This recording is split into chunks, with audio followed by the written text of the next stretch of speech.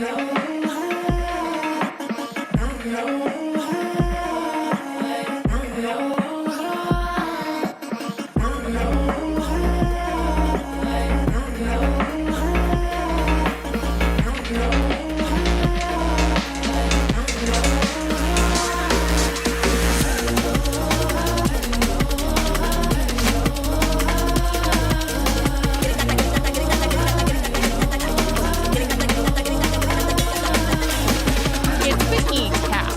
EWC cap, the Esports World Cup. Okay, whatever it is, this is what happened in week 1.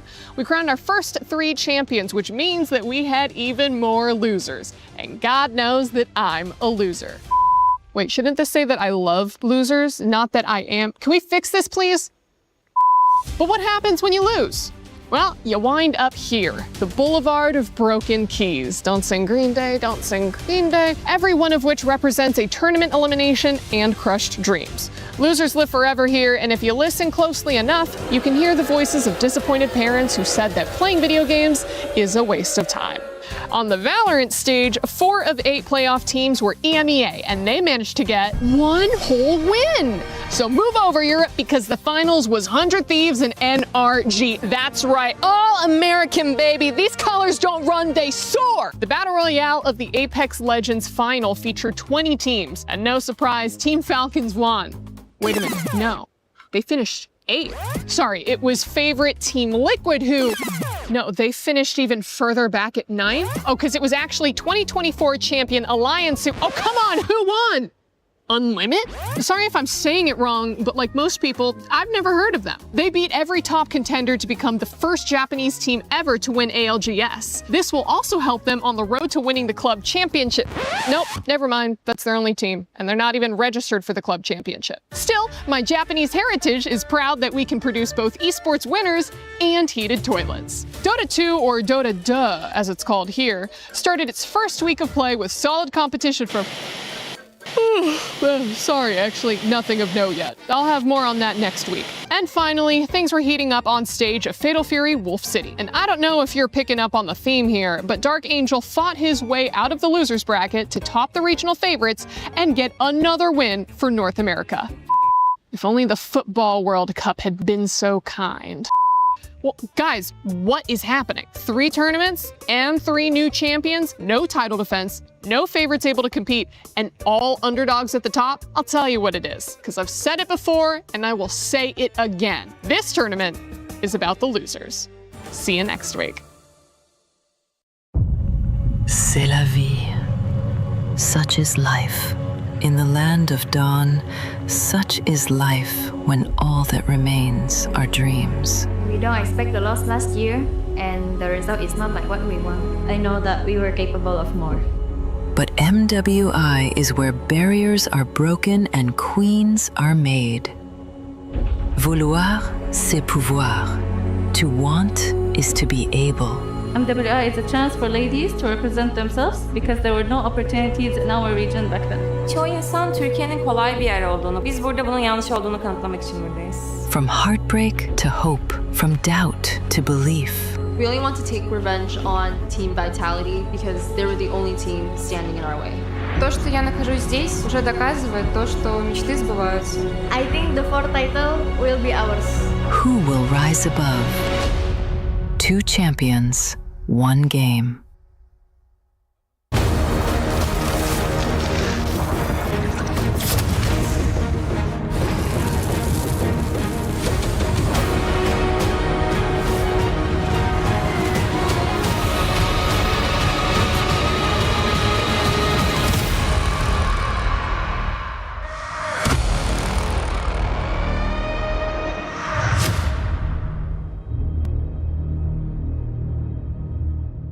Hey, oh wait. Hey, hold on.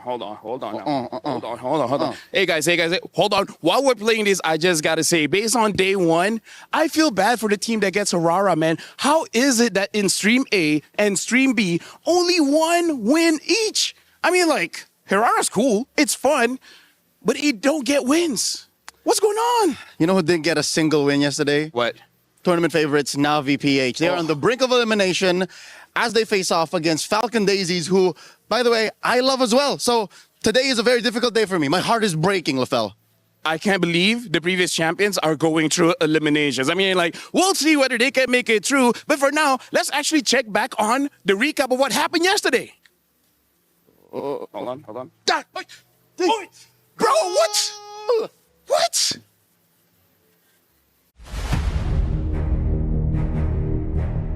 They turned pain into purpose and left no soul unconvinced of their reign. They're completely undefeated. Team of Vitality. Nothing was granted and everything was earned. I just want to prove that no one can do it better than us. I think that it was meant to be ours all along. Winning MWI 2025 meant a lot to us because this is our first ever EWC champion title. Meanwhile, the base is going to be worked on. She's working on the base and Arya's there. They have to clear out the minion, but she'll take it in her own hands and they We take didn't it. plan for a perfect run last year, but it just happened, so we kept going. The triple forces the flicker out, but she'll get it over the wall anyway. I feel like I have conquered the world in Mobile Legends Women. After that, we went to Paris. I actually feel a little bit pressured because we are playing at the home ground of Team Vitality. Now that we're here, all of our fans in Paris are able to watch us directly on site. Defending it again is the biggest challenge because there are more eyes on us. It has always been our nature to win every tournament there is, but what changed is going into this year's EWC, we have more motivation to get the back-to-back title. I feel confident this time. I know that everyone wants the MWI title, but I will not let it happen. I will always be hungry for the title. If you call us the final queen, we will take it. To all teams, give us an intense game. Don't make us sleepy.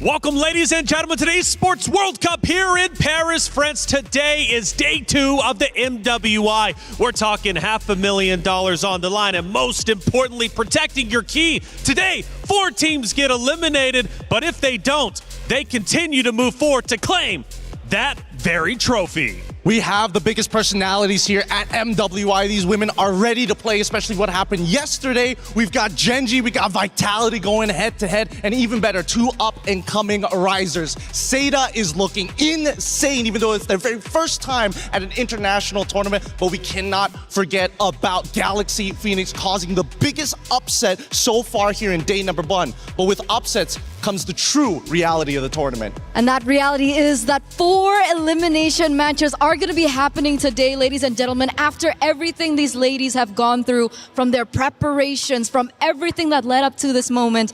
Unfortunately, here on Stream A, we will be seeing 1 elimination match. And luckily for us, we aren't going to be the ones to say goodbye to 3, because that's going to be happening on Stream B. That's right. I'm Taylor Reflections Noble. I'm getting Q. And I'm Eterna. And this is day 2 of the MWI. Day 1 was insane. Welcome, guys. This is the Bear Bros. We're from Stream B, minus Fell. Alongside me is Leo. Yesterday, we had 3 2-0s and 1-1, man. The only stream to have a series that went all the way. That's how we do on Stream B. Here's the thing, man. Stream B, nothing's locked. The meta's open. Maybe except for 1 or 2 heroes. But, dude, today, we got 3 elimination matches, yo. These are world-class athletes. These ladies have worked so hard to make it here to Paris. But, again, the truth is, the knockout stage, we only get 8 teams. So now you guys better stay tuned to Stream B to see who actually makes it through to the next stage. $75 million, 25 tournaments, over 200 clubs, only 1 club champion. The club championship is the beating heart of the Esports World Cup. Over 7 weeks, Esports clubs send their players to compete. Every placement, every win, every podium earns points for their club. At the end of 7 weeks, every point counts. the club at the top walks away with $7 million and the title of Best Esports Club in the world. It's not about being the best at one game. It's about being the best across all of them. Depth, versatility, consistency under pressure. One championship trophy, one title. Who will take it? Watch history unfold in Paris at the Esports World Cup 2026.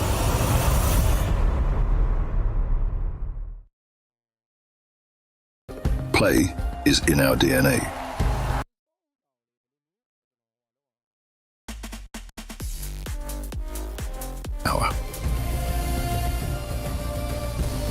Now imagine an entire city being built to supercharge it. Kadir City, powered by Play. Hey, welcome in everyone to your studio. I'm Taylor, Reflections Noble, joined by Eterna and Gideon. Good to see the both of you. It's day 2 of the MWI, but today is a sobering day. We do eliminate 4 teams. Their keys will be crushed. Therefore, their heart in the competition will be over with, and their chances of winning MWI are done and dusted, forced to wait until a next year. But most importantly, before we get into all the drama, Eterna, how you feeling? I'm feeling actually quite good. I know things are okay. That's kind of a bad way to start things off, but I'm really excited, right? There were so many crazy stories that we saw yesterday as well, and I'm wondering if that will actually push through to today. And seeing that they have 1 life left. That's right. It's going to be heartbreaking, but also warranted. That's it. It's heartbreaking indeed, but warranted. Now, Gideon, the good thing is for our stream anyways, we've got several teams moving forward. However, for at least the B stream a little bit later on, we will have teams being eliminated. Talk me through some of these matchups. Yeah, I'd love to talk about this because after watching yesterday's game, Seda Esports is looking really, really good. And of course, I have an unfortunate personal bias, and I don't usually have those in a professional scene like this, but Team Ray Young, I personally know one of their players, which is why I'm rooting for them, but Seda is not going to be easy. But then we look down, Team Falcons ID versus Aurora Gaming, Gen G Esports versus Vitality, which I think everybody is like, who's going to be the mother of tanks at the end of that game? That's right. We're kind of curious, who is the mother of tanks? Does Ashley even still want to be the mother of tanks? During that interview, she said, well, maybe I want a new role. But then again, if she wins, I'm thinking she's going to have something to say about the mother of tanks at the end. This is going to be Stream B, and this is where things really get serious, Eterna. Absolutely, absolutely. We're looking at, players and, of course, teams like the Geltec Cyber team. After such an amazing win yesterday, will they be able to go head-to-head against Twisted Minds again? Jin Chao is there, and I'm really excited. I'm kind of disappointed that we aren't going to be seeing Twisted Minds yet on Stream A, but of course, these matchups are in very, very good hands with our fellow co-casters on the other side. Absolutely. They're going to be crushing it all day over there on Stream B. Like I said, we've got 2 streams, A and B. We're breaking down the action all day long for the MWI. Plenty of matches to get through. Make sure you have it on split screen, 2 phones, however you want to do it. We would love for you to be involved. But let's take a look at our brackets, starting, I believe, with bracket A. Now, for this one in Group A, it has been a doozy. It's been a lot of fun for sure. And we started with a big surprise yesterday. Seda Esports taking down Team Falcons Indonesia. They will go against Team Ray Young to start the day here on Stream A. But it wasn't just them playing. We have plenty more. Yeah, again, there's still a lot of teams that we're not 100% sure whether they've actually found their stride just yet. I mean, Team Falcons ID is a very easy one, but then we start looking at teams like GK Esports, Virtus Pro. They're already on their last life, so if they didn't take their scrim seriously yesterday, they better do it good today. Absolutely. Let's take a look at Group A, or it should be Group B brackets. This one was crazy going into it. We had 3 powerhouse teams to fight it out tooth and nail to the very end. And, well, we started with Gen G going against Foot Esports. That one went the way of Gen G, who now has to play against Team Vitality, a repeat of last year's grand final. So I do want to say that this was more of an expected outcome, but I look at that 3rd matchup that we saw yesterday, Galaxy Phoenix coming through over the old champions of MWI, Navi, PH. And of course, we had our friend Brigida over here yesterday, and you could see her emotions just really rise to the top. She was trying to stay as professional as she could, but I guess she just couldn't really contain how shocked she was. Yeah, she was shocked, man. We were handing her the mic. Maybe we might All do three. it to you. Why not? We might hand you all 3 mics today. But that would just so require TRY to lose. Whoa, no. And the more mics, the better. And I'm confident that they will still have a chance. Look, there's still the lower bracket to worry about, right? Sure. It's not elimination just yet. That's it. Well, not just yet, but we'll be getting there for sure. Chat, you have a way to get involved. We've got our pick'ems, and look, Esports World Cup is great for this. Scan that QR code, get involved. There's so many different ways to do so. The esportsworldcup.com website, man, just has literally everything you can possibly imagine, from the schedules to the streams to the storylines. There's so much going on, and so much going on into today. Let's set the stage. MWI 2026 started off with some upsets, some surprises. Navi Philippines and Team Falcons ID both got swept in day one. Will go down. Double kill again for guy making the triple kill. And Galaxy Phoenix showed their experience from playing in the MPL, and Fa's Guinevere was insane. Rianne's gonna be next. She's battling out Fa, but Fa will get another. And Ashley competing for the Mother of Tanks title. She's back at it this year with a defeat against Foot Esports 2-0. Ashley! Put it in the Fury. Good job down. Now for day 2, Team Vitality, the final queens. Can they be challenged a little bit more from Gen G Esports? Top side. What a crazy sequence. So counts out with a circling eagle. Navi and Team Falcons ID both hang on by a thread in the lower bracket. Can they continue their journey here at MWI 2026 here at EWC? Lifting that beautiful trophy in the middle is what every competitor dreams of. So much on the line for this MWI, and this is only day 2 of 5 for this stream. What a day it's going to be. Biggest surprises from yesterday from you two. I don't know, what were we thinking? Because the hero selection was a little bit wild for some. Say to Esports, for example, potentially setting a new meta, and we do have a new meta. That was the biggest talking point. Yeah, I know. After the little hot fix that everybody's been raving about, hey, maybe tanks are completely out of the meta, that's not necessarily true, but I think this time around, a lot of teams are trying to find their own identity, and I think that's the beautiful part of MWI, right? Because we look at the men's division, everybody's like, they're kind of boring, not a lot of personality, not a lot of different picks, but MWI is where things get really interesting. I think they're on the forefront of determining what the MSC meta is going to be. And that's what makes it so exciting, because yesterday we saw Kadita on the other stream as well. I think the Farsa, the glue popped up. So I'm excited to see whether this will actually become the meta like you mentioned, or it's just a part of the MWI, flavor or flair. I'm okay with that flavor though. Everybody needs a little flavor in their life. And Rose, by the way, was walking in and just happened to stumble across some of the players about to step foot on that stage. Bonjour and good morning. So as we guys can see, the girls are just arriving at the venue for the second day of MWI. And you know what? As they're coming out, I think it's right that we catch one. Hello, girls. Hi, how are you guys? Come here. How are you? I'm fine. Are you excited for today's match? Yes, our team is very confident and ready for this game. I love it. You guys did amazing yesterday. Good luck. And good luck. Hi, GK. Hello, girls. Come. Okay, I'll take you. I love your hair. It's red. How are you? Not good. Not good. After what happened yesterday, huh? So how are you prepared today? I guess, well. You prepared well? Are you kind of nervous? No. Not nervous. Not nervous. I love it. I hope you slay today's game like how your hair is slaying. Good luck for today. Thank you so much. Guys, I think we see here that some girls are more excited than some. And of course, yesterday we saw a very awesome match. So I cannot wait for today. With that, let us throw it back to you guys at the studio.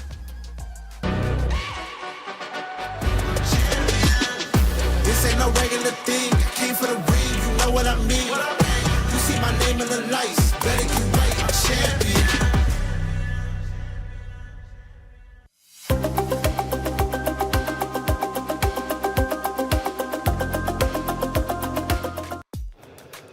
Thank you, Rose, for catching up with the players as they walk in. It always brings joy to my face to see the smile on the competitors, right? They're ready to go. It means a lot for them to be on that very stage competing for what could be the best trophy, right? The MWI trophy, after all. A lot of pride behind that. But let's talk about pride. Vitality.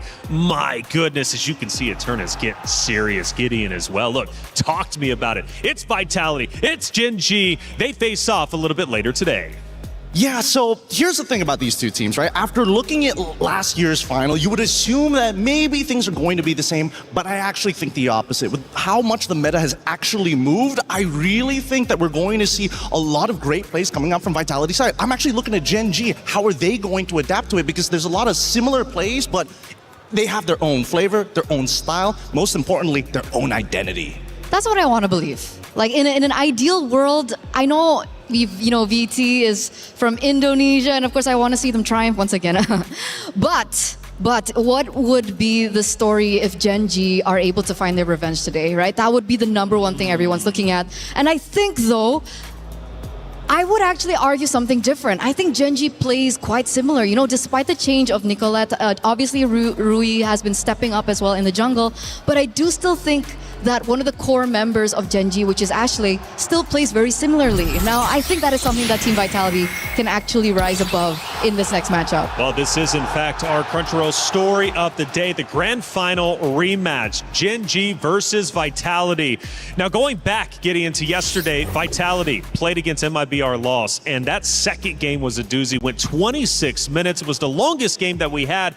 But it did bring questions. Even though Vitality won 2-0 against their opponents, should that match have gone 26 minutes? Well, I think that unfortunately it had to go 26 minutes because the way that MIBR Loss's composition is designed, it's heavy scaling. It's all about the later the game goes, the stronger that I become. And unfortunately, Vitality was a little disrespectful towards the mid to late game, which extended the game inevitably. So I would say if anything, Vitality, they got to stay sharp here. Some of these teams, they're not going to let that happen.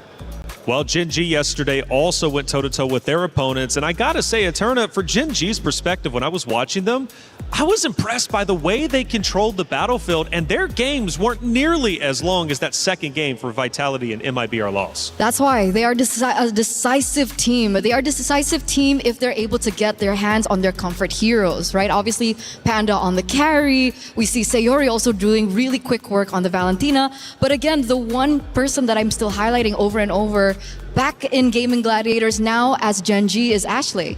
2 times in a row she picked up the Minotaur. 2 times in a row she was able to initiate, counter-engage really well. And that's why everything just really coalesced in these team fights. But what happens if Ashley does not get her heroes? Then you get Sayori, man. You know, how many times did Sayori come in with a Valentina that changed the game? A tech charge upon tech charge upon tech charge from both sides in their matchup yesterday. Sayori having an 80% more accuracy rate and actually hitting multiple targets in comparison to their opponents. But the difference between Vitality and Gen G is Vitality knows what it is to win. They've been there, they've done that. In fact, 33 different times, and let's not forget 3 out of the 4 MWIs they've managed to secure a win. Sometimes as a competitor, you need to know what that feels like. And for Vitality, because they do, I feel it actually helps them keep calm under pressure. Some might argue the opposite. Especially seeing their game yesterday, right? Because they're so used to winning. I could have seen, or I could have sworn I saw a little bit of disrespect from their gameplay, especially in the early games. It was like Fumi Echo was trying to farm as many clips as she possibly could. And in the grand scheme of things, yes, it's cool, but it really doesn't win you the game. But they did win the game, and that's the big thing. While farming clips, what can they do if they're firing on all cylinders? Hey, Rose, we've got our first series of the day about to take place. From what I'm hearing, you got both teams ready to go. Hey guys, for our first match here at Stream A, we have Jessica626 from Senna, and of course, G-Boy from Team Array Young. Hello girls, how are you? Hello, I'm feeling good. Okay, amazing. Now yesterday we saw an amazing opener match for both of you girls. So what can we expect today? Let's start with Jessica. I'm feeling good. Our team is ready and very confident. They're confident. Any interesting draft or hero that will come out today? See the match. Let's see the match. What about you, Chiboy? We're also confident. And I think it's really going to be an interesting match because, to be honest, I didn't expect the results from them. And I feel like it's going to be an interesting match. So Jayo. Jayo. Okay, now I have a question. Since you guys are one win away from the knockout stages, is there anything you can say to each other? Feel free to say it in Mandarin if you want. Okay, Chiboy first. Good luck, have fun. 加油!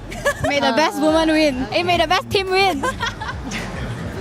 Yes, Team Ray Young is very strong, so we need a fight. So 加油! 加油! 加油 is like fighting or let's go in Mandarin. So you know what, Chiboy, Jessica, I know a lot of the fans back at home are watching. Perhaps a words for the Malaysian fans and of course the Chinese fans. You can go first. I'm really excited now. So we want my team keep steadily and show my good performance. So my English is not good. I'm sorry. Let's see the match. It's okay. Good job, Jessica. You, Chiboy? Don't forget to watch us live at TikTok, YouTube, or anything. 6 p.m. Malaysia time, and don't forget to support Team Ray Young and pray for the best. Pray. All right. Good luck, girls. I'll see you guys later. With that, throwing it back to you guys at the studio. Bye bye. We were there for every click, every clutch, every respawn. We were there for the years of grind, and we're here now. The proud founding partner of EWC, powering the biggest event in gaming, shoulder to shoulder with the world's best, making history. Greatness deserves a stage. Lenovo Legion, reach your impossible.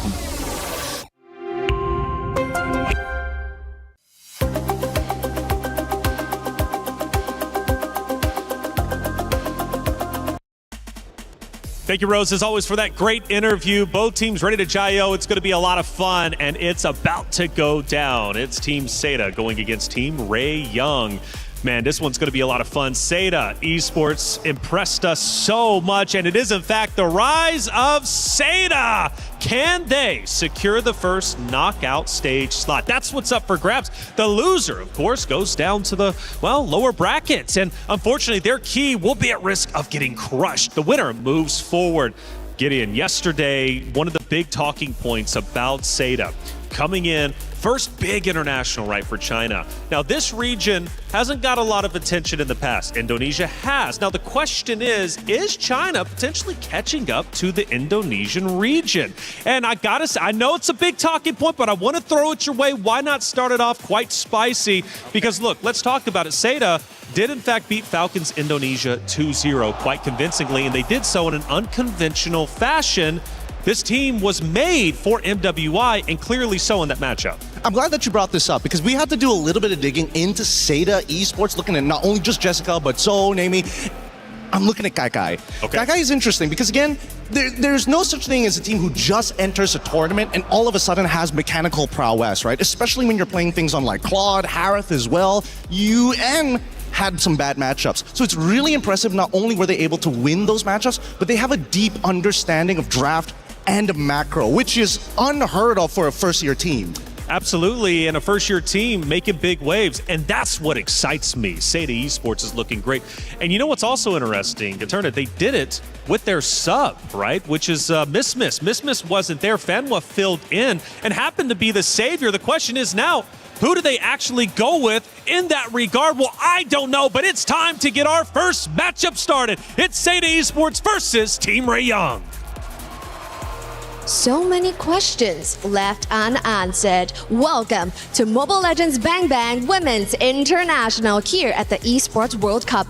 Yesterday, what a show opener it was that stunned us all. In their international debut, Seda grounded Team Falcons Indonesia, a team quite literally put together to challenge the throne. Over on the other hand, Cambodia, we see Galaxy Phoenix with their international debut as well, taking down Navi PH, former MWI 2024 champion, proving why Galaxy Phoenix are the first all-female team to compete in MPL Cambodia, and they're not here to mess around. And finally, the team that everyone was chasing was Swift, Silent, and precise. With that taking 2-0 off of MIBR loss, they proved that that was just another day in the office for the Beehive.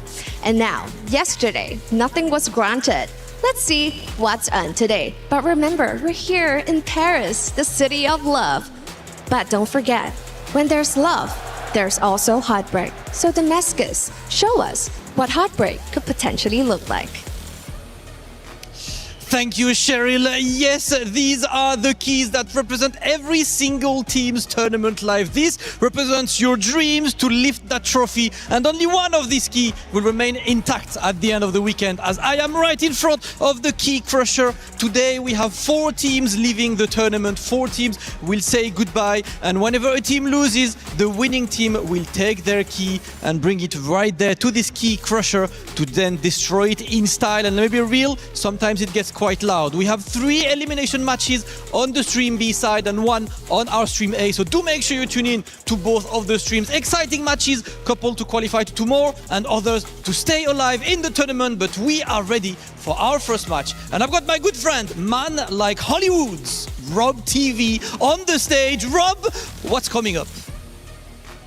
Ladies and gentlemen, I am Hollywood Rob TV, and I have to inform you that is showtime here at MWI at the Esports World Cup. As you have heard, we have 8 matches across Stream A and Stream B, and every single one is extremely high stakes. Either a team is going to punch their ticket into the knockout phase, or they will be eliminated from the tournament. And as you can see behind me right now, we do have our first teams ready. It's going to be Seda Esports with their amazing victory, shaking up the world up against Falcons yesterday, going up against Team Ray Young with their big-time victory over Aurora. Ladies and gentlemen, it is about that time. Let's get started with day 1.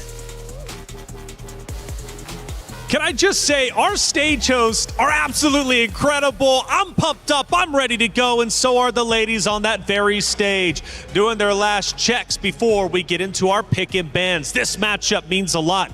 The team winner moves forward into the knockout stage. For the other, well, Damascus showed it. The key gets crushed if they lose their next matchup. So this means quite a lot. Do you want to be 5th through 8th guaranteed a shot at the championship? Well, your opponents before you, all you got to do is crush them. Going back to it, Eterna, I started the conversation beforehand. Let's start it once again. Fanwa filled in for Miss yesterday. She was incredible. Does she come back today, I wonder?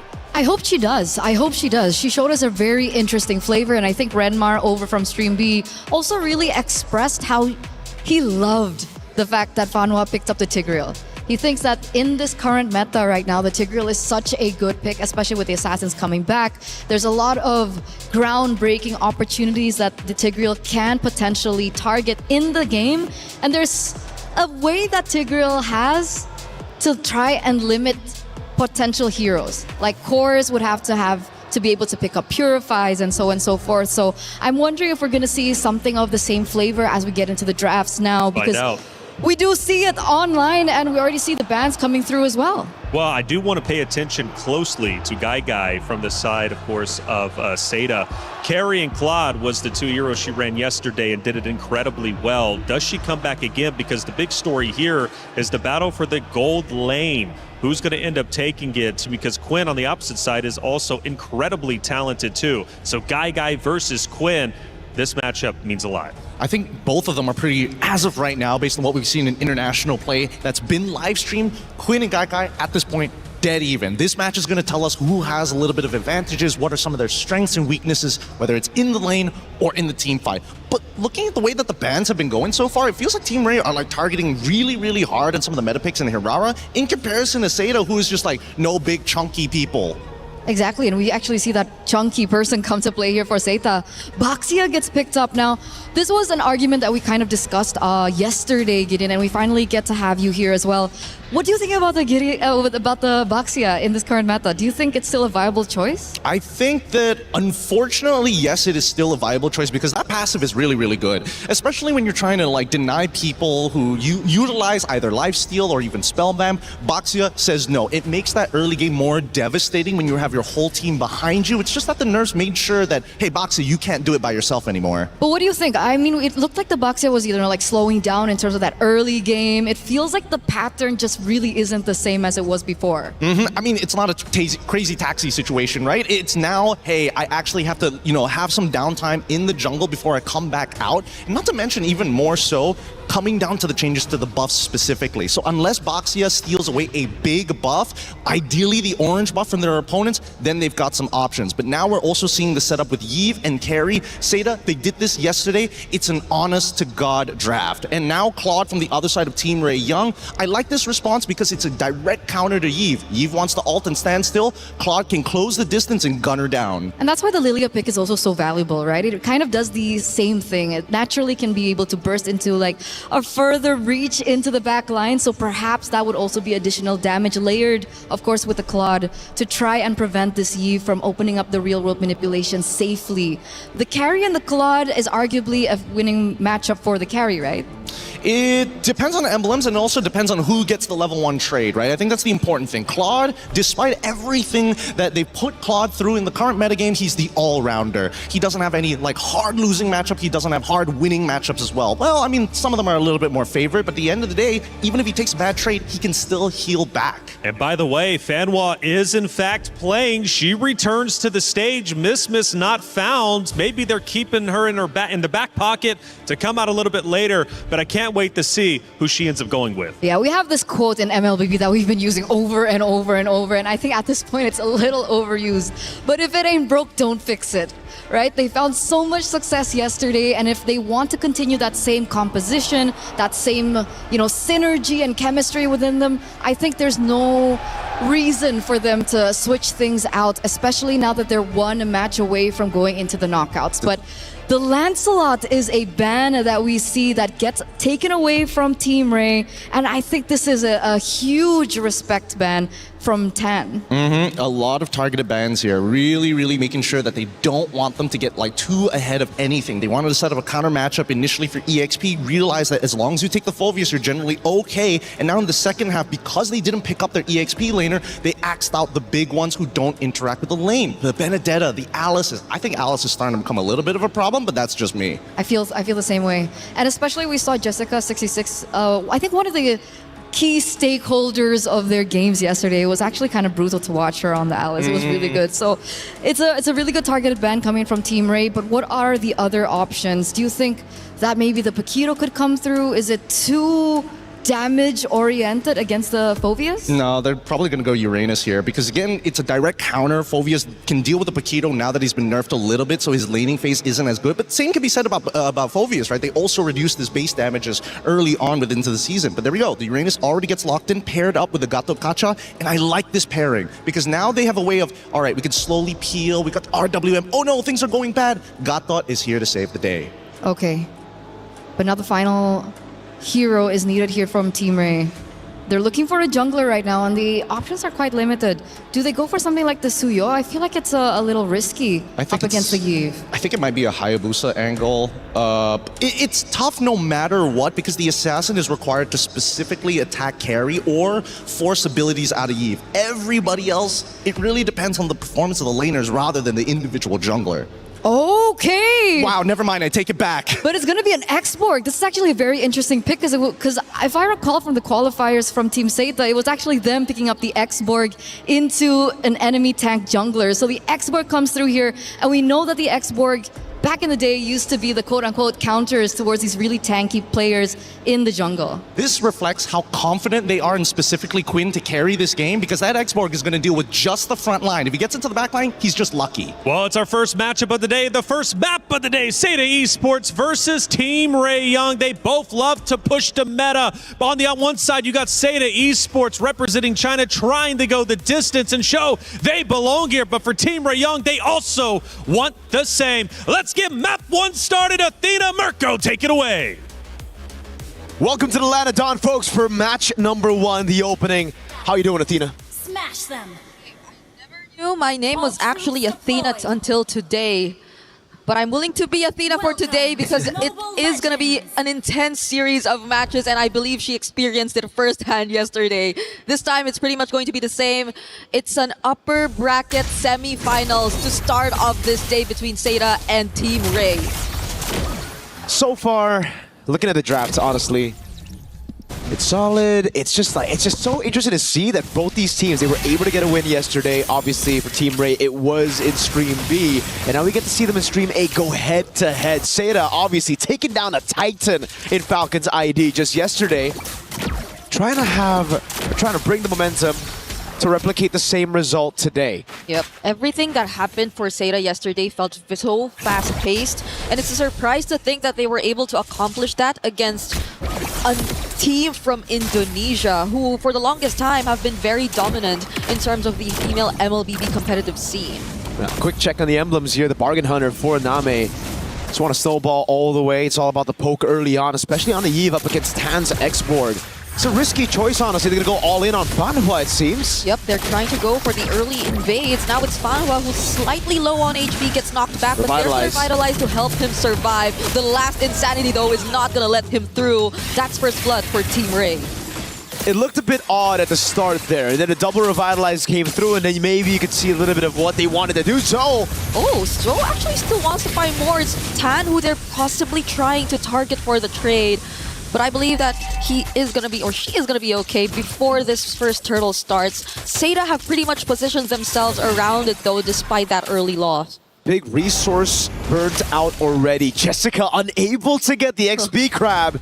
So that's tempo given over to Team Ray Young. Yep, it's a great start because Jessica was one of the standout players too yesterday. The X factors for Seda before or as they were able to secure that win. But now it's going to be Zoe on the back to Shield Unity. They're trying to look for targets, taking out the shields from Fanhua. And now they actually get to secure that ultimate. But the real world manipulation dropped down too. Team Ray, they do not seem like they're in a position to actually contest this confidently anymore.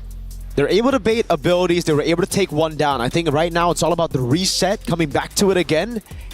Because you really need to rely on those cycles, right? Especially on the Expo. Once your Faraga armor's down, once you use that last Insanity, you cannot be in the fight for long. And that's why I thought it would be very difficult for this Xborg to play around this game, especially early on against Name on the Eve, who's been so oppressive in lane. With the Bargain Hunter, that poke will certainly do quite a bit of damage to the Faraga armor and to the main win con. But so far, so good. They got 2 kills at the start. It was all through the last Insanity, that blow up on the tanks. And the double Revitalize has only given the Xborg more time to build. Stacks over for that full last Insanity damage. Yeah, they just gotta prolong this a bit more because they definitely will be back real quick for this reset if ever they'll accomplish that. Though it'll be tough, especially if Seda do decide to rush it, and based on their gameplay since yesterday, things have been working out pretty fast for this team. They're not hesitant to just really go in for the immediate conversions, for those fast rotations, and that's why you also see them just so quick to attempt to go for the early invades, even though they did, or it did cost them one casualty at that specific moment. But as we are still awaiting, we are trying to sort things out before we resume the official gameplay. It does seem like there is a bit of an upper hand for Team Seda before that first turtle. They were already able to position themselves. They were also able to take down the Faraga armor. So if you're just tuning in, this seems like it's pretty much set up for success for Seda as of the moment, but nothing is guaranteed just yet. There is a chance that we still get to see them somehow prolong this dance before Team Ray, and being Team Ray, could actually still try and attempt to go for the contest. That's true. So it was a bit odd to see that early invade coming in from Seda. They're trying to utilize the fact that, really trying to punish the fact that there was no alternate Phobius yet.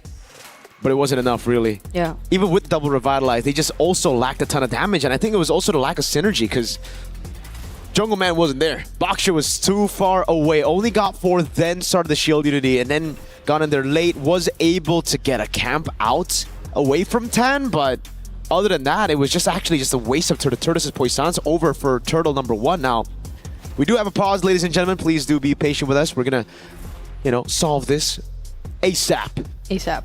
Let's talk a little bit about yesterday's games, though. Both of them were very impressive, right?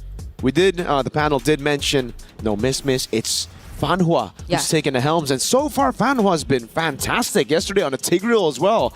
There's been so many crazy moments that Fanhua's been able to get against Falcons ID. Yeah, and I think it was also one of the first few games we actually saw the Gatot Kacha eventually come back, because it was also mentioned a couple times that it's not like the Gatot Kacha was really out, but we barely get to see him played anymore in the roam. But I guess there were several changes that took place in the recent hotfix. One of the first few users again being Fanhua, but even to this game that we're seeing right now, we're seeing it picked up, and a lot of the more tanky options too, since I feel like there has been so much attention towards how they really wanted to limit the assassin jungler options. Now they're being forced to see the likes of even the Exborg in the jungle, which again, so far, we do feel is a bit difficult to pull off, considering that even when it looks, or even if you look at range, there will be a lot of ways for them to just poke and take away the Firaga armor. But so far, it's Tan with 2 kills, so it's been working out relatively well for the jungler of Team Ray. And I think this is where we get to really see the buff, or sorry, the nerf rather, on the Baksha, right? Because usually at 1 minute 30, you already have the Baksha at level 4. You already have Zo to actually rotate with you. The fact that an Expo can clear faster than a Baksha shows you exactly why the Baksha maybe lose a little bit of that, pick priority later on in the stages, because Joe was just late every single time onto these fights. Yeah. Because it really seems like for Seda with the double revitalize, they wanted to go for the early fight. They wanted to take all that action onto Tan before the last Insanity was available. And that's why Name postured up so aggressively, to a point where Nami actually had to leave a few waves. Yeah. That's why she was in 3 for such a long time there for Turtle 1. It's such a huge responsibility on Name now. If they just really want to keep that kind of aggression going in terms of the invades. And at that time, that position they currently were in felt like they had no choice but to just really commit to the bit. And I'm not sure if that's the way they really want to go for, because again, things have slowed down a bit, especially for some of the utility junglers. The Baksha seems to be more split between joining these early rotations and just securing the farm early on because of the changes that took place, and just so they don't feel as behind. And I guess that's also on top of the fact that they already had a slight advantage in the EXP lane, so maybe they were expecting a bit more to come in from Jessica26. But again,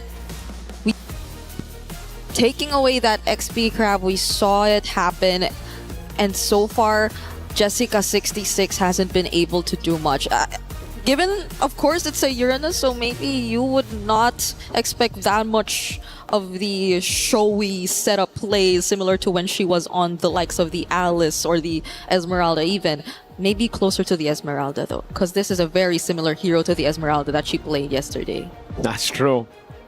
The Uranus is Esmeralda with less steps, I'd say. He literally floats around. Even in this matchup down below, by the way, something we haven't touched on, it's actually just really level. I thought Guy would actually be able to get a lead, and that's something that Seda can play with. Again, if you look at Seda, the way that they're able to win, it's not just through these team fights, it's not just through one win condition. They have multiple win conditions set. They have multiple plans as well. If they lose out on these first neutral objectives to Team Ray Young, you can expect them to look to play around that winning matchup in Guy on the carry against Quinn on the Claude. Yeah. Especially with the flicker here. You burn it out once and then the RWM catches you. The rest of the team can just follow through with the Baksha under turret even. Yeah, and it's not like Chipoy could just go for the surprise setups either. Nora maybe could be the closest with a flicker Dark Wave. But reaching Guy is going to be one of the toughest tasks, I feel, for Team Ray, if ever they do get to funnel majority of their resources to this gold laner. That's why I'm just pretty sad right now. Why? You have players like Fanhua and Chiboy. Okay. But it's Beleric and Gatot Kacha, like, you want to see more explosive picks. Give me the Tigreal from yesterday. Give me an Atlas. Obviously, it was, unlucky. Obviously, there are some heroes that were banned that you can't play, Marcel's been 100%. I want to see a Marcel. I don't want to see Gatot. I don't want to see Beleric. Yeah.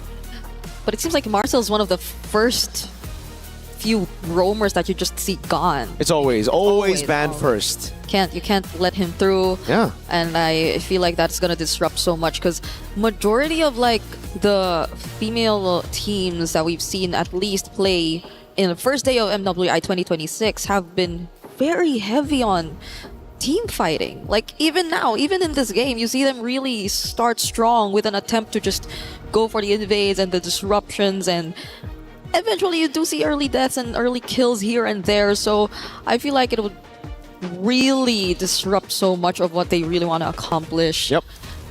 We are taking a bit of time, but we want to make sure everything is set before we proceed, because this is no joke. It's an upper bracket finals. It's actually a qualification match if you think about it. It's a qualification match. Yeah, you get to top 8 secured if ever you do get past this best of 3 series, and you do not want to go down there. Oh, Chiboy's serious. You see that? Yeah, glasses off. She's usually all smiles. She had a very funny interview yesterday on Stream B. Every interview with her is a funny interview. That's true. She's just a very funny player, you know? Not in a way that's bad, you know? She's funny in interviews, all right? She's charismatic. There you go. Yeah. Tournament bracket, though. Let's take a look at this again. Just for you guys back at home who maybe missed a few matches of day one, Seita Esports were able to upset Team Falcons ID with a 2-0 sweep with Fanhua on a tie grill. Team Ray Young doing the same against Aurora Gaming. It's a clean sweep. And it was just all around clean sweeps for Group A. Geltech Cyber Team. We got Kyoe going ham with the Hirara and the Hayabusa, showing exactly what the assassin meta looks. And in all the other games, it's mainly Bakshas here and there. There was a Ling. There was a Ling yesterday. Yeah, we also saw the likes of a 1-1, a Kadita played yesterday. Twisted Minds, though, that was a signature Chin Chow, so I kind of like understand why they wanted to play the 1-1. I'm so confused with the meta right now. Like, I don't know if it's just an MWI meta. I don't know if it's like comfort picks for some of these teams, or if everybody just has lost the plot. Now it's just every woman for themselves. There you go. Genji also taking a 2-0 win against Foot Esports. Vitality with a very surprising struggle up against MIBR loss. That was a long game in game number 2. And even in game number 1, there were glimpses of brilliance from MIBR loss. Glimpses of maybe everybody else catching up to Vitality. Yeah, I think it's more of that rather than us just seeing a different Vitality or a different version of the more powerhouse teams that we consider quote-unquote overall. Because like even for the newcomer regions that you would consider, this is Seita that you're talking about right now, putting Chinese MLBB on the map. Even for the Cambodian representatives, and even great. for the recent Asian games that we just talked about on the panel as well, the SEA Games to be exact, right? There were a lot of upsets, surprises even. I think that was one of the most surprising that we've ever seen in terms of results, because it wasn't really Indonesia who came up on top, it was Malaysia. And to think that that lineup isn't even here. We don't talk about that. Eternal said the same. Why is it always like this? Yeah, don't talk about it. You know, we only talk about it when Indo wins. Remember, that's what the chat says, right? Is that the rule? That's the rule. That's the rule. At least when there's an Indonesian on desk, all right? Okay. We don't want to talk about our back. Is it 4 times now? Second place finishes at M Series. We don't want to talk about that. No. Okay. We don't want to talk about getting grouped in MSC 2024, about not reaching top 3 in 2025. We're not gonna touch on that. Do not touch on that, all right? No, but maybe this time. Well, you know what? Not maybe. We will. We will. Because my goats got in. Right, let's go. Okay.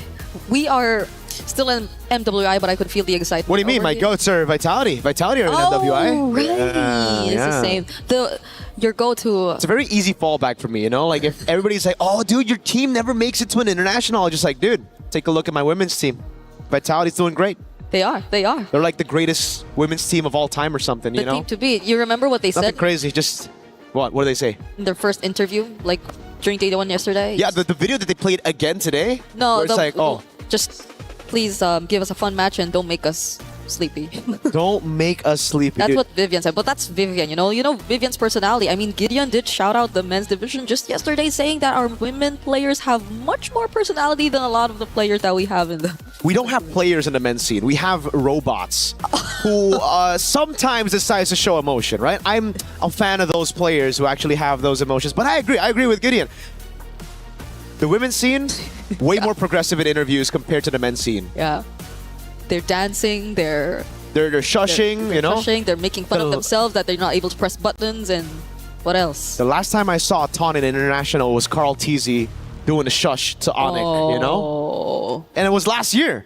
Maybe it's So just long ago. EWC. Maybe EWC creates an atmosphere where you're like, yo, you know why? It's because they're face to face on Oh stage. yeah, you get a bit more of their personality. Yeah. And they literally are facing each other because even if you look at their setups currently on stage, they're like slightly diagonal, but you see who their lane matchups are. Yeah, like you face to see, face.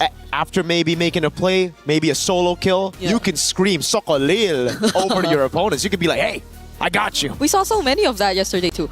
And even the frustration or even how they get to celebrate their opponent's wins, especially for MIBR loss. Like that was one I will not forget because I saw La La Land. By the way, we're all happy to see her back. She finally gets to return to the MWI stage from way back, being part of 2024 DreamHack, but she was clapping her hands for Vitality, and very much so. They deserve to just smile after that game because they showed up such great performance against the team to beat here in MWI. Like they got the record for longest game, I believe. I don't know if we're able to ever top that here in MWI. 26 minutes and 48 seconds long.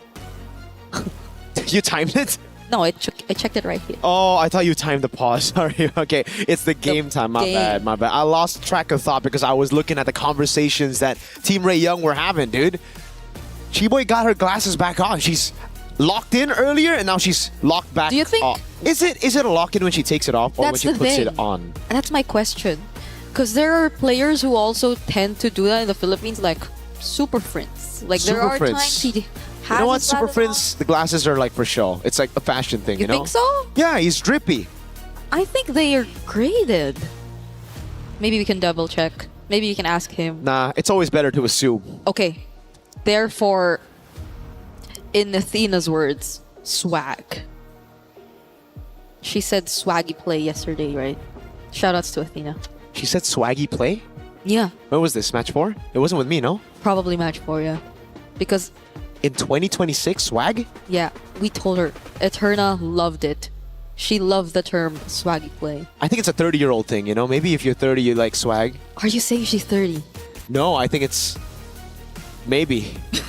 Dude, she's pointing at us right now. I don't know, man. It's very No, scary. We're talking about Athena. We're talking about Athena, not Eterna. Not All right, Eterna. Athena. She's pointing at us. I am scared. No.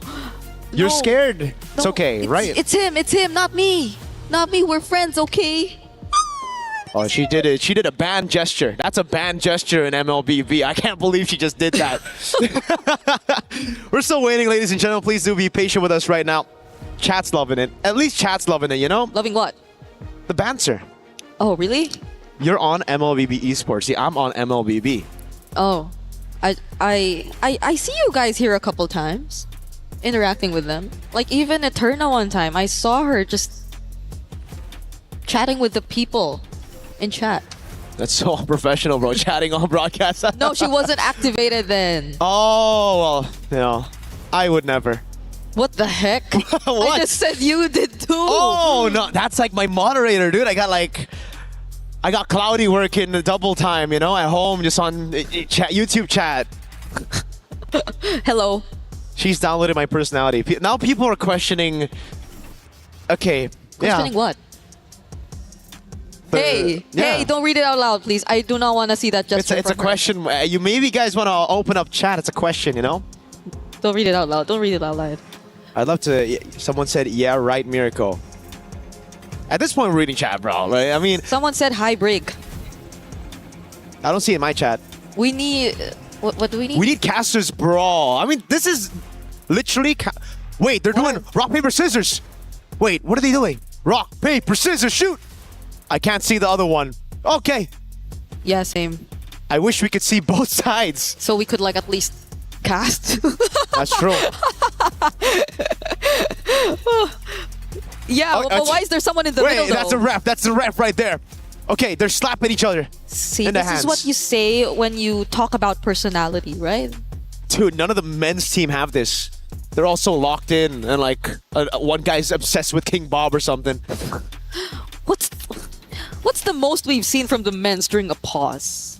Like I've seen one of the players like from MSC. I think he like messaged some other streamer in game, and that streamer or opened the chat while streaming, and she was surprised.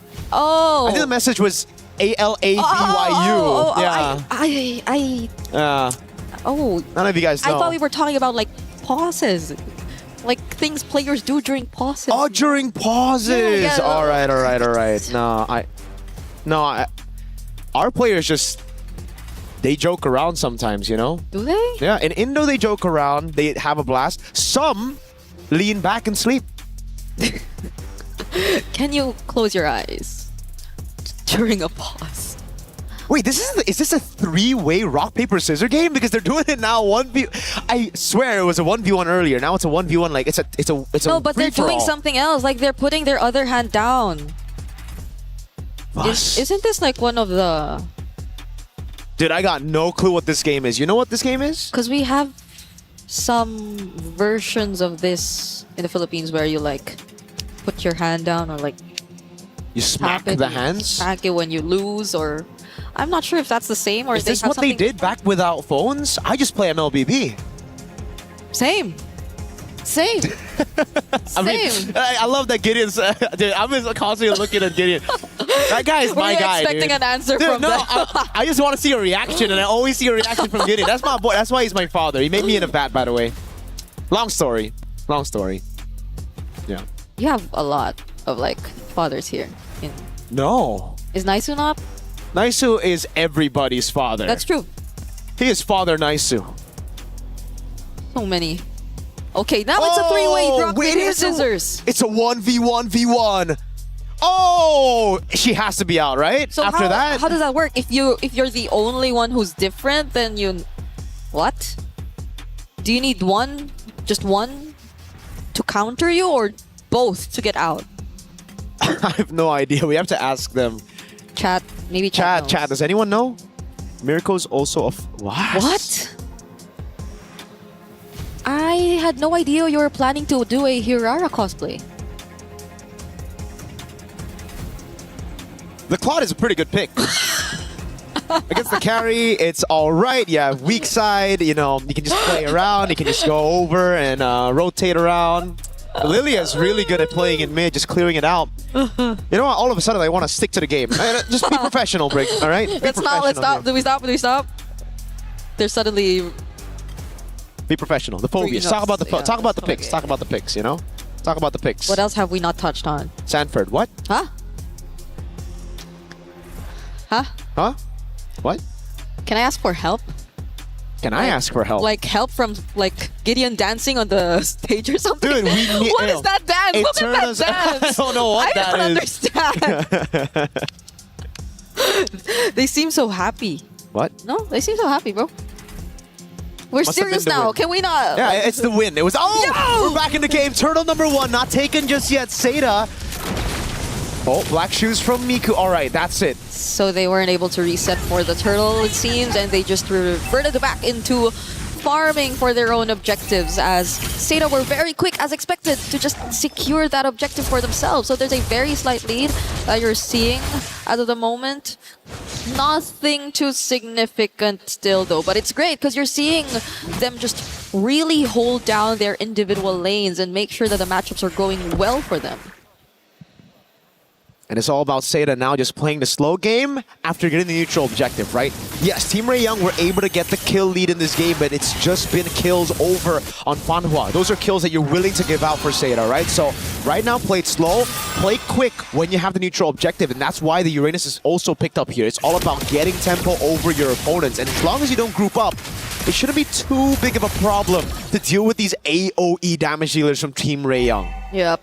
Especially earlier, we saw how they were just able to split up who would go first, who would be the ones assigned to just take out the Faraga armor in general, and those who could just follow up in case things get wrong. But now it's Team Ray Young looking to group up down bot. Nothing that Guy doesn't really sense though. So things have been really okay for both sides. Just look at Jessica26 and Guy managing things really well in their individual lanes. Joe, though, are they gonna go for it? There goes the back to shield unity. Bumps into Tan.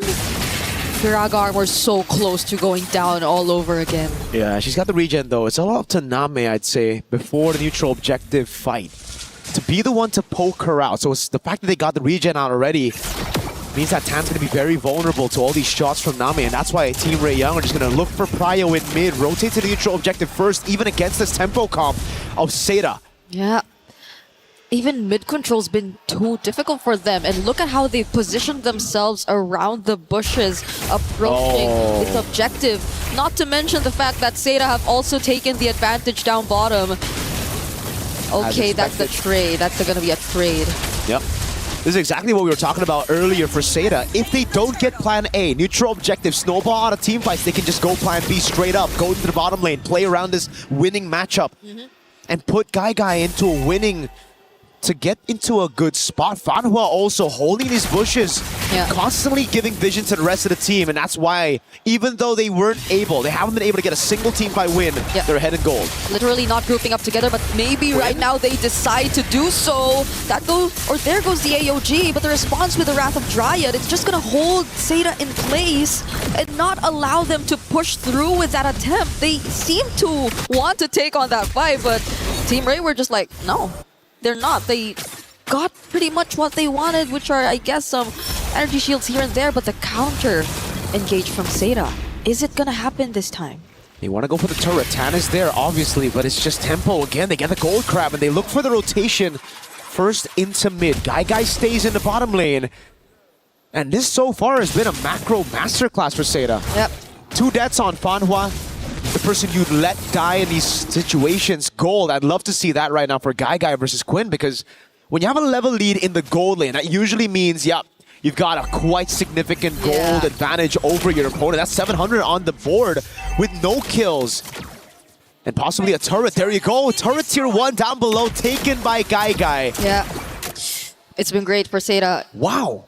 So good in terms of the macro discipline. You see Nora barely being able to join any of these fights, and it's not like they're even converted into fights, because Seda are just very picky with what they want to take on. Team Ray are the ones who seem to always look for these potential engages, but even this just now, Jessica 66, they'll have to pour in so much of their resources just to take this one kill. It eventually gets to become another kill for them though, but Seda, now it's Guy also joining the rotations for them.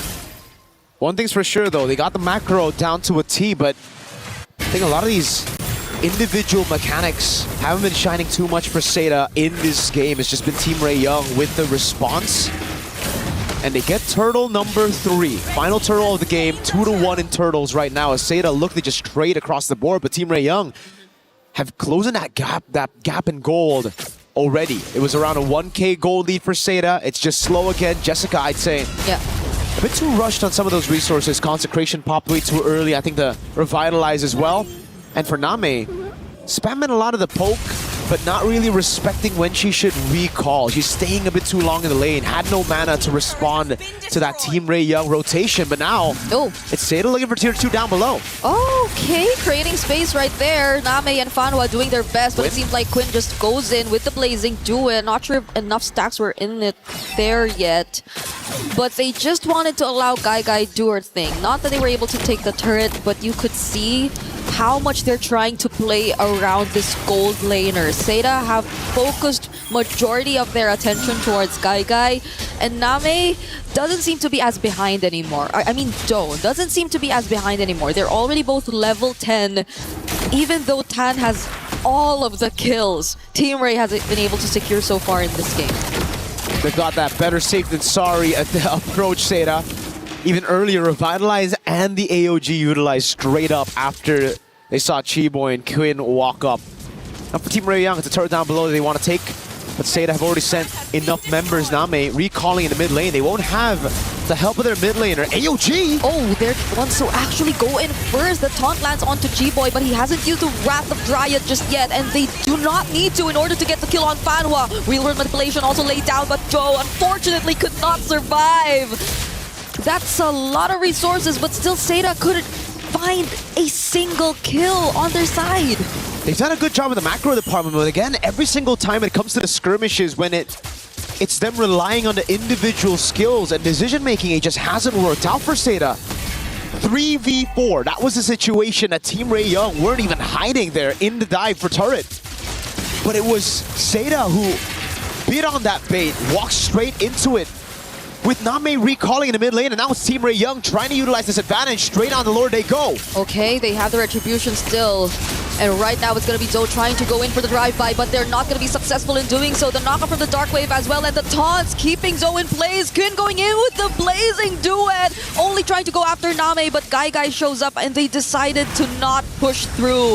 Is it safe to say that at this point, it's really looking like just macro versus micro between Zeta and Team Ray? Because it seems to be the case, majority of the fights, it's always been Team Ray winning it out, but Zeta have been somewhat catching up, mainly by what they've been doing across the map. So Team Ray Young now with a 1,700 gold lead. Jessica again revitalized. Together with the consecration, no one's been able to get rid of this Faraga armor. Tan's having a free day on this Expo. Again, the revitalize has only helped Tan to get even more stacks. Oh, they're going for the sandwich play. RWM and the AOG doesn't land onto anyone. Flicker up from Nora as well, and it seems like they're gonna be okay. The last Insanity 2 is gonna push them out from trying to go for the chase, but the Lord is still up. They'll have to deal with it. Finally does go down. And now Team Ray are eyeing the mid lane. Jessica66 going down just like that, and Quinn with a Blazing Duet. Oh, gets stunned by the Backshot Shield Unity though. What an unexpected, at least Zeta gets some kills right now. Way too aggressive with the Blazing Duet. Got one kill, did not want to go out. She thought she had it in her to go for one more, but again, punished straight up with the flicker. Can't purify out of that one. Can't CC immune out of that one. Nope. Drag armor pickup for Tan. Right now, it seems like it'll be much more difficult to take out the Faraga armor at this point, because you pretty much expect the poke, the range to come in from Name, but even then, they're able to resolve that. Now it's Guy, who I feel like Team Ray would definitely put their eyes on. Oh, Jessica all alone here. Yeah, a ton of CC on her. Pops into Consecration again. Back to the slow game for Zeta and Team Ray Young. Not really going to go for any of those initiations before a neutral objective spawns in the game. Just a bit of poke here and there, but so... They want to take this fight? Fanwa now a bit too far from the rest of the members too, but Quinn is going to be okay dealing with the rest of the backlines. Still survives even though gets to receive the damage from Guy, but Guy still finds her though. Now there's the Wrath of Dryad and the last Insanity, a response from Team Ray all over again. It's just Jessica66 and Guy left. They're doing what they can to get away, but the slows and the glooms are not letting them through. A big win for Team Ray Young. Guy saving Zeta from getting wiped out now back to back. It's just the attempts from Team Ray Young reacting to the moves of Zeta. It's them who are actually walking up instead of utilizing the poke from the Eve. And you can see it all over here again. It's just misplaced AOGs, not with the RWM, and they pop the RWM way too early. They're playing this composition like it's an all-in comp when in reality they should be trying to get rid of the Faraga armor first. They should be the ones playing it slow, and it's Team Ray Young who on the other hand have to try to play it fast. So now it just, everything is falling under the win conditions of Team Ray Young. It's all up to Guy to turn things around as we get into the live view. All right, here we go. There's a Lord fight happening right now, but it seems like even before we get to that, they already take one down from Zeta. It's going to be a 1-for-1 trade so far, but Quinn going in once again. Does he have enough damage? Not enough to take Guy down. Top base turret, the minions are doing work. It'll get a base turret up top despite the trades happening. It's a 1-for-1 roam for XP. But now Jessica has to go back. They can't go for the Lord. And now it's Joe on Miku. Oh, all alone. Guy will be there too, but it's 1v3. Still, they do find the kill on Miku. And that's going to be enough. That's all they wanted before this next objective. And now it's a burst. Guy still has half of the duration of the ultimate. Goes straight for the Lord. Tan's getting zoned away by Name. Zeta. Whoa. It's actually Zeta who secure this Lord.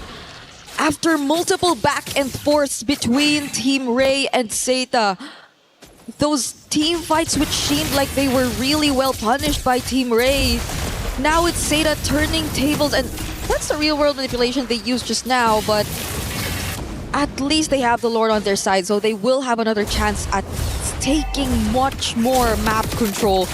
But are they willing to fight even before the Lord actually gets here? I'll say this though, when it comes to wave management, it hasn't really been Seida's strong suit. Down below, they're going to lose a base turret for free again.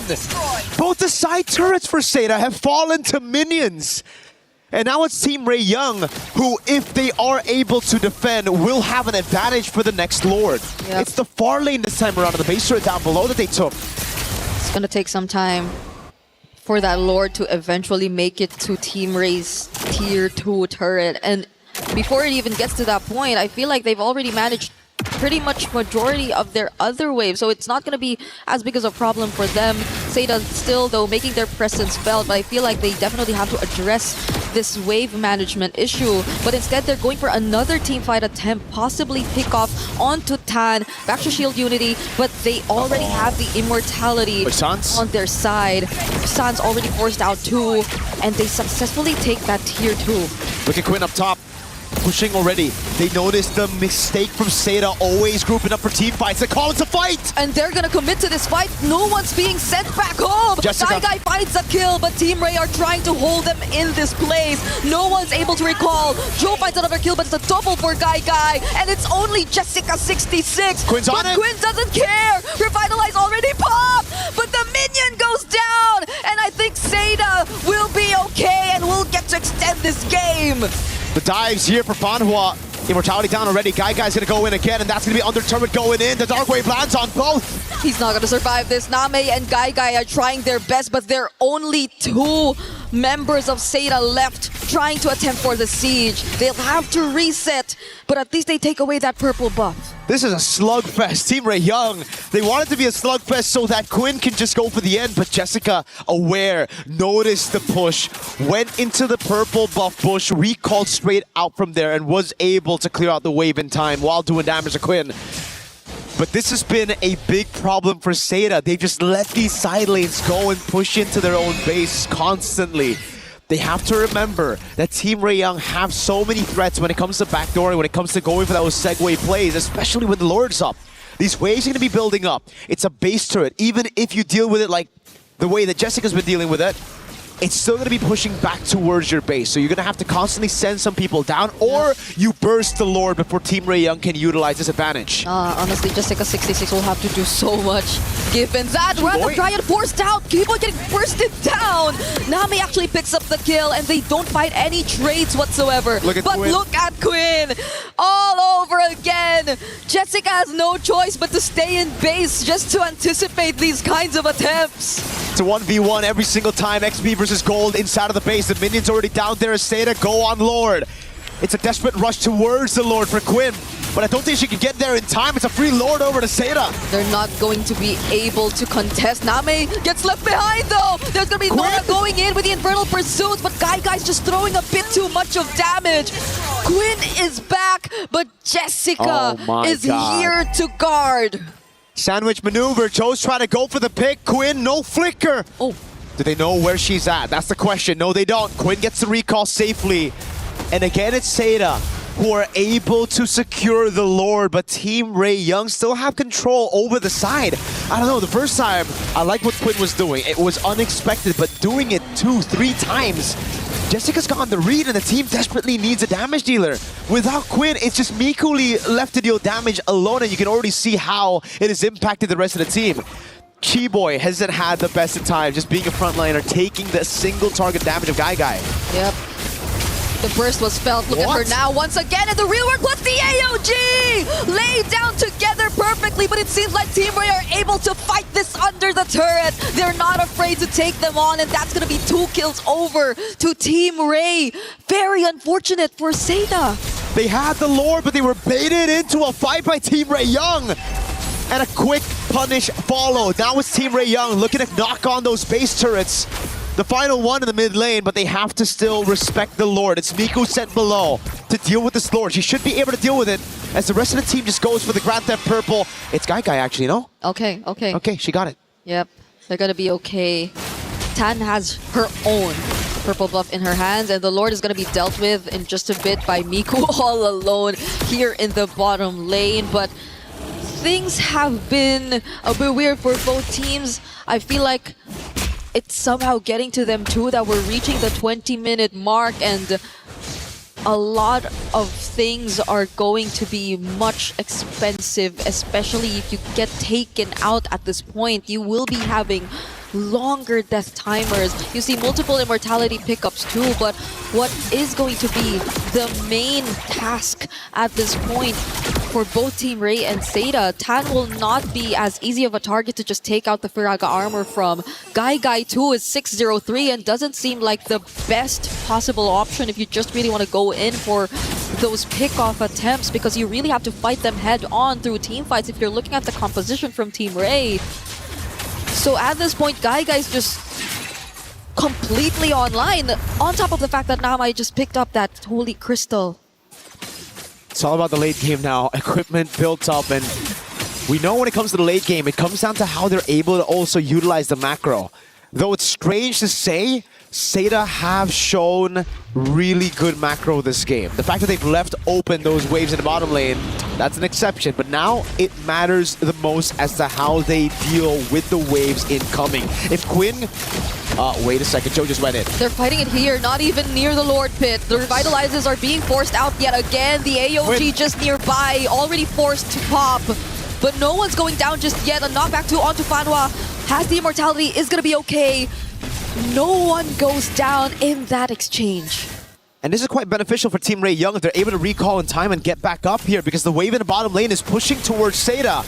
And we know a common trend, Name getting the poke down on Tan, and she doesn't want to recall. What? Wave up top, pushing in, wave down below as well. This is where Team Ray Young make their moves. Seda are already starting the Lord. Oh, flicker forced out of Name. Miku2 going in alongside Quinn, but he gets bursted down. Fortunately, has the immortality, and the rest of the members of Team Ray are going to catch up. Black Shoes already popped by Miku as well, but near the Lord Pit, Fanhua falls down first. Last Insanity coming in from Tan. Name still alive and fights Nora, but goes down too. Next, after Guy pops her own immortality, and it's looking to be a near wipeout for Seda, and Team Ray might not need the Lord anymore. They had to fight that one 4v5 because Jessica was sent to deal with the waves. Bot and top all pushing in. Now you add another wave in mid and 4 Team Ray Young members. It's a 1-0 in favor of Team Ray, closing out that game after 20 plus minutes of back and forth between macro and micro and team fights who did not look like team fights, but eventually they still got the win. It took them a while to get that though. You gotta respect the minions. We're gonna throw it over to Damascus to take it from here. I mean, absolute insanity in our first match of the day. You cannot make it up. That was back and forth too. At the beginning, it was looking like Team Ray was definitely about to cook up. Seda showed exactly why they got that big old upset yesterday, but at the end, Ray able to close it out.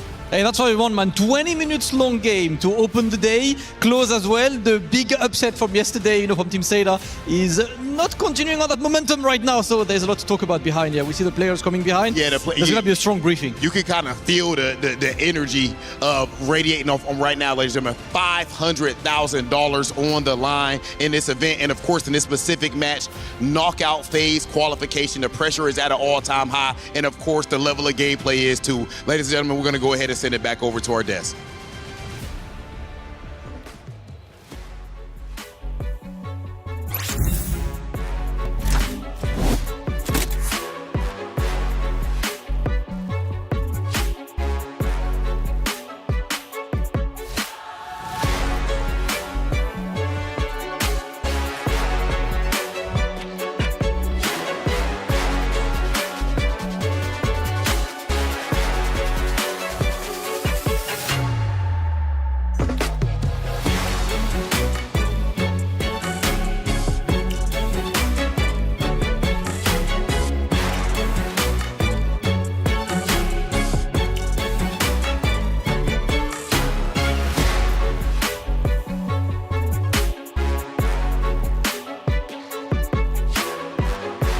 Is in our DNA.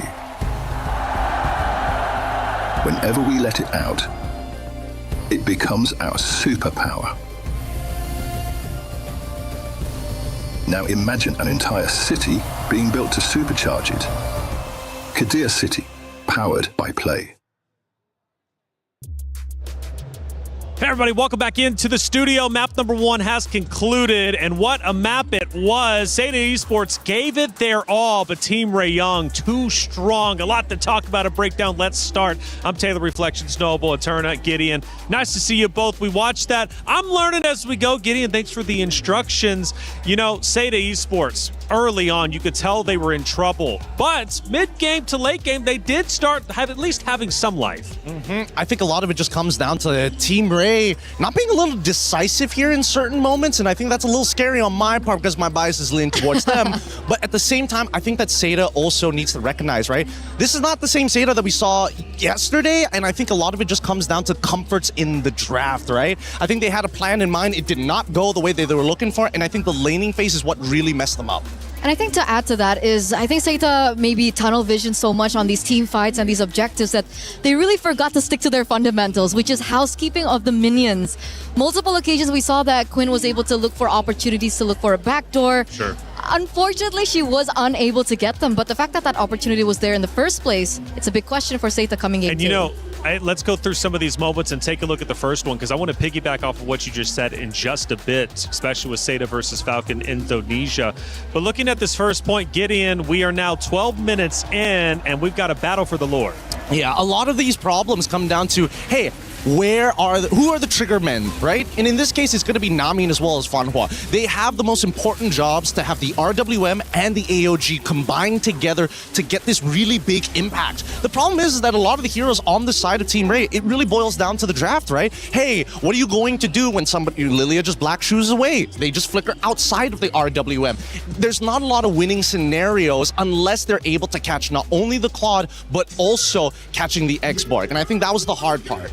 And let's go to the very end of the match where Team Ray ended up taking it for themselves. They end up pushing through, doing so after, I believe, close to that fight that we just witnessed, and then ultimately taking over the base and winning the rounds, which was, again, just a battle until the very end. Eterna, we're now 21 minutes into it, obviously getting towards the very end. A big team fight is one from the side of Team Ray, and they take advantage. And that's the thing, like we were talking about housekeeping earlier, you can see that this team fight wasn't really in favor of Seita at this point because they were in a 4v5 situation, because unfortunately Jessica66, which has been the main backbone, I would say, to most of the team fights, most of the games that we saw yesterday, was not even there to help. Like, she was forced to do housekeeping, she was forced to be back in the base to try and clear this, and unfortunately it was just a disadvantage for Seita in that position. And I want to go back to what you said just previously. You mentioned Seda Esports pushing fights, getting aggressive, at times probably even getting a little bit desperate. But if you go back to the commentary from Team Falcons Indonesia when Seda Esports ended up beating them,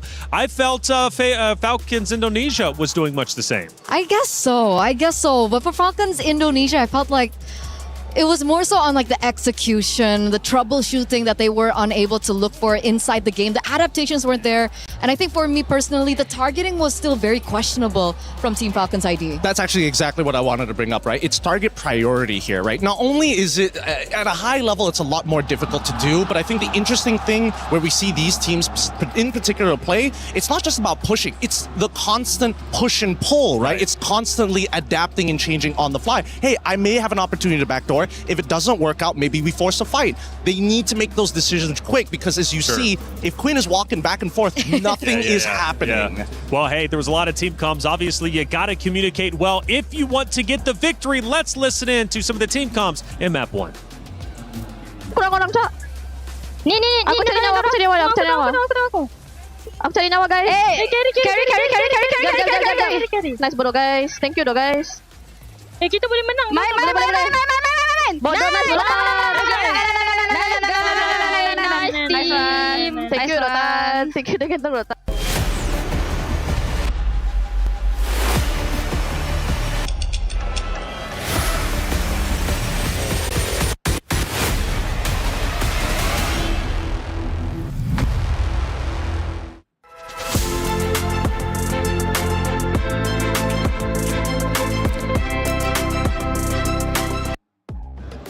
Fun to listen into the team comms. Clearly pumped up. Team Ray getting that win, but they've got to do it again. If they do so and they manage to take down Team Seda, they move forward into the knockout stage, which, hey, big news. You're guaranteed 5th through 8th. These ladies fought hard. They really did. Seda Esports did everything they could, but they simply could not overcome the Team Ray Young roster, who played incredibly well. Talking about shortcomings, again, learning a lot from you, Gideon. Let's go through some of the shortcomings from the side of Seda Esports, because the commentators, they ended up mentioning, look, the macros were actually quite well for Seda Esports. So what ultimately ended up falling apart? I think what ended up falling apart is just, unfortunately, the combination just needed to be executed more cleanly in the early stages of the game. Like, we see Jessica here getting run down in the middle lane, has to pop not only the ultimate, but also, at the same time, her battle spells. They could have sacrificed somebody else. They could have gotten Gato to just jump into the middle of the fight. It's the experience that we are seeing from both of these teams, and it feels like Team Ray Young are just a little snappier on their calls compared to Seda, where it's like, I need it to be definitive. This needs to be 100%. And I like that we saw that clip earlier, because on top of everything that you've mentioned as well, is I'm going back to the point that I want Jessica26 to be on a hero that's a lot more active around the map.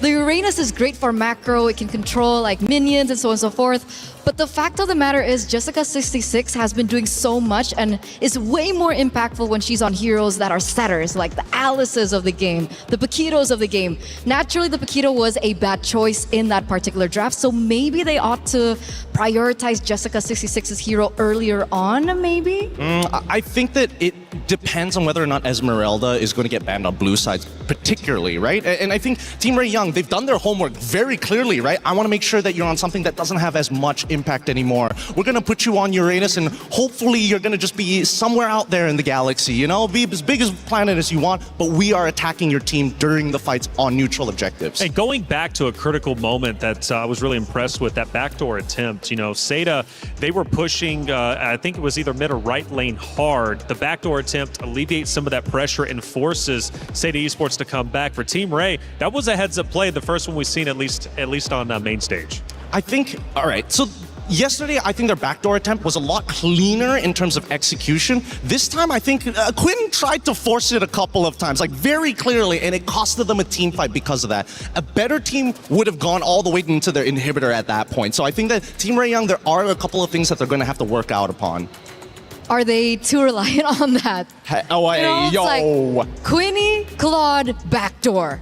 I think everyone is going to be expecting that kind of strategy after this game as well, because that's how they were able to win against Aurora yesterday. Maybe this is Pavlov's theory. If she tries to backdoor enough times, people are just going to assume she's clearly going to backdoor. Wait a minute, all 5 of them are here. Let's just not leave our base, stay where we are, because, well, who knows, a backdoor attempt might be happening.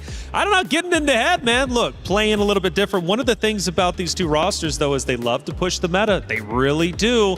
They're tricky, and you know what? It seems to be paying off, at least for Team Ray Young so far.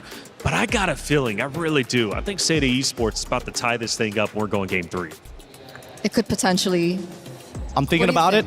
Because if we're going back to the drafts here, Gideon, it was Seda, they were the ones that banned the Esmeralda, and they were the ones that prioritized Boxia. So could they go for something maybe differently come game 2? You know, you got to keep the answer simple here. They just go red side, because really the priority, if the only thing you care about blue side is that you get that first pick, that one power pick that will kind of determine how your team composition plays, or a flexible option that can be spread out in different roles. Now that Seda is on red side, they get to react. They get the power 4 position here as 4th pick, where there's not much they can do about it. And I just want to bring this up. So many people have been banning out the Hirara. It's kind of an up and down here, and If a team on red side is banning out Hirara, sure. But when you go to blue side and you ban it out, it's kind of showing something here. What do you think? I think that jungler can't play Hirara. That's probable? Look, I'm not... Maybe she's not comfortable on it? That's the thing. I feel like it's hard to say because we've seen so many different options from these ladies. They've shown us everything from Hanabi to Leslie. Okay, I mean, if that's the case, where we are going to have to just work with it for the moment, because the Boxias now is going to be banned out. There is still an opportunity for that Esmeralda pickup. We've been talking about how powerful the Esmeralda has been, especially in that EXP lane after the buffs. The Glue and the Lilia gets eliminated. So are they signaling that they themselves perhaps want to pick up an assassin? right? But the Lilia ban to me is what I find quite intriguing. I agree. I totally agree with you because their first two bans are similar to what they did literally just now in game number 1, right? They got rid of the Atlas, they got rid of the glue. But they decided to change it this time because Hirara is already gone and Zushin is going to be the first pick, followed up by Yves on the opposite end, and they're still thinking about what else to pair it with. Are you looking for supports here to guarantee your mid trio, or do you want to show your jungle early? I mean, if they want to go back to the same thing that they did, earlier on, they could go for maybe another setup with a Yves, with a Gatot Kacha as well. There were moments that it worked, and obviously maybe game 1 was an adaptation period for them, so if they do want to work with that, they can. Or perhaps they want to prioritize their gold lane, right? We've seen that becoming, the fundamentals, especially in the first phase. Maybe a Claude that they want to pick up first, take that away from Team Ray. Actually, that's a really good idea, considering that Quinn has been like the main driving force of these backdoors and major decider of damage. I'm surprised that they actually go for the Khalid this time, but the follow-up is fast, super, super quick from Team Ray. They get the Esmeralda. Not a lot of counterplay to her, especially if you're thinking about Phoveus and Paquito. Getting the carry as well, just to make sure that they don't have another way to kind of deal with the heavy tanks. Absolutely, absolutely. I think this would show like maybe another, a dead lane. Do they want to go Esme-Uranus matchup? But then that's more, well, I guess Uranus eventually outscales her, but for like the most part, Esmeralda is going to control that side of the map. Which definitely is a problem here. And of course, Jessica26 really needs to get her hero down, and they are still going to leave her hero into the second phase. The first 3 picks coming in from Seita, I don't know, with the Khalid and the Yves as well, it's signaling to us that they really want to play that mid. They do, but what jungler would make sense? Like, they could set up for so many different things, right? In this position, based on the next 2 bans we see for either of these teams, for Seita, I'm thinking the classic Fredrin Arlet type situation. But again, you know where Esmeralda is going to go, and Arlet is going to struggle a little bit, so they might need to have a little bit of force up on that EXP lane. So maybe that's what they're going for, right? Like, okay, we'll play that as a weak lane, and then they utilize that later in particular team fights afterwards? Possibly. There's many different angles that they can go for, right? I feel like the Fredrin makes a lot of sense now that Baxia is gone, but then there's still Akai as a potential problem. You see the Belleric actually getting banned out here. Looks like Seita putting a lot of respect. I feel like it's an assassin. I feel like it's an assassin in the jungle for Seita. Like a Haya? That's the thing. We don't really know so far just yet. She's picked up the Baxia in the past. She's picked up the Hirara in the past for, Zoe. And both of those are actually banned up. You know by what? Team Ray. I think let's just make it real easy here, right? If we're going to guess jungle picks, all we really have I think you are dead right about this, Eterna. With the Kaja ban as well, it's got to be an assassin. But what assassin? I'm thinking it's got to be one of the ninjas, right? It could be Nolan, though. Nolan into this? I mean, they have a strong duo mid in Yves and Khalid. They can work with that. Nolan clears very fast as well in the enemy jungle. I think they can save it for the end. I think they don't have to show their jungle pick here right now and wait until Team Ray reveal everything, because you can immediately take an EXP counter matchup against the Esmeralda. I'm thinking like just throw them off the scent a little bit, put in a Yuzong and say, hey, we have diving capabilities. What are you going to do now? What do you think about the Terizlas of the world? Might be a little tough, actually. Mainly only because there's carry on the opposite side. That's really the determining factor. Ooh, Yi Sun Shin. Okay. Semi-assassin. That's, I think we saw a YSS in Stream B. Is that going to be enough, though? Yi Shin, yes, is still able to kind of like outmaneuver a large majority, but now Team Ray can technically respond to this, so they're sacrificing the jungle. Yep, there we go. Instantly, they have something that goes into the jungle to invade, to punish the early game and the Nolan. So you called it here already, Eterna. Okay, but on the opposite side. The Nolan does come through, and luckily enough for Team Ray as well, that they are playing on dangerous grass, so the Hilda is going to be able to be a lot more aggressive. I love the Hilda-Khalid matchup in particular for the mid. It's going to be a very interesting matchup, but the last pick now, it's going to be for Jessica26. It's going to be as vital as ever for this to be a power pick for her too. This last pick, again, are you liking Team Ray's composition so far? Do they have your favor, or is it the Seita side now that you see the Phoveus? I like the Phoveus against the Nolan. Okay, because for me, it's going to be down to the junglers. I don't know about you, Taylor, but I'm looking at either the Korean commander of their naval army or the time traveler. I'm thinking time traveler. Time traveler for sure, man. You can do a lot if you could travel in time. You could do that, man. You could get the winning lottery numbers. Check it out. It's going to be a big matchup for sure and a big comeback needed for Seda Esports. Will they be able to do it? Or will we have 2-0s all again here on Stream A? Well, let's see what Team Ray Young has in store. They are one round away from moving forward to the knockout stage and potentially securing a championship later on. Brigitte, Mirko, let's get it started. Thank you so much, panel. Yet again, man, we are into the matchup. And just as Gideon mentioned, or asked around the panel, I would like to know your opinion. Brigitte, whose draft do you like better? I will have to go for the Esmeralda.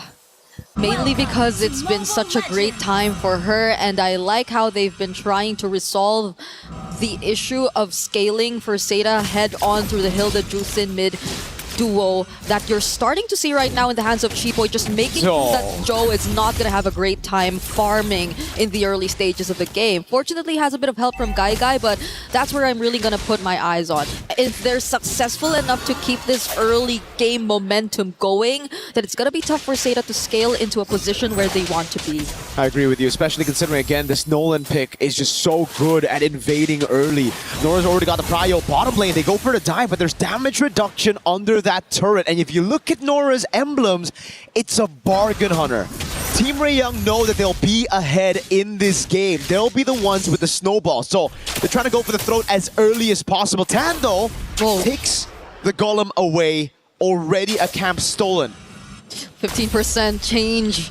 And that's huge for Seda, who definitely want to speed up things a bit because they do have to scale. They're both on a double marksman. They're on a double marksman setup, so they definitely need as much as they can.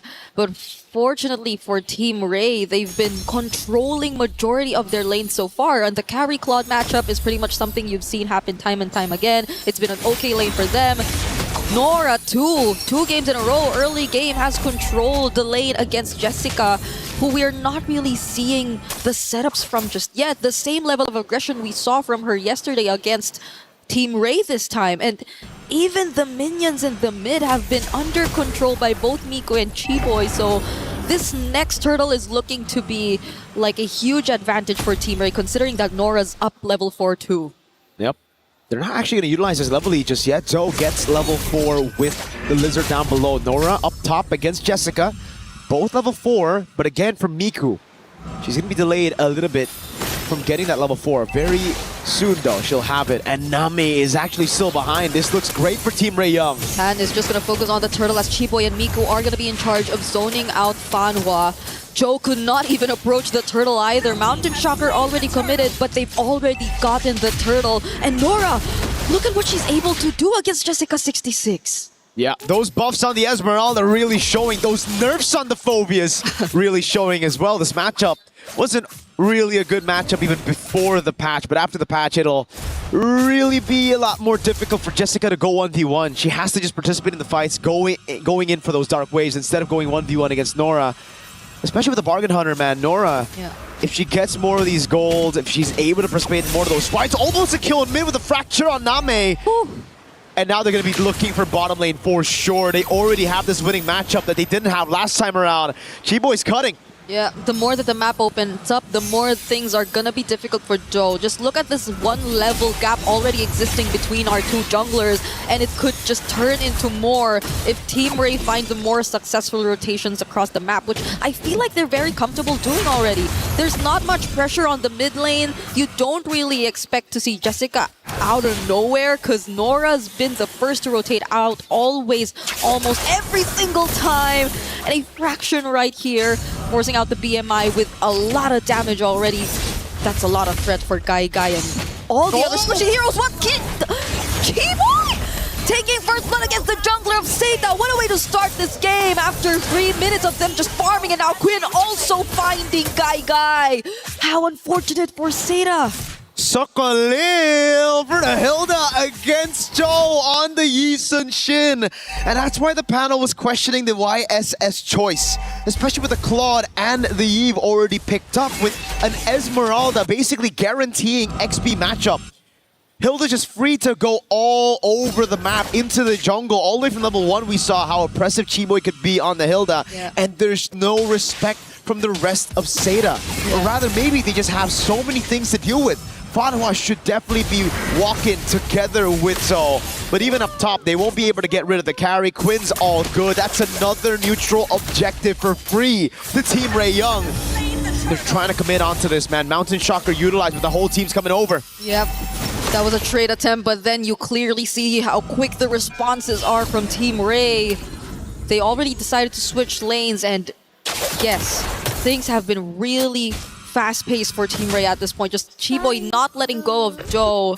The level gap still continuing to grow, and Quinn just focusing on almost every single structure that they're able to take away from Seda at this point. It's a much cleaner execution that you're seeing from them, and you feel the confidence coming in. They're starting to show a bit more of those recalls as the Crimson Beacon in comes in for Jessica. Miko. They're trying to take on Jessica, and they won't take long for them to find the kill. Fanhua trying to look for an angle from behind, but it's not going to be enough. Nora jumping in too, and that's all they need. Seda don't have the damage yet to take on a fight. Seda don't have the damage, they don't have the sustain, they don't have anything to facilitate the box, the front to back that they desperately want to play with. And if Fanhua can get bursted like that, you're in for some trouble. That's the main frontliner. If the fracture combo lands on Zo, Name, or Guy, it's gonna be good night. It's only a 600 gold lead between the junglers, but then you look at everybody across the board and it's just constant 1v1 wins all over. Yep. Quinn's getting a turret down below. They've already gotten rid of all tier 1s in the side lanes, and this will make it so easy for them to go and sandwich them inside of their own jungle. Oh, Chiboy. Chiboy on this Hilda is really not making things any easier for Seda. Now they're on their way to securing their 3rd turret in this game. All tier 1 turrets have fallen down, and now they're on the road to taking on more kills as well. Fanhua going down, Guy going in with the blazing joy, but gets cancelled by the lockups of the Lantern Flare. Still get to find the trade, however, though, and Jessica's now finding 2 as well. Team Ray Young had 3 members there, and they still won out in the trade. 3 for 2. It's another neutral objective. It's a disaster for Seda. It's a dream for Team Ray Young. Okay, the fracture already used. Jessica's just sustaining everything along the way. Now is somehow looking to be a threat for Seda or for Team Ray. If you look at it, if they're not able to burst him down as quickly, Tan still gets to steal away that purple buff from Seda, so they're at least still working their way around denying objectives and opportunities for Seda to catch up, as they've already established the 3k gold lead that you're currently looking at. But again, if they've already started this really fast, they might want to keep it that way, because you're starting to feel bit by bit that Seda are still a scaling comp. That is true. And they did get a bounty on Chiboy. She was 3-0. There was a bounty to be given. The rest of the team, though, however, did not. And that's why the gold lead has stayed relatively untouched. It did not move. 4,400 gold lead. They're still pushing in. They have the map control. And there's just no way for you to walk in your own jungle, walk in to defend these turrets when you have to group up together and set up a box. Quinn's going to get a free turret up top. Yep. And now the siege happens. They're just constantly going to play the macro game, split Seda up, prevent the box from being formed by Seda, and then slowly dissect them with the Lord takes into these turrets. Yeah, Quinn's been a bit too free on these turret takes, on these movements across the map, and now it's Fanhua, who every single time she decides to show up, seems to be like an option for Team Ray to just burst down. It seems like they have enough damage to do so. Either way, we already saw a glimpse of it earlier on too, but yet again, we see Quinn, look at her, just pushing as much turrets as they can. Yeah. Seda are not even able to find as much trades across the map. Now it's just mainly Joel trying to push up the waves, and fortunately they get one, but that's the place where the Lord's about to spawn. So either way, Team Ray are definitely going to keep that in check and are going to actually burst it down right as it just spawns on the map. With a carry and a Nolan all ahead, that Lord is another minion to Team Ray Young. One thing's for sure though, even if Seda scale into the late game, their frontliners don't. Jessica, Fanhua, they're on heroes that just don't scale into the late game, and the fact that they're just so behind early on. Look at that level lead. Jessica to Nora. Oh my goodness. Yeah. That's a 3-level lead between the XP lane. Nora's just having a blast in that lane, and if we even look at the roam right now, it's a level advantage for Chiboy. Every time I think I've seen Fanhua Raging Sandstorm out away, it's been defensive. It's never been aggressive. Yeah, never been aggressive. Sorry, I made that mistake. They can afford. No, it's okay. People make mistakes. Yeah, they can't afford to. You can't afford to. We're waiting for a perfect opportunity for them to actually either isolate a member or not just really get counter engaged enough by Team Ray, because Chiboy, everyone else, Quinn are just all too free to find the targets that they want, and now they've synced up all their waves and are on the verge of taking out all these holy shields from Seda just 10 minutes into this game. They also have incoming waves yet to come in the mid lane. Seda are just really forced to play defensive at this point. They can afford to make plays later on. They can start things off with either Fanhua or Jessica26, but do they have enough resources? Because at that point, you just saw it now. Fanhua was struggling to stand in front of Team Ray for more than 2 seconds, but Jessica actually tries to go in! Whoa. There goes the real-world manipulation, but Chiboy actually still finds the kill. Okay, Jessica26 is finally going down, but from behind Tad actually finds Name! Fanhua trying to sustain everything up against 3, but they're just all too tanky. Nora picks up the kill, and that's 3 for 1 in favor of Team Ray. Again, Team Ray Young, they look for the fight, they get it. Quinn died. Again, this time Fanhua able to connect on the Raging Sandstorm. And everything just played out the way they wanted. Unfortunately, there's still no bounty, and that's the thing. Team Ray Young can constantly take these gambles, can constantly go for these sieges, and they'll go and take these desperate fights from Seda because they know they have the lead. They have the win condition as well. As long as they don't fight under the RWM, they are good. As long as they're able to break the box, or rather play around the box, it's A-okay. And Seda, we know this. They have good clear. It's about how long they can extend the game, how long they can delay the end. Yeah. Because if they're able to get to, let's say, 16, 17-minute mark, that's where their composition should shine. Thing is, though, there's still some legit threats into their backline. Chiboy and Tan, we saw how much damage Name could take with a fracture combo. It's an insta-delete button. Yeah, the only good thing out of that was it's really Quinn they got to take down first, which I think gave them the slight advantage in terms of just committing to the fight, because you wouldn't really expect any further damage from Team Ray when it came to that point. But other than that, there was still Tan, there was still Chiboy, there were still other members who could just play around the angles, and just as you're looking at it right now, Team Ray are not going to waste any time and burst down this next objective that spawned. It's an enhanced Lord that we're seeing in their hands with no energy shields left, so it's looking grim for Seda in terms of their remaining base turrets. A quick item check as well. Look at how far behind Jessica actually is in terms of gold. We saw the XP diff, now we see the gold diff. That is a whopping 3,000 almost gold advantage between the XP. And ladies and gentlemen, the Esmeralda is a scaling pick here compared to the Phoveus. The Phoveus is the one who needs this lead early on. It's another siege again, this time with the Lord up top. Okay, they're definitely losing one of their base turrets at this point. Multiple minions crashing towards the base, but Jessica26 again starts the final outside of Blazing to win the real world manipulation. They find Quinn, one of the most important kills Seda could have picked in that moment. And it's back-to-back kills on the gold lane. Quinn Paul and Tan waiting in the bush with the fracture combo. Fanhua starting to scale up as well when it comes to the tankiness. He's able to withstand a little bit more punishment from Team Ray Young. And this is exactly what we were talking about. If Seda can wait, prolong the game, extend it all the way to 16, 17 minutes, this is where the composition will start to really tear Team Ray Young apart.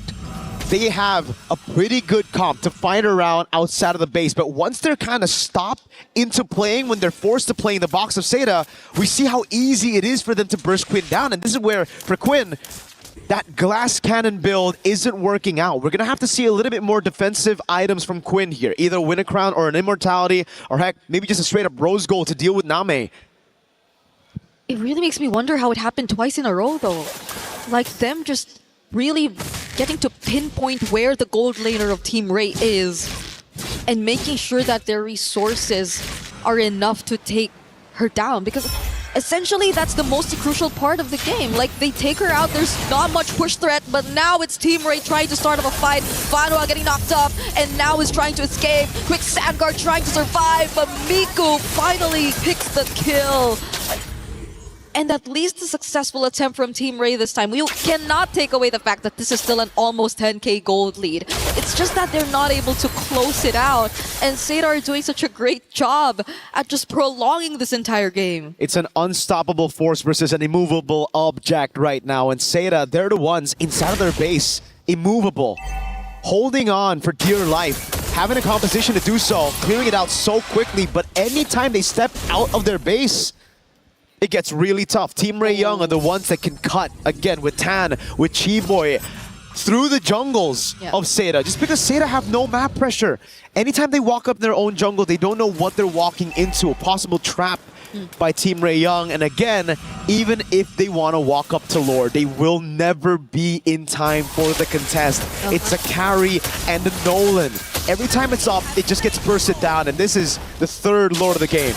6 neutral objectives, this time around, all going to the hands of Team Ray Young. But as long as Seda play it clean, as long as Name, Joe, and Guy inside of their own base turrets, force those RWMs, punish Quinn on these siege attempts, they'll be able to defend. They have great wave clear.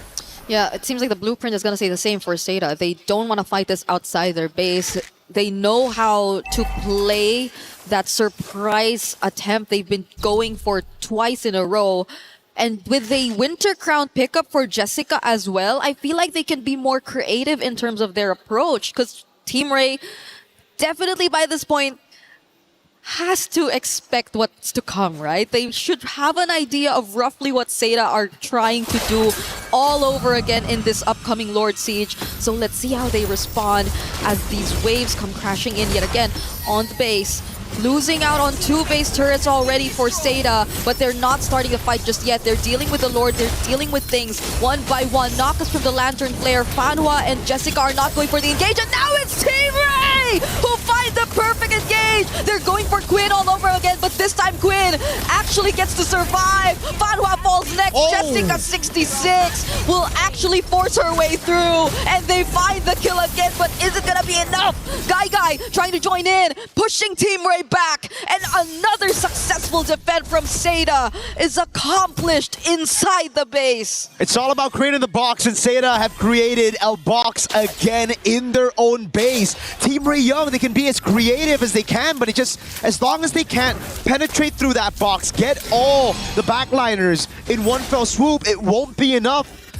So at this point for Team Ray Young, they're going to look at the Evolved Lord. That's the only way to end this. They need a damage reduction from the Evolved Lord to just go straight in and brute force their way into getting the crystal. For Seda, it's now or never to contest. They've extended the game to a point where this should be their win condition. Heck, Joe, Joe, gotta be careful there. Doesn't have a way out. The Lantern actually escapes. Not using the flicker for Fanwa though, but that was close. Super close for Joe. A 0-3 for Yi Sun-shin, definitely not the best time, but this is a time where you should feel the threat of a Yi Sun-shin scaling into the late game. I agree, it's now or never. Might as well get out of their base and try to look for an angle. And they should assign the right people to create that path, to find a way through, but it seems like the Lord is not the choice. They're going through the opposite side, if anything. But Team Ray also have that area scouted out. It's just housekeeping for Seda. They're clearing out the wave in the bottom lane first. They want it to be even here. Then they can go and try to look for an opening over on this Lord. And again, when it comes to the Evolved Lord, yes, Team Ray Young have been able to burst it down, but that's when it wasn't evolved. Whoa, everything thrown! It did not connect. Tan is alive, and now it's a counter engage from Team Ray, but Seda fully respect that as well. But without a conceal, Team Ray can anticipate the entry points for Seda. They do not have to worry about a surprise steal. They are bursting down this Evolved Lord, and Seda are forced to play defense again. Seda, the one time a window opened for them when they have their power spikes. They couldn't keep it clean, they couldn't stay composed, they went straight for the first man they saw, and it was Tan on the Nolan in mid. One of the most mobile heroes in the game, and they decide to gamble on catching her. Didn't pay off, that's for sure. Now, they're gonna have to build that box again, but unfortunately, I think this box will be dented. That's an Evolved Lord, full of damage reduction. With the whole team playing for the waves as well. They won't even go for the one straight push.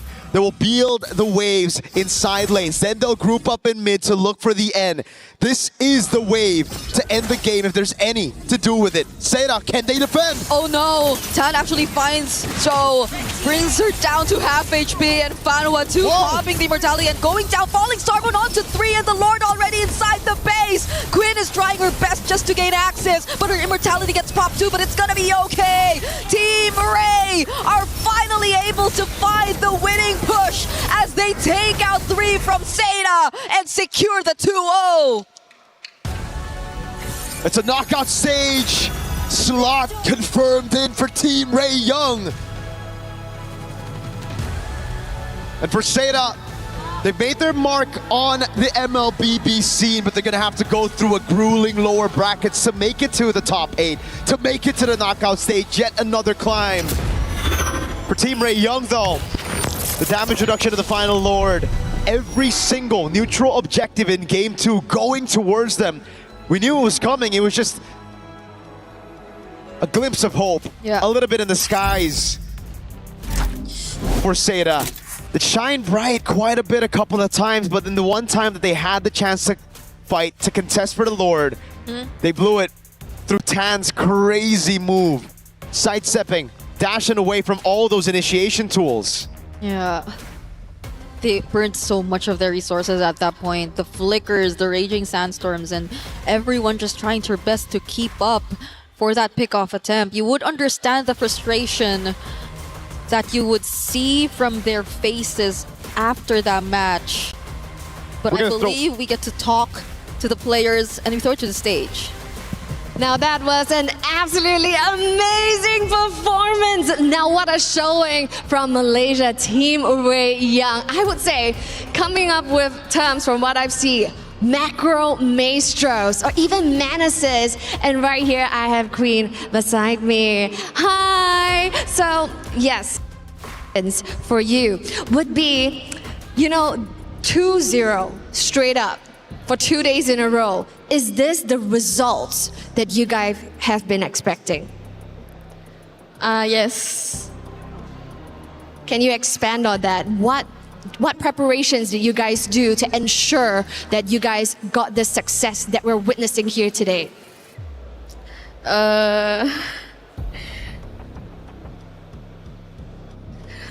Like, what do you guys prepare? What you guys prepared? We Was there a lot of scrims? a lot of scrims, and we always review the games. So like we read how they play and what's their draft. That's where we do our own draft and try to counter their draft lah. Like specifically on Seda or on every opponent that you have been meeting? With Seda.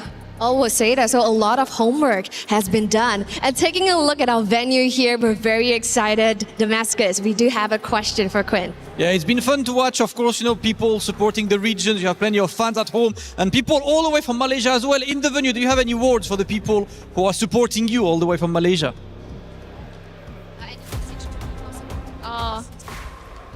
Thank you for supporting us. Thank you yang datang. Can I speak Malay? Thank you yang datang dari Malaysia. Keep supporting us. Kita orang kampung yang terbaik. Okay. Thank you so much. Please, can you make a bit more noise for the first team qualified for tomorrow? Thank you so much. It is time to move forward with some analysis and the next few matches. Let's throw it back to the studio.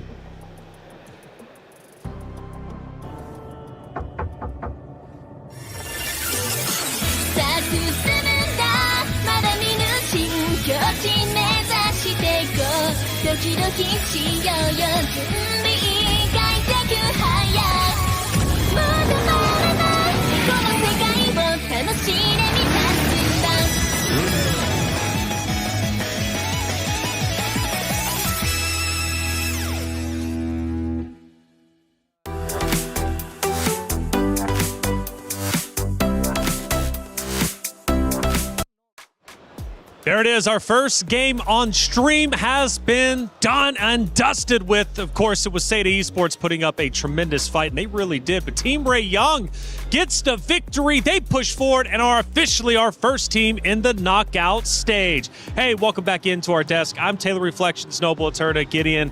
Why? I mean, come on, man. Seda Esports played so well yesterday. Today, though, a little bit different. What did it come down to? We mentioned, at least for the analysis of map number 1, Gideon, it was like, okay, Seda Esports, they're playing okay, decently well, but they're just a bit too aggressive on those team fights, getting a bit overzealous. Map number 2, did we see the same? What was the adjustment? I think it hurts me to say this because in game number 1, drafting alongside with in-game decisions led to their inevitable defeat. I think this one, it was not looking good from the get-go. The draft, they had no winning lanes. They had no real way to kind of open up, and were heavily depending on Team Ray to make a majority of those mistakes before they can actually start getting to where they need to be. Well, let's take a look at our first play of the game and break it down, right? Because game 2 wasn't as long as game number 1, but still just as exciting nonetheless. And as we take a look at our first moments overall, I'm curious what you guys think because, you know, early on, there was a big battle for the first turtle, and it was Team Ray Young who was able to get that, setting them up early on. But as we get deeper and deeper in, we start to look at a base fight. What ended up unfolding?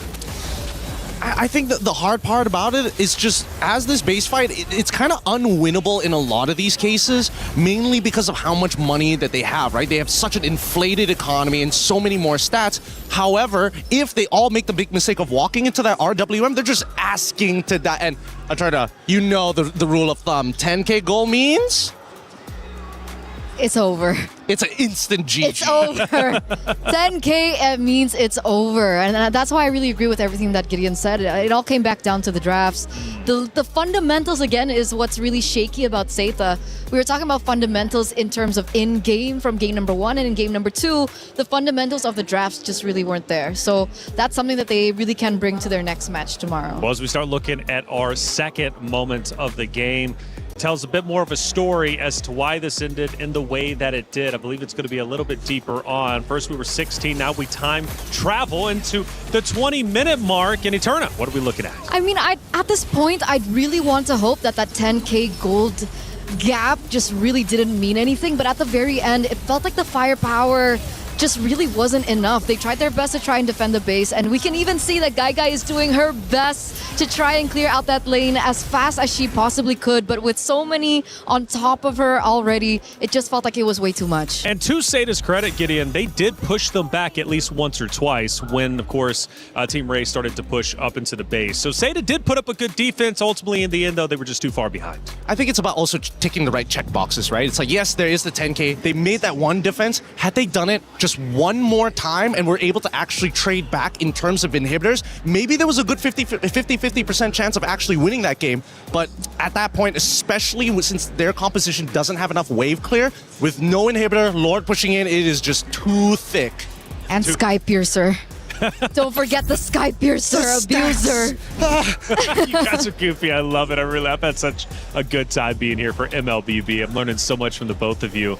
You know, Seda, I just felt like it was just a story of comebacks, trying to come back each and every time, and the frustration obviously being shown on that stage. I wanted to root for them, I really did. And let's face it, they do drop down to lowers, so they still very much have a chance, and they showed us a lot of promise against Falcons Indonesia just yesterday. But for Team Ray Young, we didn't have a chance to watch them, at least on A stream yesterday. They were on the B stream. But man, they played well, and clearly they know what they're doing heading into the knockout stages because, look, I believe they go 4-0. They don't drop a single map. That was one of the main things that I heard from Stream B. Like, they kept talking about the experience coming in from Team Ray. Over and over, they kept saying veterancy, veterancy, veterancy. And we finally get to see it here as well. There are so many moments in the game when you can see that they can adapt on the fly. The fact that, okay, we tried this certain scenario, it didn't really work out, and they try and repair that come game 2. We're not talking about the multiple times that they tried to go for the backdoor. I think that's something that they I was about to bring that up again. Much. But come game 2 on a different hero as well, we saw Quinn finally being able to, focus more on the rest of the team other than, a sneaky backdoor push kind of strategy. Yeah. They just go to the bread and butter, and the bread and butter works. At the end of the day, that's gonna fill you up more so than just a gimmick, little snack. I like it, man. This is the end, obviously, of map number 1, where it finishes off, and Seda Esports unfortunately dropped down to the lower. Team Rayong, again, moving forward, and we do have a post-match interview with Rose with Team Seda. Hey guys, Rose here right now with Guy from SETA, and although they just faced a 2-0 defeat, but I think it is still right we talk to them. So Guy, 2 days in a row, you played exceptional, and although you guys lost today, I want to know, how would you describe today's loss? 那么今天呢，我们和该在一起，在过去的2天当中呢，你的比赛打的是非常棒的。虽然说今天这个比赛有点失利，但是呢，我们知道你是很强大的。我们想要觉得看一下你目前对于这次失败是什么样的看法？其实也还好，主要还是享受舞台吧，然后心态也是比较稳定。I think I was doing okay, and I would enjoy this platform for me to have this opportunity to play, and I hope I can do better next. Yes, definitely. Now, speaking about your next match, tomorrow you guys will be going up against Virtus Pro, who has just recently won in Stream B. So what are the problems that you guys have to fix tonight in order to secure a win tomorrow? 是的。那么说到下一场比赛的话呢，明天你将会进行一场非常重要的比赛和 ROW 进行对决。那今天晚上还有点时间，有没有什么地方有一件事情说可以改进一下，来提升一下明天的比赛？是的，我们今晚还会训练，然后改进一下今天的问题，主要是要团队性一点。Yes, definitely. We will continue practicing tonight. I will do more training. Hopefully, we can win tomorrow's match. I think our team need to really collaborate, and then we use our tactic to win the match. All right. Thank you very much, guys. Yeseni. And with that, throwing it back to you guys over at the studio.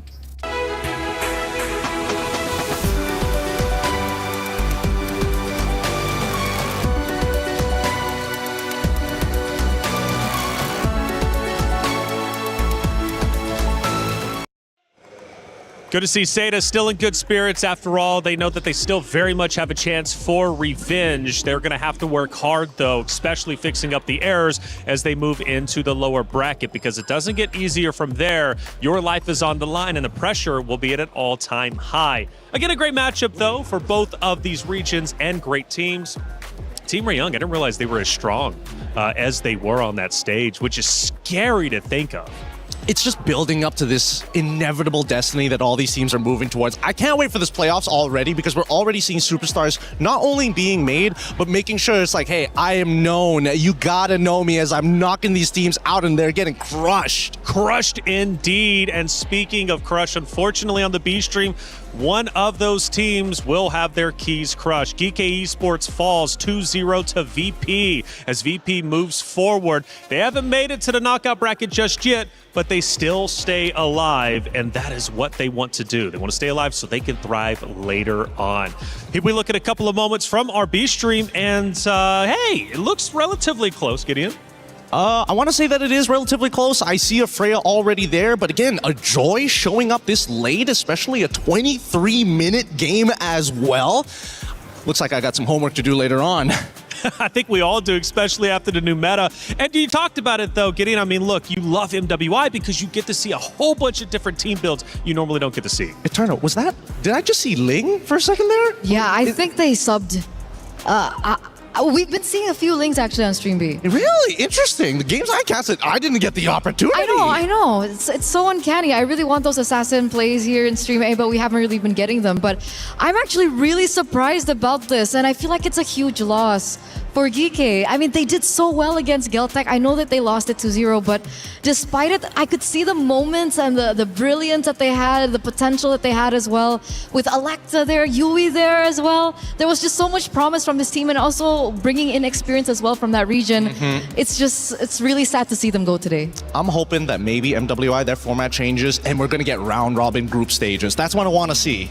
Well, maybe next year. This year, we're just going to have to deal with our groups, but it has been fun nonetheless. For Virtus Pro, that is a big win, especially in regards to the Club Championship Trophy, which is fought very hard for not only the competitors, but also the orgs themselves across multiple different esports happening here at the Esports World Cup. We're talking 24 different games, millions of dollars in prize pools, and that Club Championship Trophy is definitely worth earning for your org. I mean, we're talking millions of dollars going in player development, team houses, whatever you would like to do.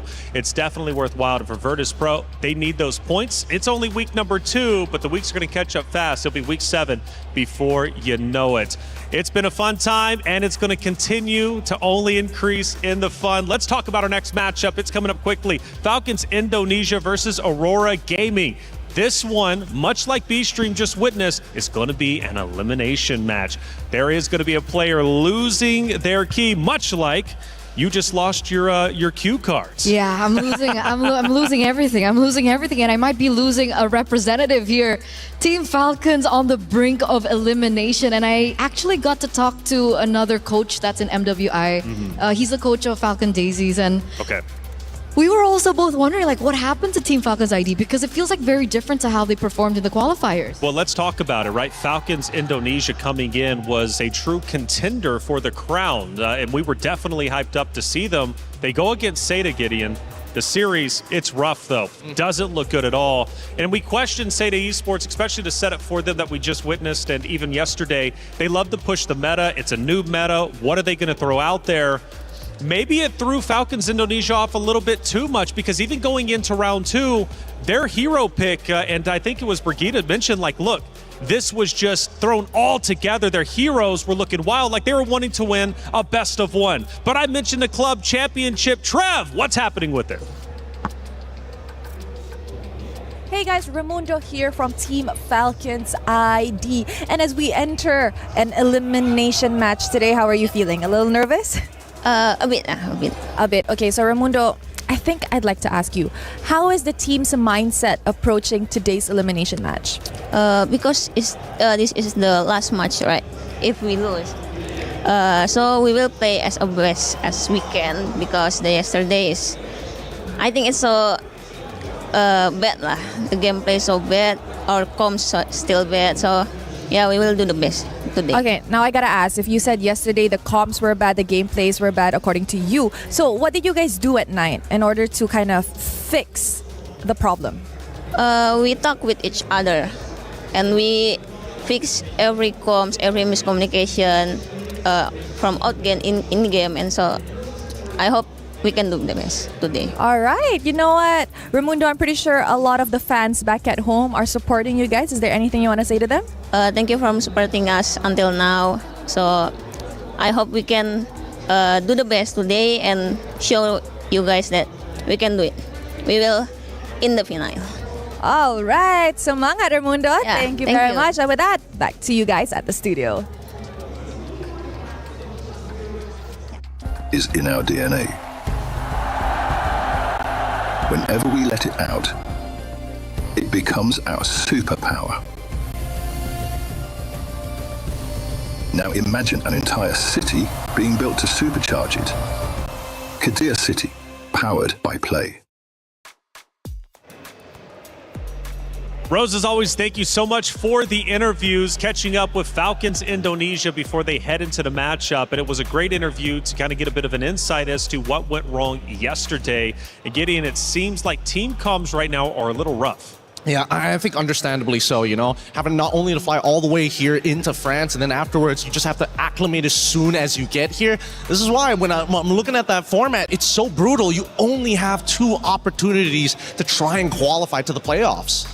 And playoffs, very important. They did say, though, at least at the end of the interview, that finals, they're looking to make it. That's the goal, after all, to hoist a trophy and earn yourself the bulk of $500,000. But unfortunately for our B stream, our first key is going to be crushed. It was VP taking down Geek Esports, and VP crushes the key of Geek, and it snaps in half. Absolutely brutal. So it's the joy and the agony of EWC, but that's what makes EWC so special. It's this cute trinket tradition that we always get to see year after year, but it's just always so agonizing. Agonizing indeed, and they can use those fragments for their trophy whenever they choose to. Hey, it's time to head to the stage. Our first matchup is nearly underway. Let's get it started.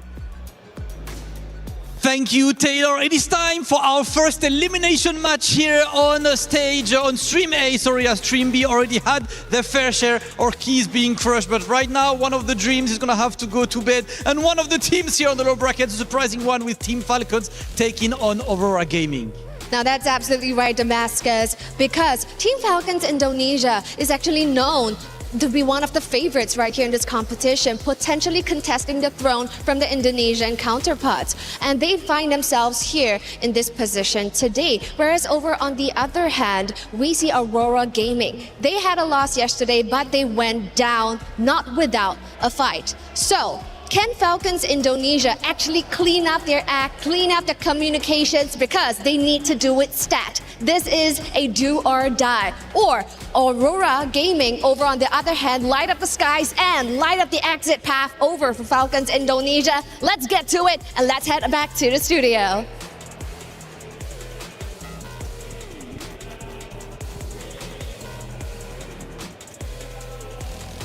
Two teams fighting for their tournament life. It's Falcons Indonesia versus Aurora Gaming. Two titans, but one, unfortunately, will have their key crushed after the series has concluded. Now, with both tournaments on the lines, obviously the pressure is up, and with Falcons Indonesia already having communication issues, this might elevate the pressure to a boiling point. Aurora Gaming can take control of that.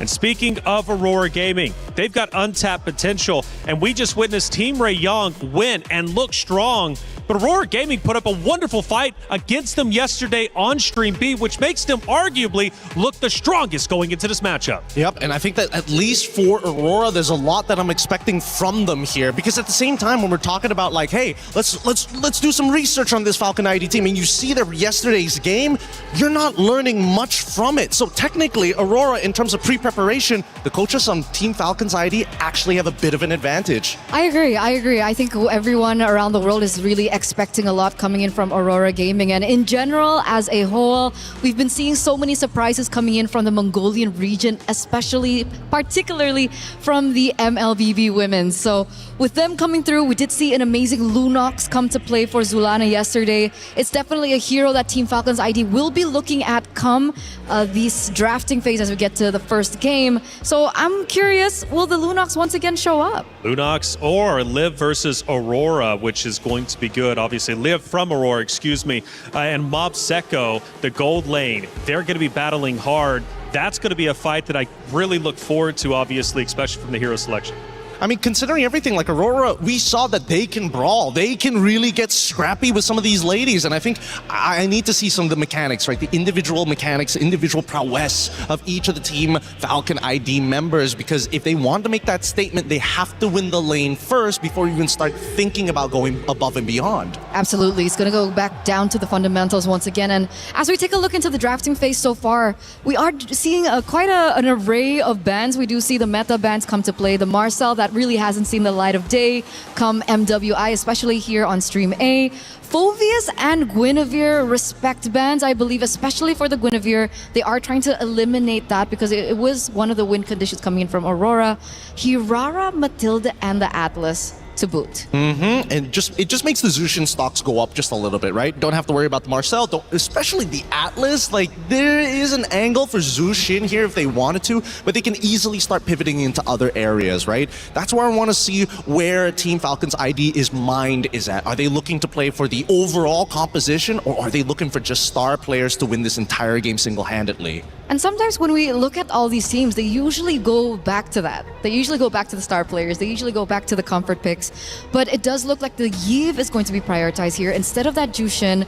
Technically, the Yve is an easier mid laner as compared to the Jushin because of the nerf towards her range. So understandably so that they go for that prioritization. But what will be the response coming in from Aurora? I'm guessing, they can go for the safe old Claude if they want to. But the question is, what do they want to pair it up with, right? They could just answer, mid lane for mid lane, but usually when you're on that red side, you kind of want to like dictate something. You want to say, hey, here's a new question that you have to answer this time and waste your options to get it solved. And there's definitely time to do so, right? Oh, yeah. You can totally leave the mid lane for later. So we're thinking about what? Maybe do they want to go for a prioritization into the jungle?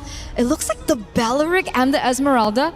Understanding the Esmeralda is and was, even before the buffs to her, a really good answer towards the Yve. It does make sense. The Belleric, though, is what I'm kind of questioning here. Are they anticipating more short-range heroes coming in from Falcons? I mean, we see the carry. Maybe. This is really uncanny. From like a stable base point of all the professional games that I've been watching within this year, this is a very interesting opener because you don't usually get to see these other picks. Now they go into Sora, which is a much better matchup this time. And the question really is, now that they've locked in these Esmeraldas so early on, does this bite them in the butt? Again, Yve, I guess I'm scared of the Esme, I suppose, if I'm 1 HP, but other than that, I just take my shield, I don't care. And you would automatically think that, okay, they can just pick up the Valentina, but of course the Esmeralda's on the board. Is the Valentina still a viable pick here in the mid lane against the Sora? It is. Especially since you already have 2 good ults, it might force Team Falcons to say, you know what, we have to overload this Valentina with ults. So again, big influences on either side between Lucky Boy as well as Ethan, but they decide, you know what, if we have to choose one, we're going with the Claude. They're covering their basics. They're covering their fundamentals here. They want these winning lanes to come through. Sure, the Claude isn't as great, so we are going to see that the Claude is going to be the losing lane compared to the carry, but at least they do have the Esmeralda in a sense. I'm still thinking about this mid lane matchup. Technically coming into phase 2, Team Falcons do have the potential to start limiting that down. It's worth punishing. I think that it's very easy to punish here because they wanted to show or blind pick the Esme alongside with the Belleric as their opening. So again, they're still feeling the repercussions here in this second half, or ideally assuming that Team Falcon's ID are going to start targeting the mid lane. Glue, banned out from the Aurora side, not a bad option. Are we expecting a weird pick? I feel like you already have something in mind. You're giving me that face, and I am now intrigued to know what this weird pick could be. Up until this point, we've only seen Aurora in the jungle for Anu pick up the Hirara and the Gwen. Both of these heroes have been banned out. But we did see something crazy like the Hanzo yesterday. I was going to mention, actually, the Hanzo. But it was for Team Falcons, and I don't think they're in a position that they really want to, take that out of the box just yet. Maybe let's read into this a little bit, right? Because Gord, on the other hand, just got banned out. A good mid lane pick, but particularly good at dealing with big, beefy boys. The more health, even better. The more stats, even better. I deal true damage. I don't even care about it.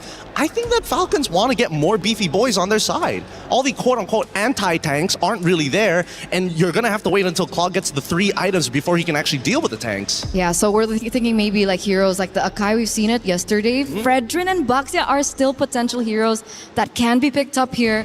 And seeing that the Lilia was also banned out, it might actually lean that way as well. But they're not going to get rid of the... maybe in their minds, the Jushin is like, it's a non-factor now. 2 short range, Yve is going to win the lane, just get a good support. The mid duo should do that. Get most of the job done in the early game, right? Exactly. So what's the call? I'm guessing... I thought Gacha was banned out earlier. Is it just to, take away the combo with Sora, Gatot, and the Yve? Possibly, but there's also an opportunity here for Aurora if they're looking to try and shut down specifically Carry, who's really, really short range compared to the other marksmen that we have in the game. Farsa might be an option here. Oh, but they go for the Valentina instead, so they are willing to sacrifice the early stages of the early game of the mid lane. So what lane are they going for? And maybe are they making it up with their jungler pick? Ooh. Let me think about that for half a set. Maybe there's an opportunity, but that kind of depends on whether Team Falcons are going to be like playing for carry strong side, right? They might be able to diversify. So what's the diversity here? I would say they can get a Cho, a possibility of Cho on their side, just to kind of like speed up what's happening down in the mid lane, force Claw to start taking purifies and things like that, and maybe you have a better opportunity, right, to set up for dives on the bottom side of the wave. And I think it would be quite characteristic, right? I mean, Raimundo is a player that really loves, you know, the invader roamer. She likes that heavy set heroes. It's quite weird that we only have seen her, I was about to say, on the Hylos. And the Hylos pops up here with the Nolan.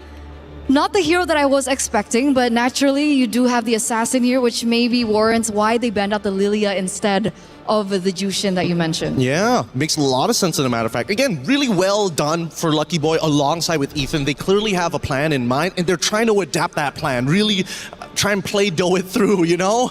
Gotta adjust it constantly. But this last pick is so important and I don't think there's like an optimal pick. It's really just to pull the comp together. Fredrin makes a lot of sense here. They could go, actually, could they go a little bit further than that? Could they go for an assassin themselves? We have Lancelot, Hayabusa, Hirara's banned out, so that's not an option for them to go for. They could potentially go for something like a Harley to try and snipe the Yve here and there. There you go, they got it. Okay. Interesting. Okay. Now, the only reason I said Harley, and I don't want to be taken the wrong way here, it's just a lot easier to execute compared to the Hayabusa. Okay, and that's a way that they choose. This is actually the first Harley we've seen here on Stream A, so I was caught quite off guard. What did you think about it? Hey, I'm just in for the ride, baby. You guys are breaking it down for me, and I'm listening and learning as much as I can. It's Falcons Indonesia versus Aurora Gaming, a match that means a lot. The loser will have their key crushed. The winner will stay alive, but only for just a moment's time. Another series will await them. Will it be Falcons Indonesia? Will it be Aurora Gaming? Mirko, Brigitte, let's find out. A really thorough breakdown of potentially what to anticipate heading into match number 1 with these drafts, but a lot's at stake as mentioned by our panelists. The first elimination match here in Stream A, and we are about to witness it right here and now. Welcome to game number 1, and we will have to sort a few things before we officially start the match, but we're seeing the drafts in front of us. It is indeed the first Harley game we're seeing in Stream A, but against a Nolan and this composition in general, how are we feeling about this Harley pickup that Aurora Gaming decided to go for? Wow, wow, wee, wow. Wow, wow, wee, wow. Yeah, that's the first thing I gotta get out, you know, for the for the Harley. Harley's good, you know, against the carry. If she steps a bit too far in this winning matchup, we've seen, you know, tendencies for gold laners when they're in a winning matchup to go in, they want to bully harder, and they end up getting punished. So the Harley can actually take advantage of that. And I think it's the same for the mid lane. If Eve walks up way too aggressive, you're going to get punished by the Harley, so it's all about that. Meanwhile, though, if you look at Falcons ID, it really seems like, you know what? We're going to go back and play the simple game. Yesterday, we saw them try to, like, play very difficult, high skill ceiling compositions where they need to do everything perfect. Now it's down to just win these lanes, utilize those winning lanes with an assassin in the jungle that has been great, even in the losing games. Falcons ID, Chev has always been great against Seita. Suyo and the Hanzo both were, I think, the 2 shining picks in that series. So the fact that now she gets her hands on, I think, a more meta assassin, you know, especially compared to the Hanzo and the Suyo, who both didn't do too much. Yeah. It's going to be great. We saw exactly how a Nolan could take control of a game last game. Earlier, Team Ray Young, Tan, fantastic performance on that Nolan. Yeah, I like it. I like how they're no longer over complicating things and keeping it simple. Yep, simple is best. Simple is best. Like We were talking TLPH. about this yesterday. Their drafts are very, very... I wonder now, though, that we have a new patch, how much of that will change, especially in terms of their jungle. But yeah, now it's a bit easier to expect what's to come from this draft that we're seeing right now. I mean, even like generally keeping it safe, the high loss, and just a more systematic approach paired up with the Eve. So I think it wouldn't be that hard of a task to even just looking at the matchups, right? That the way they were able to secure even the carry against the Claude and now managing the Sora against the Esmeralda, which I like to think, especially in terms of pace, should be fairly the same for both of these teams. It's just a matter of who gets to find the aggression earlier on first. And we are, I think, just a few moments away before we actually see this game begin. Because, again, we do not want to really compromise the experience that we will be having in this tournament. So please stay tuned for and hold on for a bit. We are going to get in the game really, really soon. There's lots at stake, especially as it's an elimination match. So, you know. Yeah. It's a big one. You're going to have to pay attention to this one, folks. We already have one team eliminated. Earlier, we saw their key crushed. Unfortunately, it was in Stream B. And now for Stream A, our first and only, I believe, elimination match. All the others will be promotion matches, and all the other elimination matches will be found on Stream B. So if you want to check out Stream B, you know, there, I heard they got like some other casters there. Those are their names. Stream B. I think it's Reptar and a young man from the Philippines, Leo. But they say Stream B does stand for B as in better stream though. So could also stand for the boys. Because we do have some bears. Bear boys, yeah. They call themselves the Wee Bear Bros plus LaFell. So you don't count LaFell as a bear bro? Is it just because now? No. You excluded him from the group. You're like Bear Bros and LaFell. Like, LaFell is just the okay. I'm used to seeing the Bear Bros as 3. Yeah, definitely not LaFell. If you add LaFell, that's 4, but we can add another one. Nah, you should have added the other one at the start. Now it just feels like a pity slot, you know? I'll have to explain myself to him again after this. I'm gonna tell the story to LaFell. It's like the Bear Bros and LaFell. This is a side character. He's but a what side if it's piece. one of the Bear Bros who said that? Then it's okay? They would never. How could they? How could they? Why would they do that? Okay. I will explain. But it's over the Bear stream. It's GCT versus Twisted Minds, if you guys want to check that out. And we got a Hanabi, so yo. And an Aulus. And they are doing okay. No, they're down 5,000 gold. Why don't we cast Stream B right now? I mean, I have it up actually. I don't know if we can pull it up, but no, we can't pull it up. But yeah, a Hanabi and an Aulus in the same game. Which one? MWI. MWI. It's fun. At least it's not a Popo and Koopa jungle. We've seen a lot of that. Here. Yeah. When we were playing in the EU server, yes, a lot of the Popol and Koopa jungle. I'm trying to recall what other pick we've been seeing a lot. I think it's... no, it's mostly just the Popol and Koopa, really. Like, they really like playing it in the jungle or in the roam, wherever they want to do. But now we are officially starting game number 1 between Falcons ID and Aurora. Yep. So it is, again, as previously discussed, a Nolan versus a Harley, which currently is being... Okay, he got to steal that camp, at least before they got to him. This is one of the good points of having a Nolan on your team. You can invade so early on to a Lizard take, or even, again, in the Golem. It's very surprising he was able to snatch the Golem away out of all the different camps that you'd expect. Anu, though, won't be too far behind as she gets her hands on the lethal. Will actually try to go for the invade herself. Spot Sev, but Sev knows it too. The Bargain Hunter this time for Luette just seems like it's the common choice for the Esmeralda now. We saw 2 back-to-back Bargain Hunters on the Esmeralda. They have the exact same emblem as for Liv, though. Roamers. Liv as Mystery Shop. On the carry, interesting choice. The PYT for Zulana as well. I wonder what ultimate they'll mainly prioritize to as the Valentina, right? Considering the lineup that Falcons currently has, you have either the Shifting Skies or maybe even the RWM and the Glorious Pathway. So they'll have a lot of options if they just really want to set up for the team fights. I think it wouldn't be as much of a problem for them to find an ultimate that could complement the Veleric. Because the Wrath of Dryad too, I think it would be really useful if you pair it up with another AoE battle spell that you can pick up from Team Falcons. And both are seemingly setting up for this upcoming turtle. Yep. Good position held down by Shev here. Not too sure if she'll be able to get the flank on Anu. That's the walk up. Valak goes in straight on towards Anu.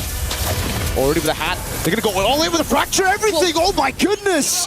together with the shifting skies, bursting through Zulana and Luet like they're nothing. Straight to the turtle, and it's free. Yeah, Zulana, understandably so, but Luet even. Yeah. Barely being able to do anything as the Esmeralda in that scenario. Not even with a sprint. There was just a bit too much slow. Oh. And if it weren't for that flicker, Nika would have been next. Yeah, she got away in time. Sev now looking to capitalize on this early lead. A 1,000 gold lead, 2 kills and a turtle. This is a dream start for Falcons ID. Something that they haven't been able to get throughout MWI, and that means just the one match yesterday. Yes, so that's what you get when you simplify things and make it more easier for your team to just execute the lineup overall. They need not worry about trying to follow a perfect setup or sequence in order to win out on fights. And it's not like they just chose to focus on the fights. They were doing that all the while they were also securing the objective. But Anu, wait. You don't want to go against Violet. She's the one who actually went in on you earlier. Anu has to back away. Violet with the flicker to chase as well. Trying to go for the full stacks. The RWM. Livy is the one who picks up the kill. Now it's Raimundo getting chased down. Wow, okay. They really made sure that Anu would go down at that moment. And now it's Sev taking her own purple buff away from her as well. Oh no, the buff! Yep, greedy invade. Buff didn't get taken. Retri was down, and the falling star moon from Luet was enough to take it. Luckily, Turtle will be spawning in 20 seconds, so they won't lose too much. It's just a bit of that momentum taken away, and Anu, surprisingly, a level ahead. Yeah. He gets a Nolan. Did she actually get the orange buff earlier? She was able to steal it away, right? During that previous, we'll have to... She did. We have to double... Wait. No. I believe she did. Yes, she took the orange buff and then she died, right? Yeah. Could have been what happened here. Luet. Okay. Back in the mid lane, stunned down by the Law and Order. Violet just walking up, and it does seem like right now Mob Psycho is waiting to catch Liv in an ambush. Sev blitz it, as you would expect from the Nolan. Liv there, utilizing the Bargain Hunter really well. Corrosion side already done as Raimundo rotates over, pops in the Glorious Pathway. Living now with a jump as well. That's with the RBM on RBM action. Zulana in the back, gonna be caught by the damage. Rather try coming around Liv with a flicker in. Forces Nika to go back, and now it's Anu in the midst of it all. Chase coming down as well. Anu gets away with a hat trick. Liv gets the gold crab. How is no one taken down in that entire sequence? They were all there. They got flickered away. It was a 5-man rotation even from Aurora just to take that purple buff away from Team Falcon's ID, but nonetheless they get it, and even more as they take down that structure up top. And Anu is just as difficult to catch on this Harley. It's been a tough task for Falcons, and she's been very sneaky with the plays of trying to find trades across the map. That's been happening unknowingly for Team Falcons. So I guess that's how they're actually able to keep this slight advantage, but it's nothing that Falcons can catch up to. They've actually already catched up. Sev's already level 8 as well, and the gold lead's already on their side. It's just so tough to deal with Anu. I mean, for Anu to deal with Violet and Sev, there's so many members that can just walk her down right now. Oh man, Violet, it almost just seems like every time Violet sees Anu, she walks up. Now Nick is trying to zone. Oh no, everybody's just gonna go all in. Glorious Pathway as well, forcing the Wrath of the Drive from Nika. Sev with the kill.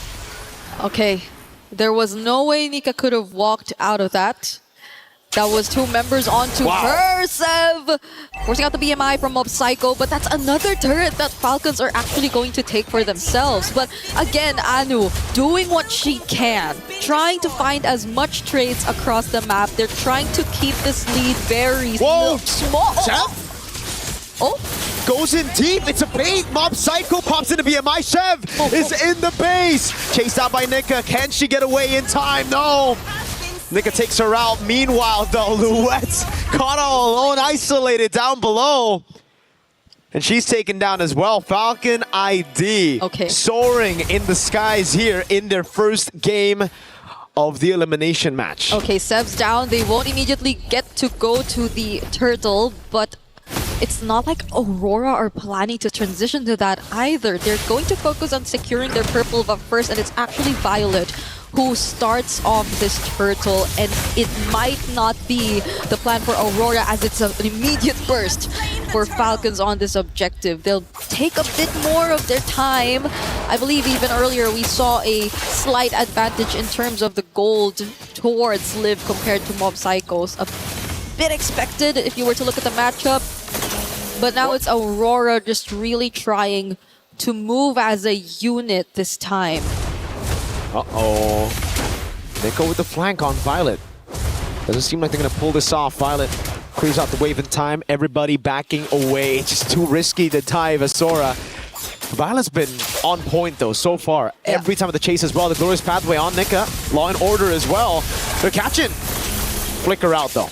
Okay, gonna be alive. They will try to defend this mid turret, but Falcons might want to go for it. Real World already used. Oh, Shifting Skies on 2 brings her back as well. Zelana gets away in time, but has the RWM, now pops it down, but Violence in disguise doing damage. Gets away, there's just no damage. Nika cannot get the flicker, it's down on cooldown. Oh. Rather than try and catches 3, they're gonna go all in, almost a pick. Nika gets away with a sliver of health. Raimundo's still alive too. The deadly magic wasn't enough to actually burst him down, and Falcons ID are able to retreat safely. Imagine being able to force them under even your tier 2, but them still eventually getting away. I mean, everything that Aurora did as a response felt very defensive too either way. Even the clutch pickup on the Real World. Oh, Liv did not. Whoa. Liv did not recall. She didn't. She's gonna have to flicker out of the Falling Star Moon. Big resource spent and nobody here, but Aurora. They don't want to punish even further. They're thinking of ways that Falcons can actually ambush. All this time, it's built up. That's the frustration that's built up. Liv really making the most out of that Bargain Hunter, man. Already 3 item power spike. Flicker down for Liv. Can't catch up with the RWM. Catches Anu. That's a killing spree already. Great taunt by Nika. Oh no, everybody just walks her down though. It's a bit too much for them to handle. Not enough damage to retaliate to that play. And that's the target that they want. Anu finally going down. Moments just before you could have expected a Lord fight between Team Falcons ID and Aurora, which is why this is likely going to be a free objective over to their side once again. And it's something that they could greatly utilize, as Aurora have barely made successful movements enough to take control of the map too. It's always Falcons finding these turrets, and it's always them just forcing Aurora to put down their ultimates and the most... Oh no! Okay! She just got back. Oh my god, Raimundo with the Law and Order trying to catch her. Won't be able to get it down. That's kind of crazy though. Now a siege up top. No Lord just yet. They're gonna crack. Oh, an attempt by Chef down below. Mob Psycho able to react in time with the Blazing Duet and a flicker out. The Lord took a while before it spawned, but going back, it's again Falcons just always forcing out the reactions from Aurora. It's not like Aurora are able to set up anything for themselves, not even with a Wrath of Dryad, not even with a Falling Star Moon. They really have to play counter-engage at this point, considering that they're significantly behind too. Falcons are barely doing anything to take out these outer turrets, and now Aurora have lost all of them. It's only the Holy Shields and the base turrets that are left, and we're only 10 minutes in the game, and they also lose Luette. Complete herself, Violet with the play! Shifting Skies in the back, the Wrath of the Dryad locks him down, but not enough to take anyone out. Falcon want to go for the end. Anu in the mid lane, with the help of the Holy Shield, gets rid of the wave, but there's another wave down below. Now it's Anu and Mob Psycho. That's a wave spawning back in as well. They're gonna go for the instant clear right now as Anu tries to go with the poker trick. Mob Psycho with the BMI and the Blazing Duet. Violet trying to zone in the back, and it will just be Falcons locked in on the crystal to secure game number 1. Violet on this Sora has been insane. Those last minute clutch setups, the Shifting Skies, and her targets have always been on point. If it's not Anu, it's her finding these 2 to 3 man setups that are very much crucial to the team, and that is also one of the biggest things that led them to securing this relatively quick game. It's only been 11 minutes of gameplay that we got to see between Team Falcons and Aurora, and it's looking very grim as they've secured match point and Aurora are on the brink of elimination. They'll have to find and do what it takes in order to equalize the series later on. But look at this setup from Violet. It was crazy. And Violet, that's why I've just been highlighting her all throughout the match. Every time when she sees Anu, she goes in for the damage. When she sees everybody already there and some people just grouping up a bit too close, goes for the cloud form instantly. Violet knows exactly how to use the Sora, and that's why it was prioritized so early on. And now we understand what works for Team Falcons is to simplify everything. And execution-wise, it's not a problem for them. Now let's throw it over to a quick break before we jump into the next game of this series.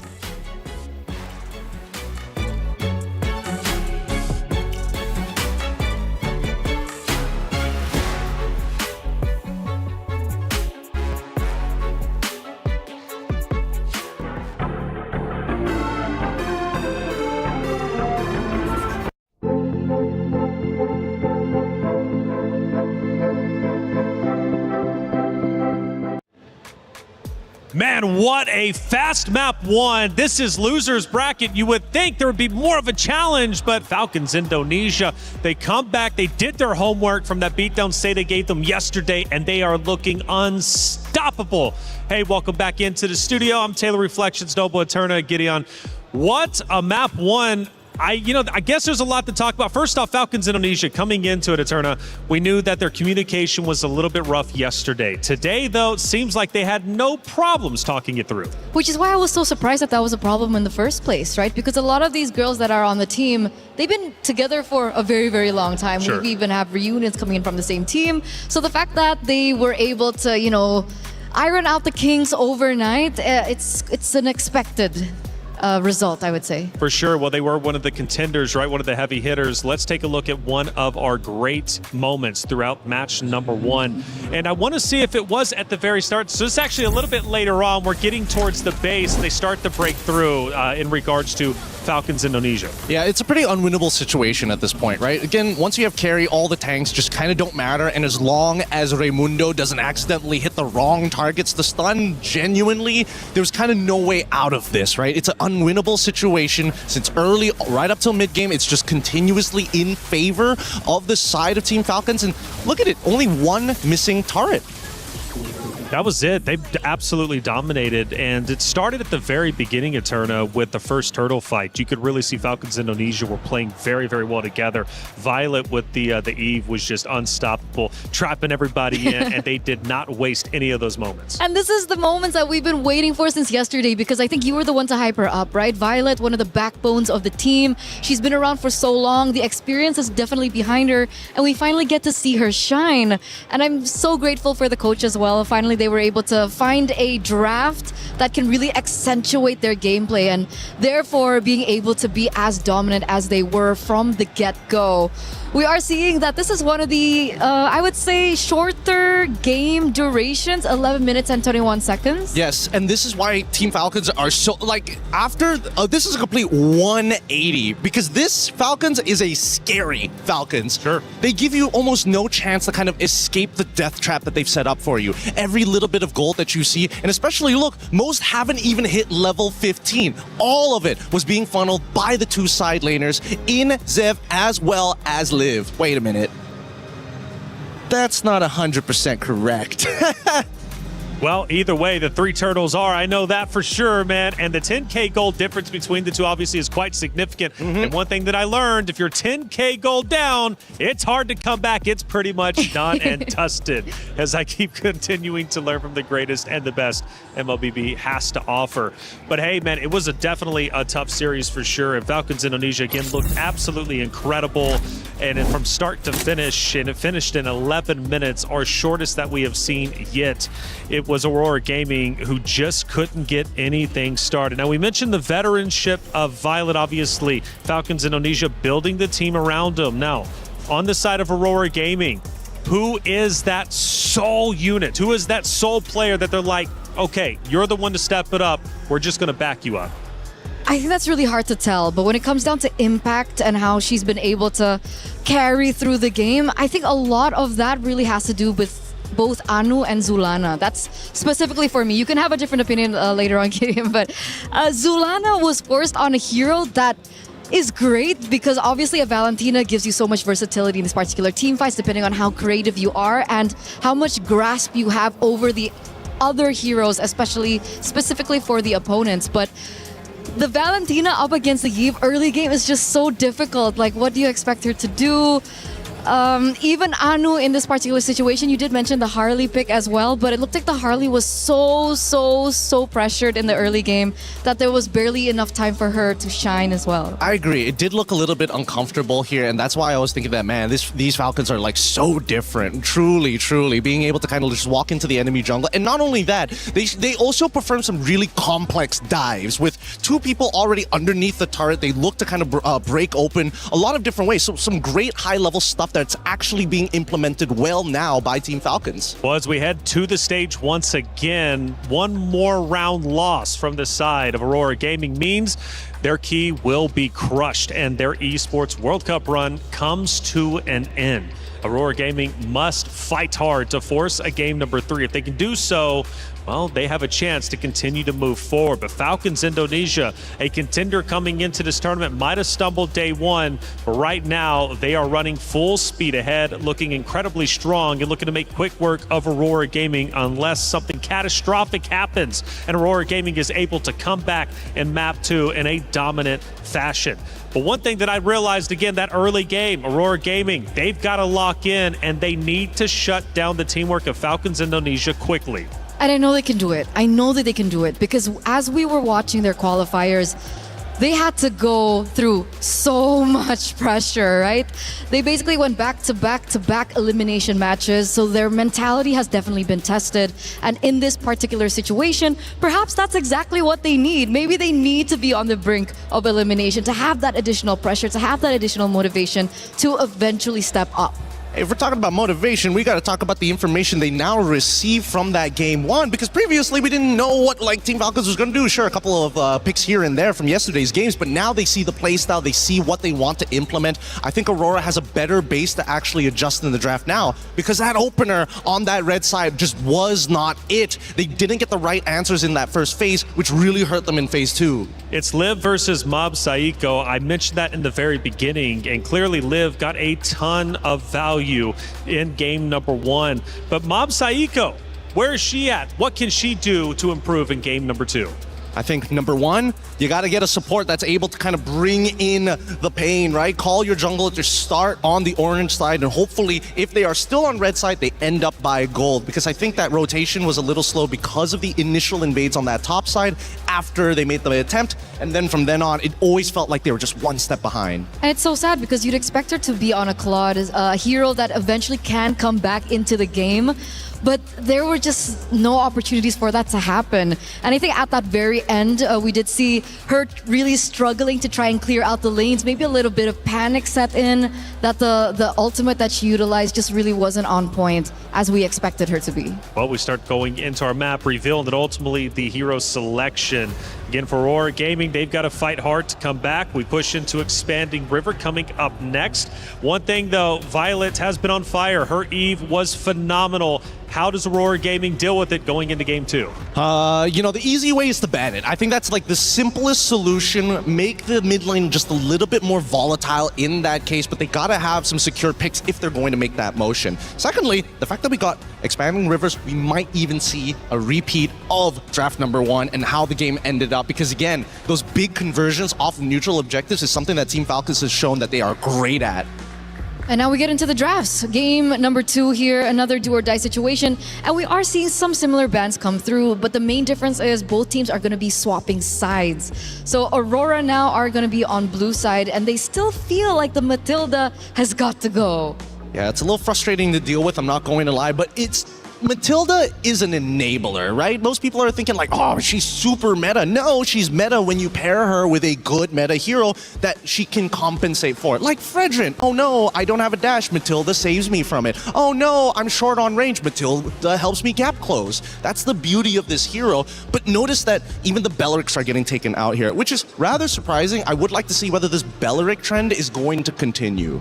I feel like it's another setup, right? I feel like it's another setup. It gives them a little bit more flexibility when they want to start, thinking about what they want to put in the jungle, what they want to put in the EXP lane as well. So Glue as well gets taken out. We saw that Glue was a really tough hit against the more, I would say, vulnerable junglers, like the assassins of the world. Yeah, I wanted to be nice to Glue because he's so cute in the game. What do you mean he's cute? Patrick! Okay, fair enough. Right? I can't argue with that. Okay, but he does get taken out, so it does give a little bit more leeway for Team Falcon's ID to kind of think about it. Freya and Guinevere and the Hirara also gets taken out. Now, do Aurora this time around want to solidify that mid lane? Do they want to pick up the Eve themselves here in the first phase? No, because Marcel is open and they would rather, don't worry about it, because they would rather say, you know what, we take Marcel and we'll let you decide what we get. Oh, are we going to get the Jushin? Are we going to get the Eve? Because no matter what, I think that's going to be the big trade-off here until we see the second half of the bans. We finally get the Marcel though. Yes, finally. I am excited for this one. So what do we usually match up against the Marcel? Because we've always seen the Marcel banned out in the Land of Dawn. Are we thinking about heroes like the Hilda and the Khalid? That's the thing, right? Because there's also the argument of like, if you get the Marcel, should I necessarily take the Valentina so I can steal the Golden Hour, right?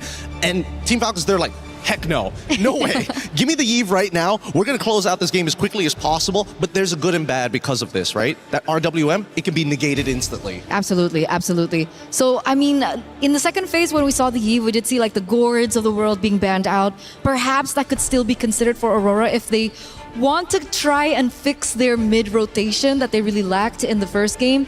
Considerably, though, they do have the Marcel, so it does give them a little bit more flexibility when it comes down to the picks. But the carry early here, again for Falcons. That's a very, again, just a hard read here. Make them feel, make Aurora feel just a little bit uncomfortable, and at the same time, just tell them, you know what? No tanks for you. Yeah. It's limiting. It's limiting. It's about keeping them within the box without actually having the Eve apply it. And at this point in time, would you just focus on picking up the Claude here? Actually, I would, because we saw what happened when it got to the second phase, right? And then, you know what? The direct answers that they had initially gets axed out straight away. Looks like we're going to go on a bit of a pause here. Hopefully, our marshals, of course, best in the world, they're on it straight away. But it looks like the Eve is back.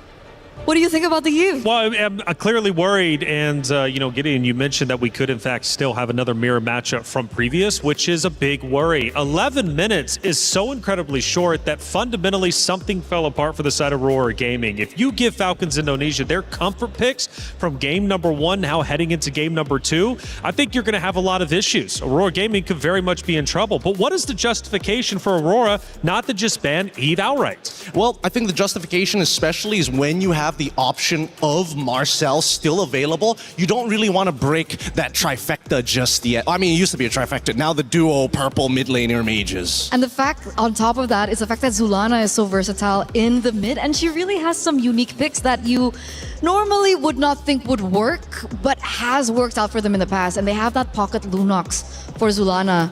So that is also still an option. I know it's kind of weird when it comes down to meta, but again, it's MWI. No, but I think that there is an argument for Lunox. My problem right now is that after seeing game number 1, I thought maybe we got a very clear reflection of what the meta is demanding from us as the player. Hey, you snowball fast, you deny resources, you are going to win this game within the next 10 minutes.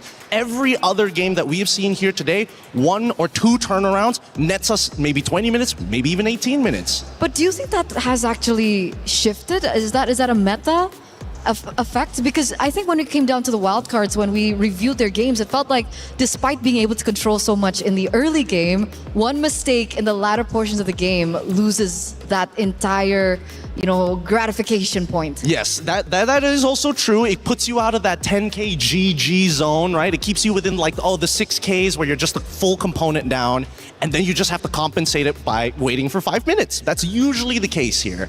Okay. But Esmeralda, though, not picked. She's been an exciting hero that we've been witnessing over the past couple of days.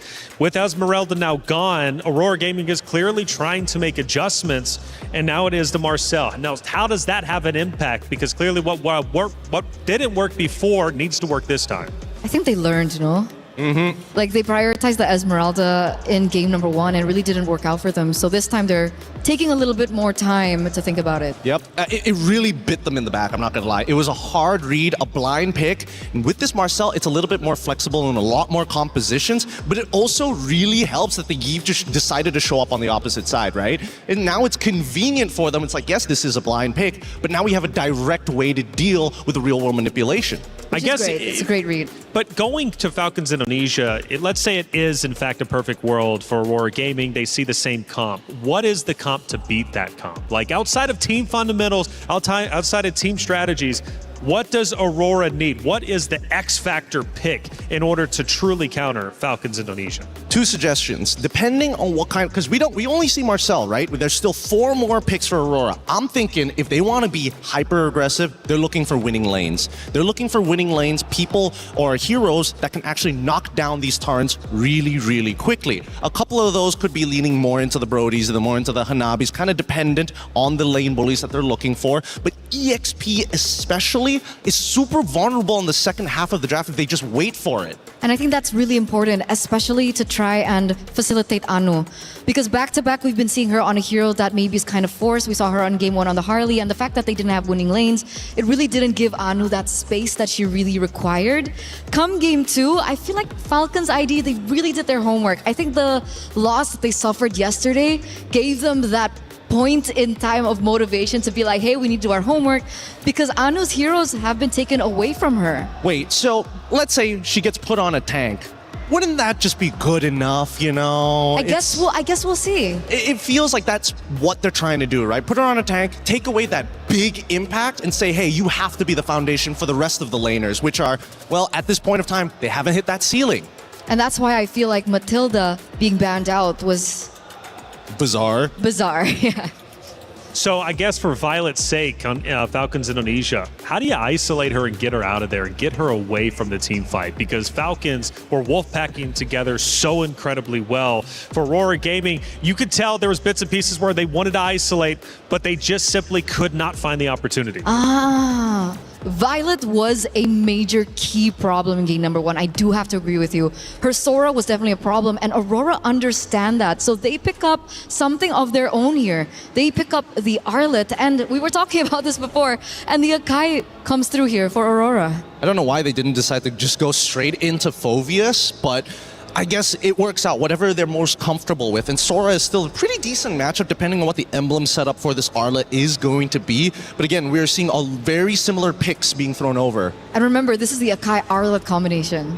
That's kind of disgusting. It's pretty good, I'm not gonna lie. It's still pretty effective. So as long as the Arlet kind of survives that lane, generally speaking, and knowing that it's Sora, it's not that hard. You're not gonna get punished too badly. Which is why I think Team Falcons ID recognize that, right? They don't want to give Arlet the space, so they ban out heroes that are very notorious in the mid lane to kind of counter those rotations. Lilia gets banned out. I think that's a smart pick. The Minotaur gets taken out from Team Falcons as well. Yeah, I'm going to make a hard prediction here. I think after the Minotaur, they might be considering... I don't know if they want to consider getting rid of Atlas here, but at the same time, it's like, because they've got the Akai. They're not really too worried about the big team fights, which is why I'm wondering why they're worried about the Minotaur of all things. I feel like it's a respect ban. Really? In comparison to like, oh, if they get the Cho, and then they can do like a 1-2 combo and play for picks rather than just pure team fights. So far, Nika's only been playing Atlas, Minotaur, and the Belleric. That's a good point. That's a good point. All right. So that means with Gord gone, Lilia gone, it's really just making sure that Aurora can't just naturally wombo combo with each other, but they also do get first pick on red side on the second phase, and this is by far the most important pick. Could be, I would assume they're jungler if we're going based off of track record. Oh wait, no, that was when they were on blue side, actually. So what are they going to go for here? Barras has been banned out. It's a unique ban, I would say, with the Matilda being banned out as well. Yeah, to my knowledge, Raimundo would be the roamer, so I don't know what she thinks she would be rocking. Yeah. Does she want to go Hylos again? I'm thinking that. I'm thinking a way to either counter-engage or enough utility to kind of bail them out of the situation. But first, they're going to go with the Harley. I don't mind this as much, but the big problem with Harley right now is that Arlet will mess you up if you're just a little, a little happy with your tricks. Yeah, that's the problem. That's the problem. There's a very small allowance for error when it comes down to it because of the drafts that we're seeing from Aurora. And that's kind of a good sign, right? We might be seeing our first best of 3, who knows? But, next 2 picks, however. Claude? Oh, Hanabi, right off the cuff here. Okay, Hanabi. What are they going to pair it up with? Because again, when I'm looking at like a team fight composition, I want to see like the traditional styles of setters. And so far, the Akai, sure, you can disperse. Marcel, maybe not. But they get the Valier as counterplay knowing that Atlas is available. I think that's smart. I think that's genius.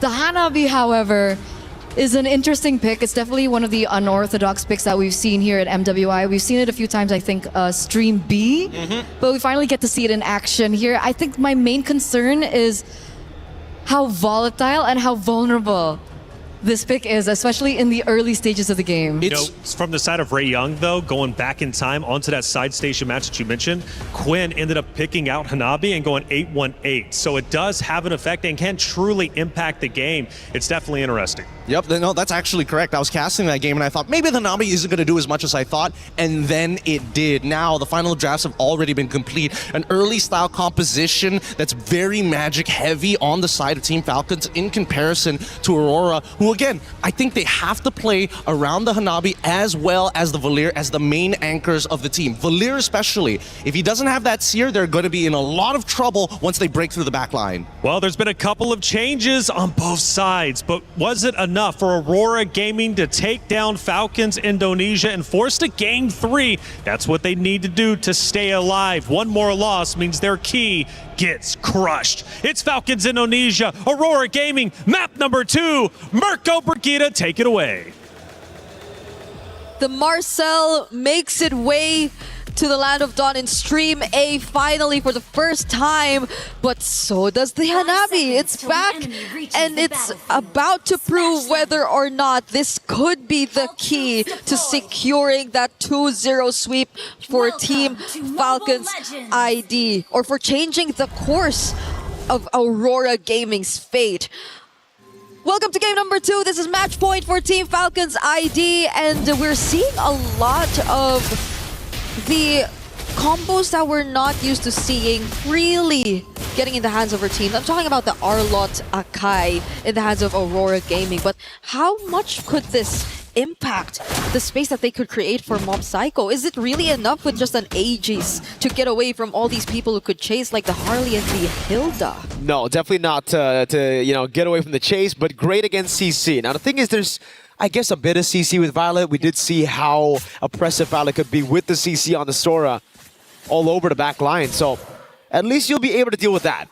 Now, I know the panel also mentioned the Hanabi finding success. It just also got a game win.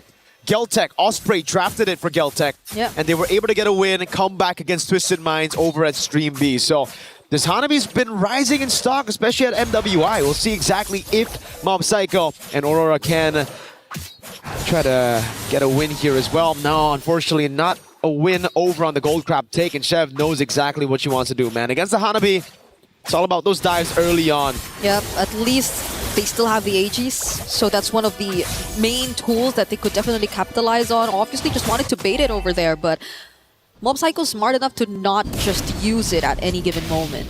Yeah, Nick is gonna have to recall here early on already.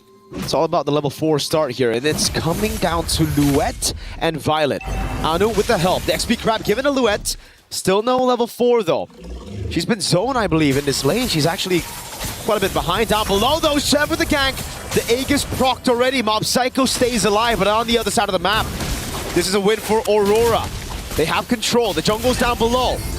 A red tree secures the first neutral objective for Aurora. It's very clear what they wanted at that point. Aurora very confident to go in with the objectives. They knew that they had the upper hand considering the Akai lineup, but on the other hand, Falcons unsuccessful in at least the attempt to take Mob Psycho away from their very own turret. The final slash did not land right there. So far it's been a success for Aurora around the map. There you go. They're gonna go for a Higanbana. Lives caught, but has the flicker. That was 3 ultimates utilized to gank Liv. And she still clears the lane. Yep. Well played. Clears the lane, flickers out the safety, doesn't panic after seeing a heavy spin and two members walk up to her. And now that's just great. Falcons, despite the first turtle, they're still the ones in the lead. I think mainly because of that gank onto Mob Psycho. Liv's just gonna constantly shove. Nika flickers away from the deadly magic. Okay, those are more resources burnt from Aurora rather than Falcons in that instance. It was just a flicker from Liv that we saw used at that moment. And I believe they're really keeping everything in check.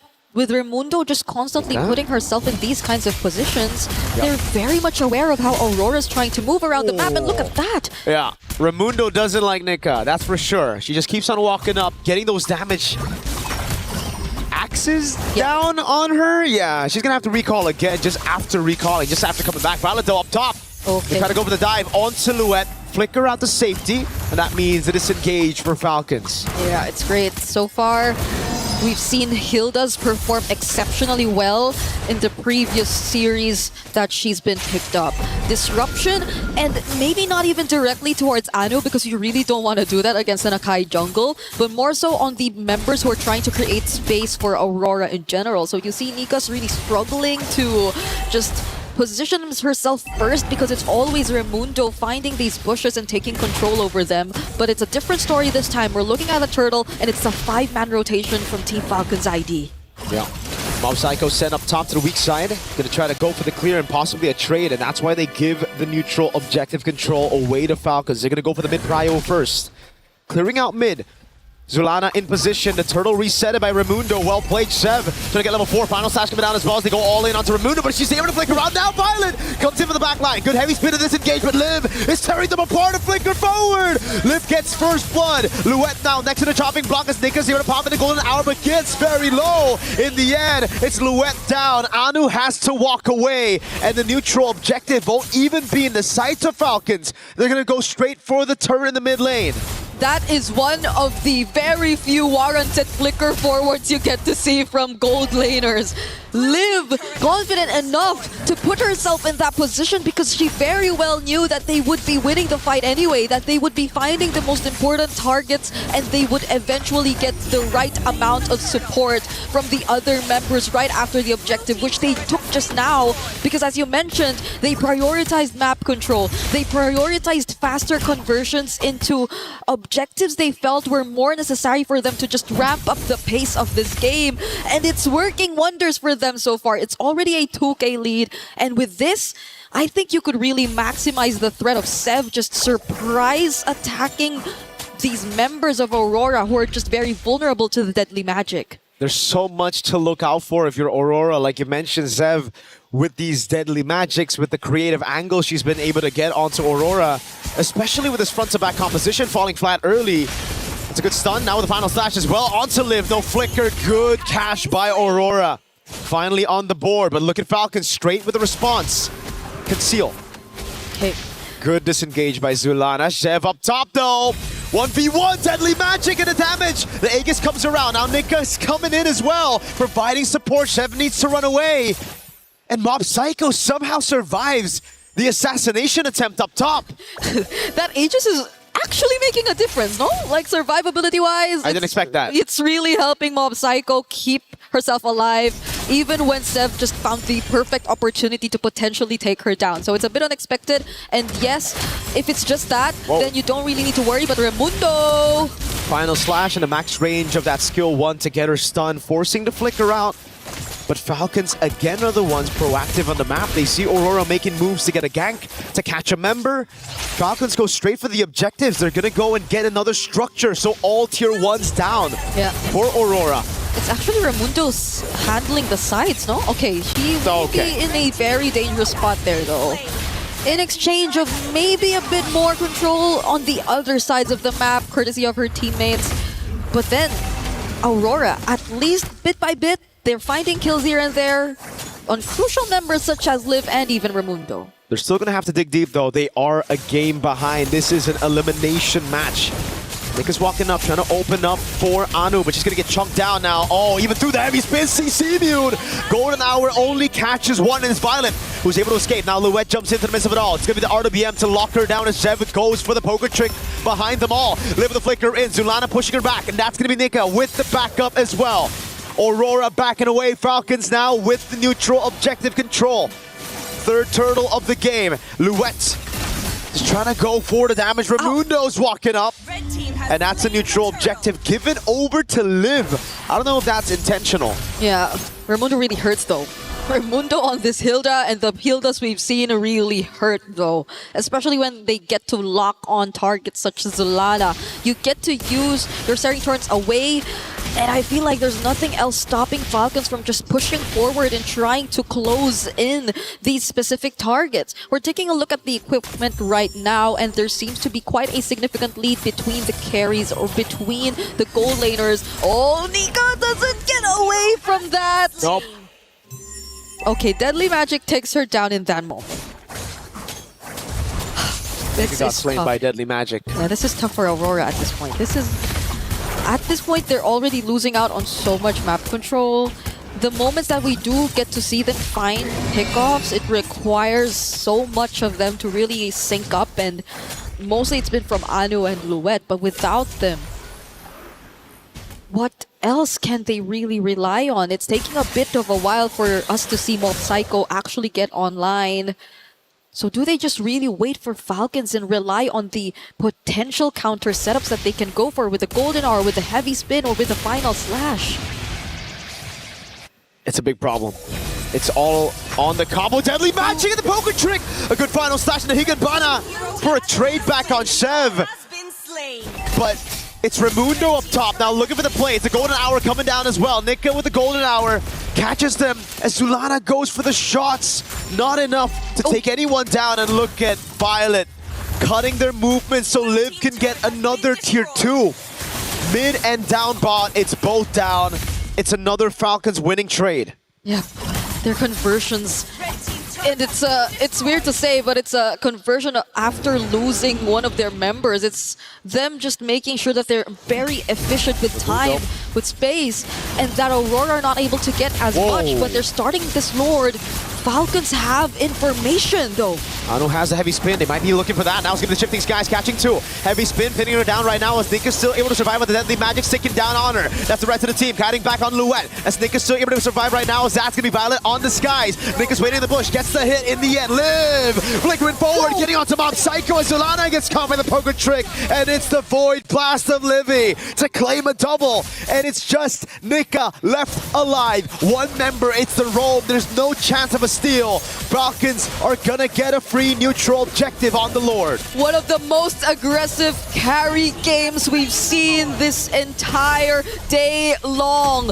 Two flicker forwards which did not put her in danger. Livy and Seb. Oh, Deadly Magic! The fadeaway, Nika gets into the fountain in time. Just barely away from the Deadly Magic. They're gonna be okay for now because there's still a Lord that's about to spawn and that Falcons are looking to utilize to take as much as they can. There are no Holy Shields left in mid, and there's a significant lead that you're looking at between, again, the junglers, and even the gold laners. At least there's additional layers of sustain for Mob Psycho. Also has the Magic Blade, but will that be enough? Falcons are looking to just dive all in. Charge down, Final Slash, only finding Raimundo. The Shifting Skies there, cancelled out with a heavy spin as Raimundo gets pinned down. Violet Comet Higanbana goes into the skies onto Louette. Again, it's Liv looking for those shots. So far, Zuliana's been the one on the board. 2 for 0, but for a base turret as Falcons try to go for more. Yeah. Shoving up top. Livy looking for the zone. Nika walking up, getting the frozen moments. Now Louette with the charge in. Deadly Magic and also the Final Slash, but she's going to get bursted down by the Deadly Magic. Taken out instantly. The wave below is chunking that base turret. The first part of that team fight looked really good for Aurora, but it was a bit too obvious that they wanted more. That Final Slash forcing Falcons under their turrets instead of them willingly trying to go for the more calculated engages made things a bit more favorable for Aurora. But the aftermath, the way that they still tried to push forward despite Seb being there. Whoa. Liv! You mentioned the aggressive carry, but she's just baited 4 members out of the base. Now they go straight onto Mob Psycho with the Deadly Magic. Golden Hour saves her for a bit right now. The Deadly Magic isn't enough to take her down. The photo doing work. They're counting away right now, but it's going to be Violet with the skies. Up top, taking her down. It's Luet against 4, and Chev picks the kill. It's only Zulana and Nika who are assigned to defend this base. They're trying to end it here, but can they? Deadly Magic live with the flicker, the killing spree. Zulana shoving everybody back. She's trying to defend, but at the end of the day, it's Falcons to move to the next phase of this round. And it's unfortunate, but it is the end of the road for Aurora Gaming. They put up a much closer fight.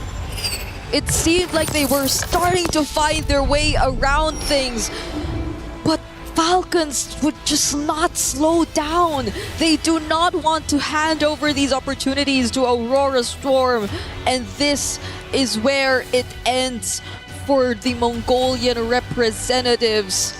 GG, well played to both of these teams, but advancing to the lower bracket semifinals are Team Falcons Vega ID. What a way to redeem themselves after that very unfortunate sweep they've had to go through yesterday against Seda. And who knows, there might be a chance that we get to see them go against each other again, as they will both be fighting in the lower bracket.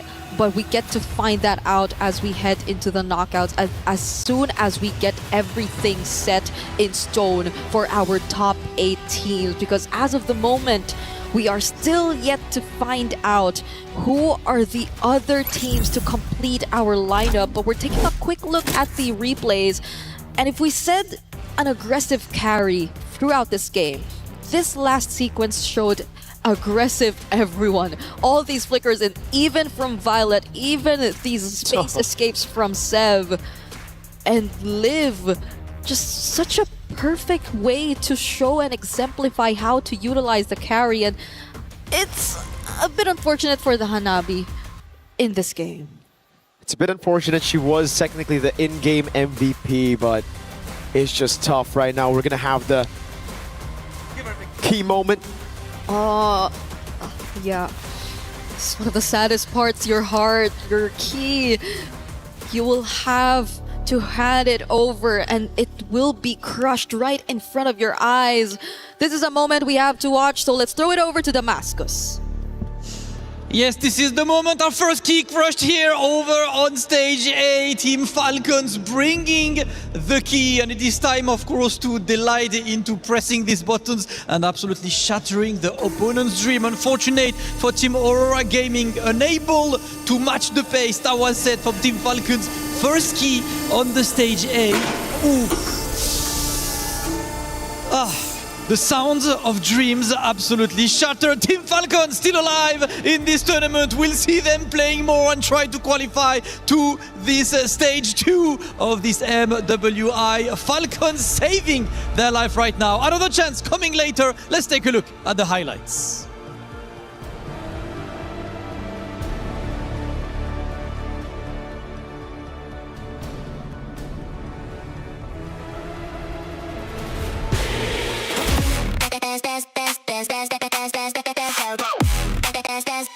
We book Esports World Cup.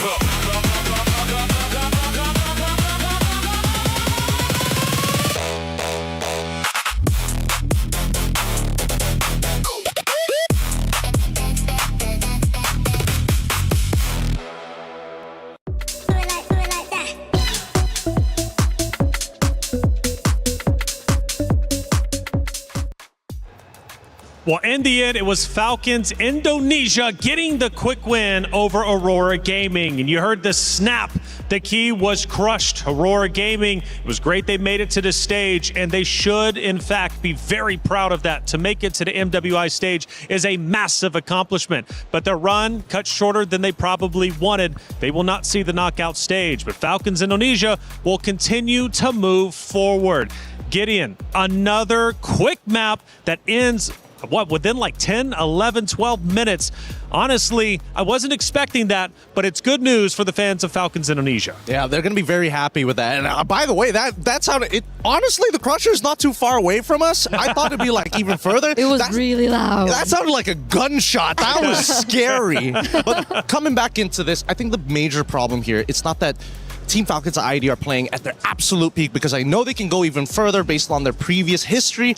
I think, unfortunately, Aurora just did not have the same protocols when they started to fall behind. I think that really hurt them. I think it did too. We mentioned during the hero draft, we might see much of the same. For the most part, we did for Falcons Indonesia, but they did throw in a Harley. Now, I know for you were kind of questioning, was the Harley the right play? Would this open up an opportunity for Aurora Gaming? Well, it looks like it didn't. Here's the thing. I still feel that the jungle is very interesting. Okay.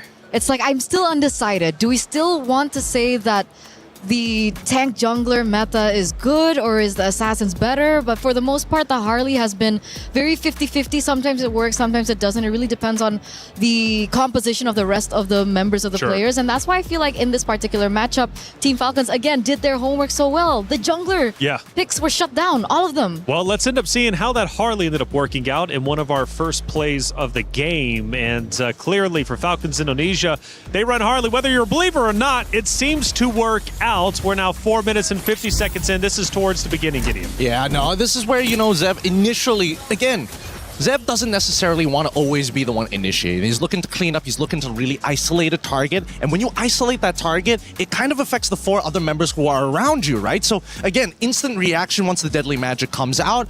Unfortunately, I think that this is where we start to see like the big differences, right? For tanks, it's a lot easier to show your impact by saying, hey, nobody on my team died, compared to an assassin who's like, what's your KDA? Sure. It's a bit rocky, isn't it? Eterna, what are you thinking going into this next clip? Obviously, another great moment as Gideon starts to catch his breath a little bit. Dude is flabbergasted.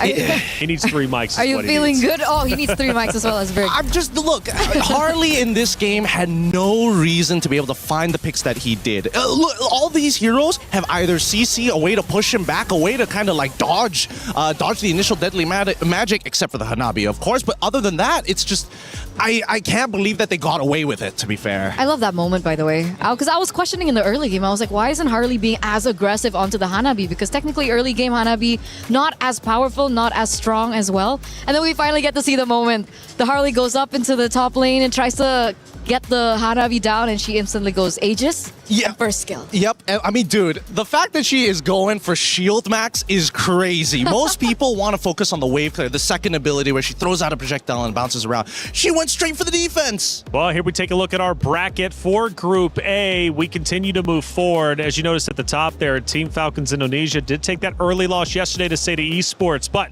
against Aurora Gaming, they get the job done, win 2-0 and push forward. Now for Virtus Pro, big win over on the B stream against Geek Esports. Their next opponent will be Seda Esports. If, let's say, Twisted Minds falls here against Geltech, then there is a possibility of a Twisted Minds and a Team Falcons ID matchup, right? That's right. Jin Zhao was the ex-member of Team Falcons ID, so she's going against her former teammates. Ooh, that could in fact be spicy, and I think I saw Twisted Minds as 1-0 up, if I'm not mistaken. So things start to get dicey over on Stream B. We take a look at Group B, and naturally we look at obviously going down low for Foot Esports. MIBR lost. They're about to face off, of course, with Na'Vi and Falcon Daisies. Now, Falcon Daisies, an incredible team. We actually heard a little bit earlier from you, Eterna, about their game plan coming into today, how they're feeling. But we also have to look at Gen.G Vitality. That's coming up next on this stream. It's a rematch from last year. 2 powerhouse teams. We could very well be getting a bit of a preview of what the grand finals is going to look at. But we do have an interview set up for you from one of our teams from the last matchup on the very stage. Rose, who do we have? Hey guys, Zev here from Team Falcons ID, surviving 1 elimination match today. Zev, how are we feeling? We're feeling pretty good, actually.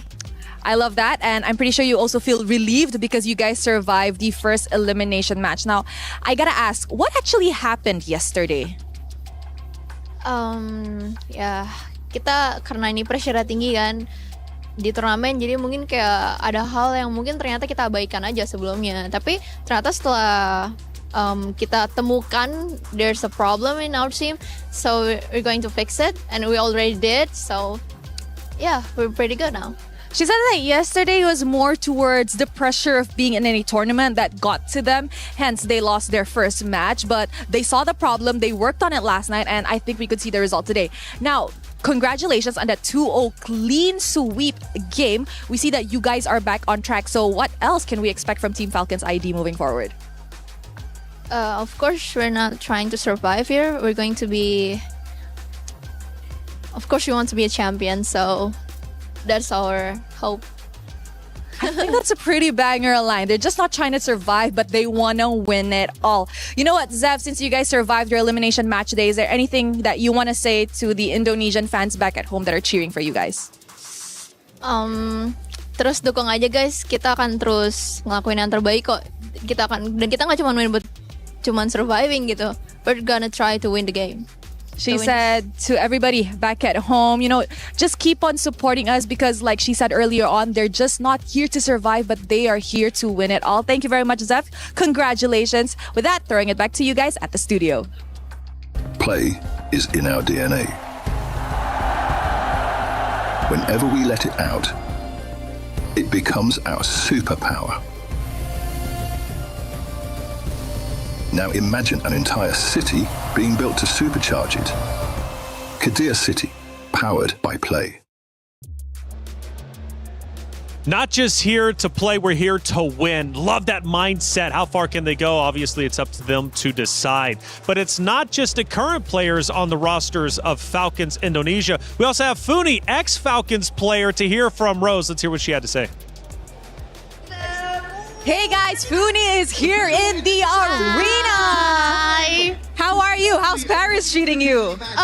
So far, Paris is such a pretty country, and the people here are so humble, right? Oh, they're so nice. I agree. So yeah, nice. whenever I enter everywhere, people are like, bonjour. Bonjour, merci. Yes. So, Funi, let's talk a little bit about the game. What happened to Team Falcons ID yesterday? Because that was a shocking loss.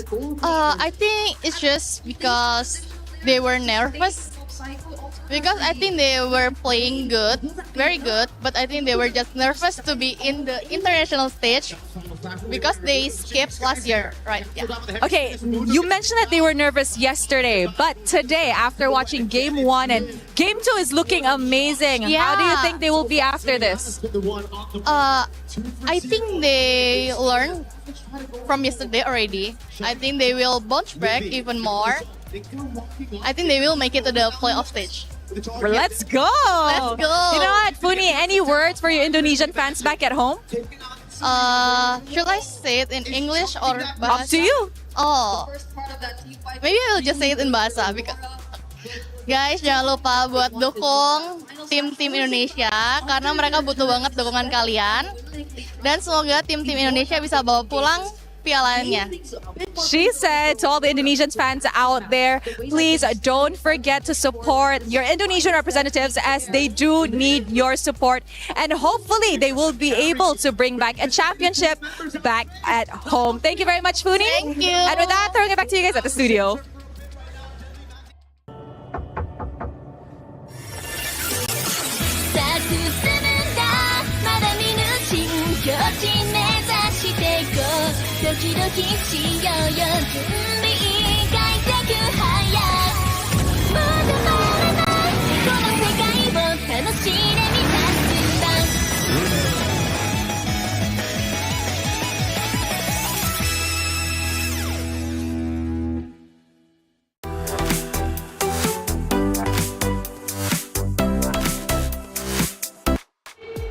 It's time for another match, and this one means a lot. It's a repeat from Grand Finals of MWI just last year. It's Gen G versus Vitality, the rematch. Revenge or repeat? The winners punch their ticket to the knockout stage once again. For the other, the loser, they have to drop down, protect their key, and try and survive, much like Falcons Indonesia just did moments ago. Let's talk about it. Not only is it should be Vitality versus Gen G, it's Vivian versus Ashley. The mother of tanks conversation. Who's it going to be? Honestly, I'm not so certain, but we need to hear from Ashley before we head into the matchup. Hey guys, right now we are with Cindy and Ashley, and I just know this match is about to be hot. So girls, how are we doing today? I'm good. I'm great. Now, what do we think about this matchup, honestly? Because it's a grand finals rematch from last year. This time it's not grand finals yet, right? So you excited? Yeah. What about you? Maybe the result will be the same as last year. Ooh, now she said that because if we look back to last year, the results were a 4-0 in favor to Team Vitality. Ashley, come on. What do we got here? What do you think is going to happen today? 2-0? 2-1? I think it might be the same result flipped. Oh, you think you're going to win this year? 2-0, clean sweep. Why are we so confident going up against Vitality? I think that's for them to find out. I mean, that's impossible though. That's impossible? No, not happening in a million years. Yes. Now, Cindy, she's being a little spicy. Is there anything you want to say to Ashley before the match starts? Well, maybe I saw some Minotaur, 2 games. We might ban that. You saw Minotaur what? 2 games. 2 Of you games. playing Minotaur. Yeah, what about it? We might ban that. Oh, I think that's okay. your only hero. It's fine.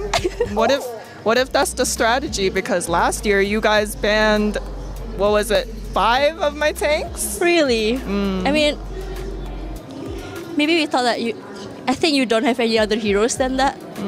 Or is it a respect ban? No, it's just that we were bored. Okay, let's see. Ooh, you know what? Let's keep this heat in the land of dawn. Thank you, girls. Let's show it back to you guys at the studio.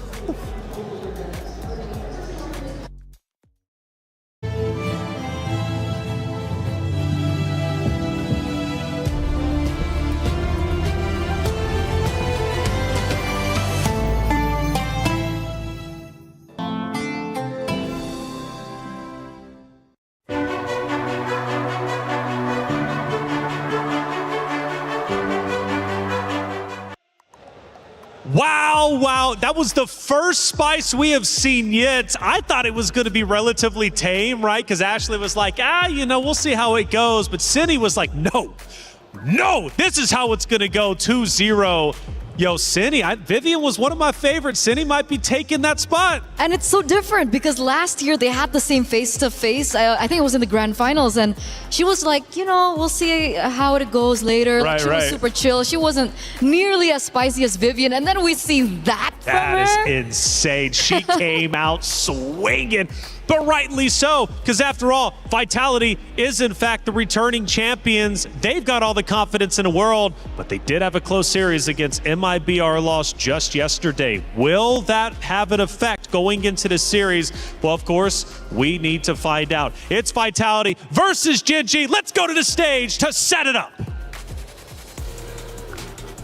Ladies and gentlemen, it is time for Gen.G versus Team Vitality. And ladies and gentlemen, oh yeah, you hear that energy, and with good reason, because this is a run back from last year's grand finals. Of course, Team Vitality last year did not even drop a game against anyone in the event, but Gen.G is here to show that they've learned a lot and that this year will be different.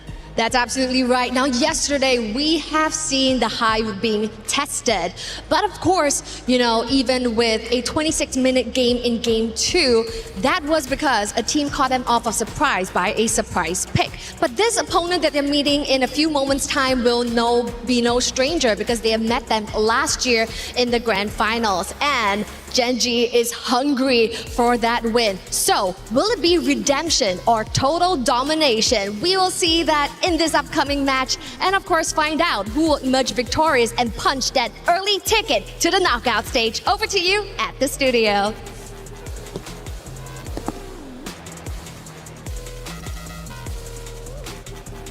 Ooh, it's spicy indeed. The stage is set. The players are ready to go toe-to-toe with each other. Once again, the history runs deep. It's rich. It's Vitality versus Gen.G. And as we look at our map reveal, we're heading in to Broken Walls. Now, Gideon, Cindy specifically called out Ashley, aka on the other side of Genji, and said, your hero selection pick, well, it's a bit weak. We don't believe in you, and we think we got you. Well, I mean, if they want to commit to 5 tank bans, 5 support bans, by all means, go for it. We've seen too many times where there has bitten somebody in the behind. And I think right now, it's less about what tanks are you going to get and what's the best composition you can achieve here. Because I'm looking at the side laners who are going to make the difference in this game. I agree. But there's definitely a warranted feeling as to why they're being so focused on Ashley.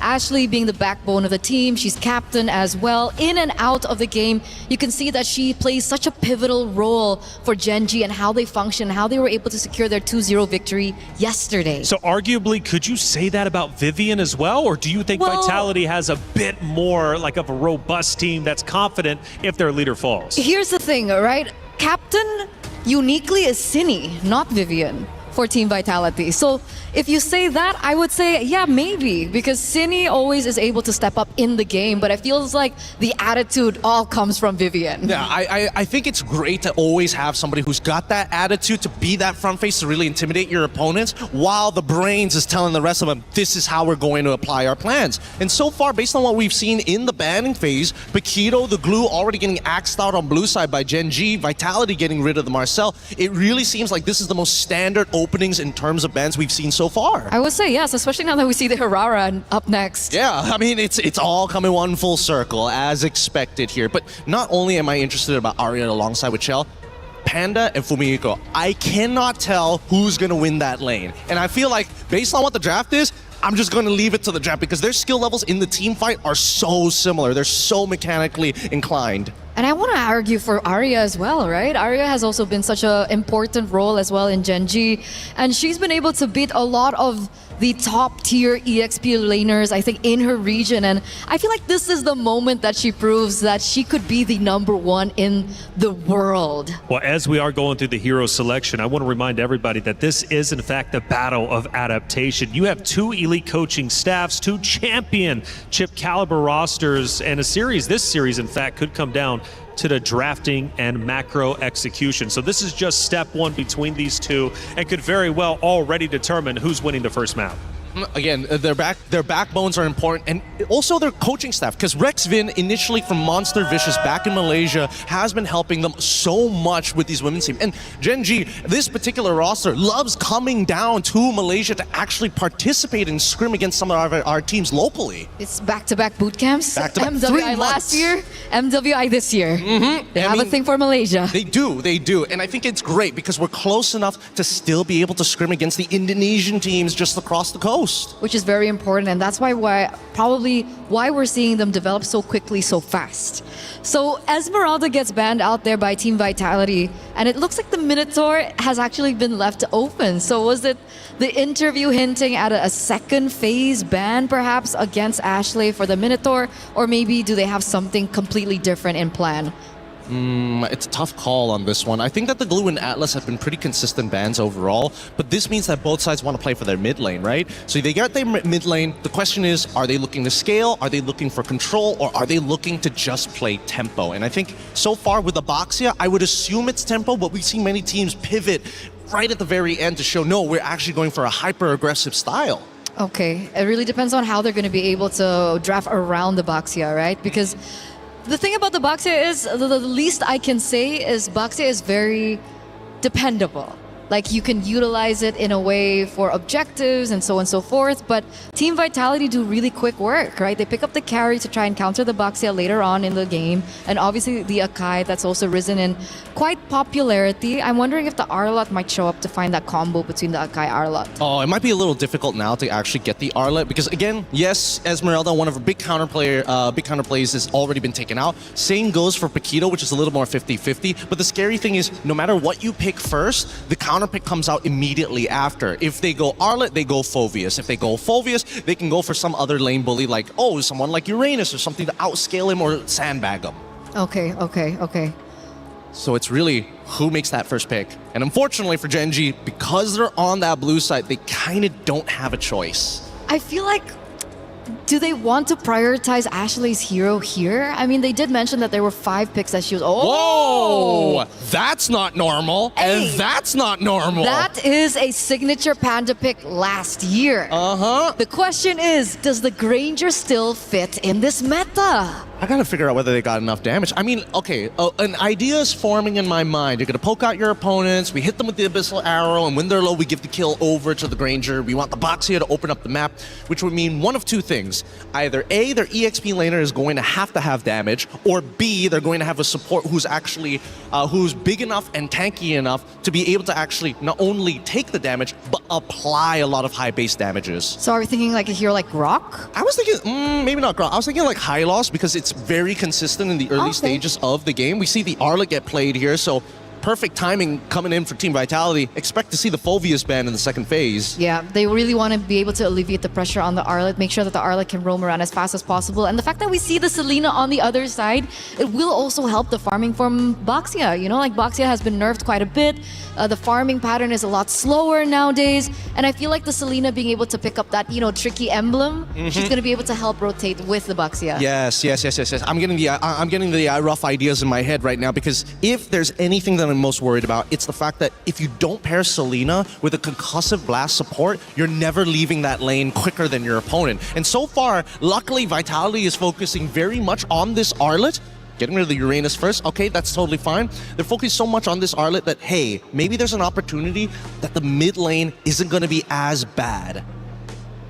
Because all the options are still up and available. They're up and available. Right, Give is still open. If they want to go Jushin against the Boxia, they can also go for something of a similar route as well.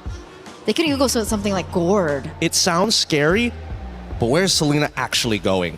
We don't know. It could still be played as a support. No way. I mean, hey, right now, the biggest thing in the game is the fact that we don't have vision, and what does Selena provide? Hey, traps that give you vision. Is it really an Ashley pick? Ashley's been so, you know, synonymous with heroes that are, you know, big setters, finding opportunities, you know, like not a single target type of hero. Hey, maybe she's trying to look for a new moniker. It could be the possibility. But well, let's not forget, during the interview, we did ask, do you still want to take that title of Mother of Tanks? And she says, well, this year I might be trying for something else. Could be the... Oh, I got to come up with a good one here. Nah, I don't have something that's good yet. It's all terrible. I'll workshop it in just a little bit. But this second phase, Fulvius is wide open here. I feel like baits are being thrown out by both sides with these bans. What happens if they pick up the Fulvius? I mean, Arlet's not gonna have a good time. Like, I don't know what Arlet's supposed to do in that lane. He walks up, he just dies. So what was the bait from Vitality though? Well, the fact is, they're already banning out things. For an example, they're already getting rid of the Uranus. They're also getting rid of the Freya. Again, both of these heroes, you would have expected the Freya at least to show up a little bit earlier. But now, since Gen G didn't have the opportunity to lock in their EXP, it made so much more sense to just get rid of the axe out the Scalers, because their composition just doesn't have enough damage. Okay. I was about to say, do Gen G want to pick up the Cho? But they're the ones that actually banned the Cho out. So now it all comes down to this. Red 4, usually the money pick here for Team Vitality. They could lean into their support first if necessary, just to kind of make sure they guarantee themselves a mid laner that absolutely destroys the whole composition, or just keep it simple. And I personally think that keeping it simple might just be Jushin rather than the Eve. I like keeping things simple and I want to keep it that way, but I do want to watch out for the fact that the Akai could still be flexed. Just highly unlikely, so, well, but I mean, it still can be done for Vitality. I mean, if we're thinking that way, technically Arlet could be flexed as well. I mean, it's been many years since we've seen Arlet roam, but hey, I'm not putting it out there. And it's not flex. And it's not a flex. Phew. We see the Beleric come through, so that is going to be given over to the Mother of Tanks. Now for Gen G, well, I guess they're anticipating that, you know, the Selena will have to go dive in to do the damage, and then the Box is also a very short-range hero. They go and opt for something for, like, the Beleric. Honestly, I don't know why the Selena was picked up so early on. I would have imagined that this was like a last two picks type of scenario, surprise your opponents, you know? Because what is the value of Selena if not for landing the abyssal arrows. If you don't hit the arrows, it's kind of like a dead hero. That's why I thought it was to aid Baxia in the rotations. Yeah, I thought that's the early games, but then what happens to the mid game, After, right? yeah. Selena kind of loses its power in the later stages of the game, but like you mentioned, the Phoveus being a good lane up against the Arlet, the Phoveus does show up here, and then the Gord comes to play. That means the Selena is the roamer. Not too Ashley's on the surprised. Selena. Yep. So again, she's looking for some headshots here. This is going to be real cool to watch because again, it's highly mechanical. You hit an arrow, they have to die. And Granger right now is going to be their main win condition if they get the Sky Piercer. Looking on Vitality's side, they see that Gord. It's a problem. I don't think they have the correct answers to it right now. Okay, so what do they need? Well, I guess they can't answer it because we're only waiting for the last pick for Shell, no? And I think that unfortunately, there's no way you can go for like a scaling style of mid laner. Could we go Claude? I mean, no, sorry. For mid lane. Yeve, Farsa? maybe Farsa. Outrange? Both of them are susceptible to this Selena. Kagura. Something lane dominant, something to say, you know what? We'll figure out a way. This is diving so deep into the archives of Team Vitality. I think it was even under a different org at the time that we saw the Kagura for this team. Well, I don't know about you, Taylor, but do you prefer the arrows from the side of Genji or the umbrella from Team Vitality? Gotta go with the arrows. Come on, you want the damage. This is the matchup we've been waiting for. The crowd has showed up. The Vitality fans are going crazy. Gen.G fans, let's also get loud because this is a rematch of the Grand Finals from last year. The one we've been waiting all day for. Let's get it started. Brigida, Athena, take it away. And that's exactly why the arena feels so electric. It's a matchup we're all looking forward to see. And it's Gen.G versus Vitality. The rematch, the storylines, they're all falling into place. But only this can determine what would be the next for these two teams now that they see and meet each other again. It's a Selena for Ashley. It's something that really took us by surprise. And I know it's a bit 50-50, a very mechanical hero, but I can't help but think it's also just Gen.G's way of speeding things up for the Baksha and making sure that it's not left behind in terms of farming, because that's one of the biggest adjustments we've seen happen to this hero. Especially if you've reviewed some of Vitality's earlier games yesterday. So Gen.G learned their lesson, and it's quite a bit of a refreshing thing to see onto Ashley's hand as well. It's going to be raining arrows here, but let's see if Shinny, or C rather, could dodge all of that with her umbrellas. Now, talking about Sayori as well, with a Gord pick coming in clutch here, she wouldn't have a hard time clearing up the lanes, and most likely here for Vitality, they need to find a way to somehow set up the tempo here on through the early game. And that's exactly what they compensated for, right? The fact that they might have lacked wave clear and faster rotations, but Arya... Okay, being punished this early. Flicker already activated. Rui with a counter punch. Vivian and the rest will just disengage. It's Vitality with the discipline and clean disengages against Gen.G. And the fast rotations from Gen.G as well, so you just really couldn't go in for the full commit. It feels a bit too dangerous to do so. So fortunately, they're keeping everything in check. They're not too behind as well in terms of speed and farming.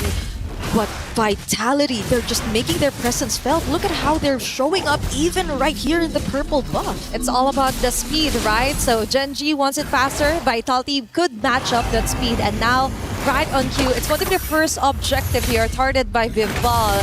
And it looks like for Vitality, they have quite a good position here just to try and prevent Gen.G from ever actually taking this neutral objective. I mean, it's pretty tough for Gen.G if they want to contest. This is an Arlot Akayu in an objective fight, but yet they still decide to rotate towards the turtle. But can they find trades down? Okay, the arrow will hit in onto Fumi Echo. Rowe on a tight spot.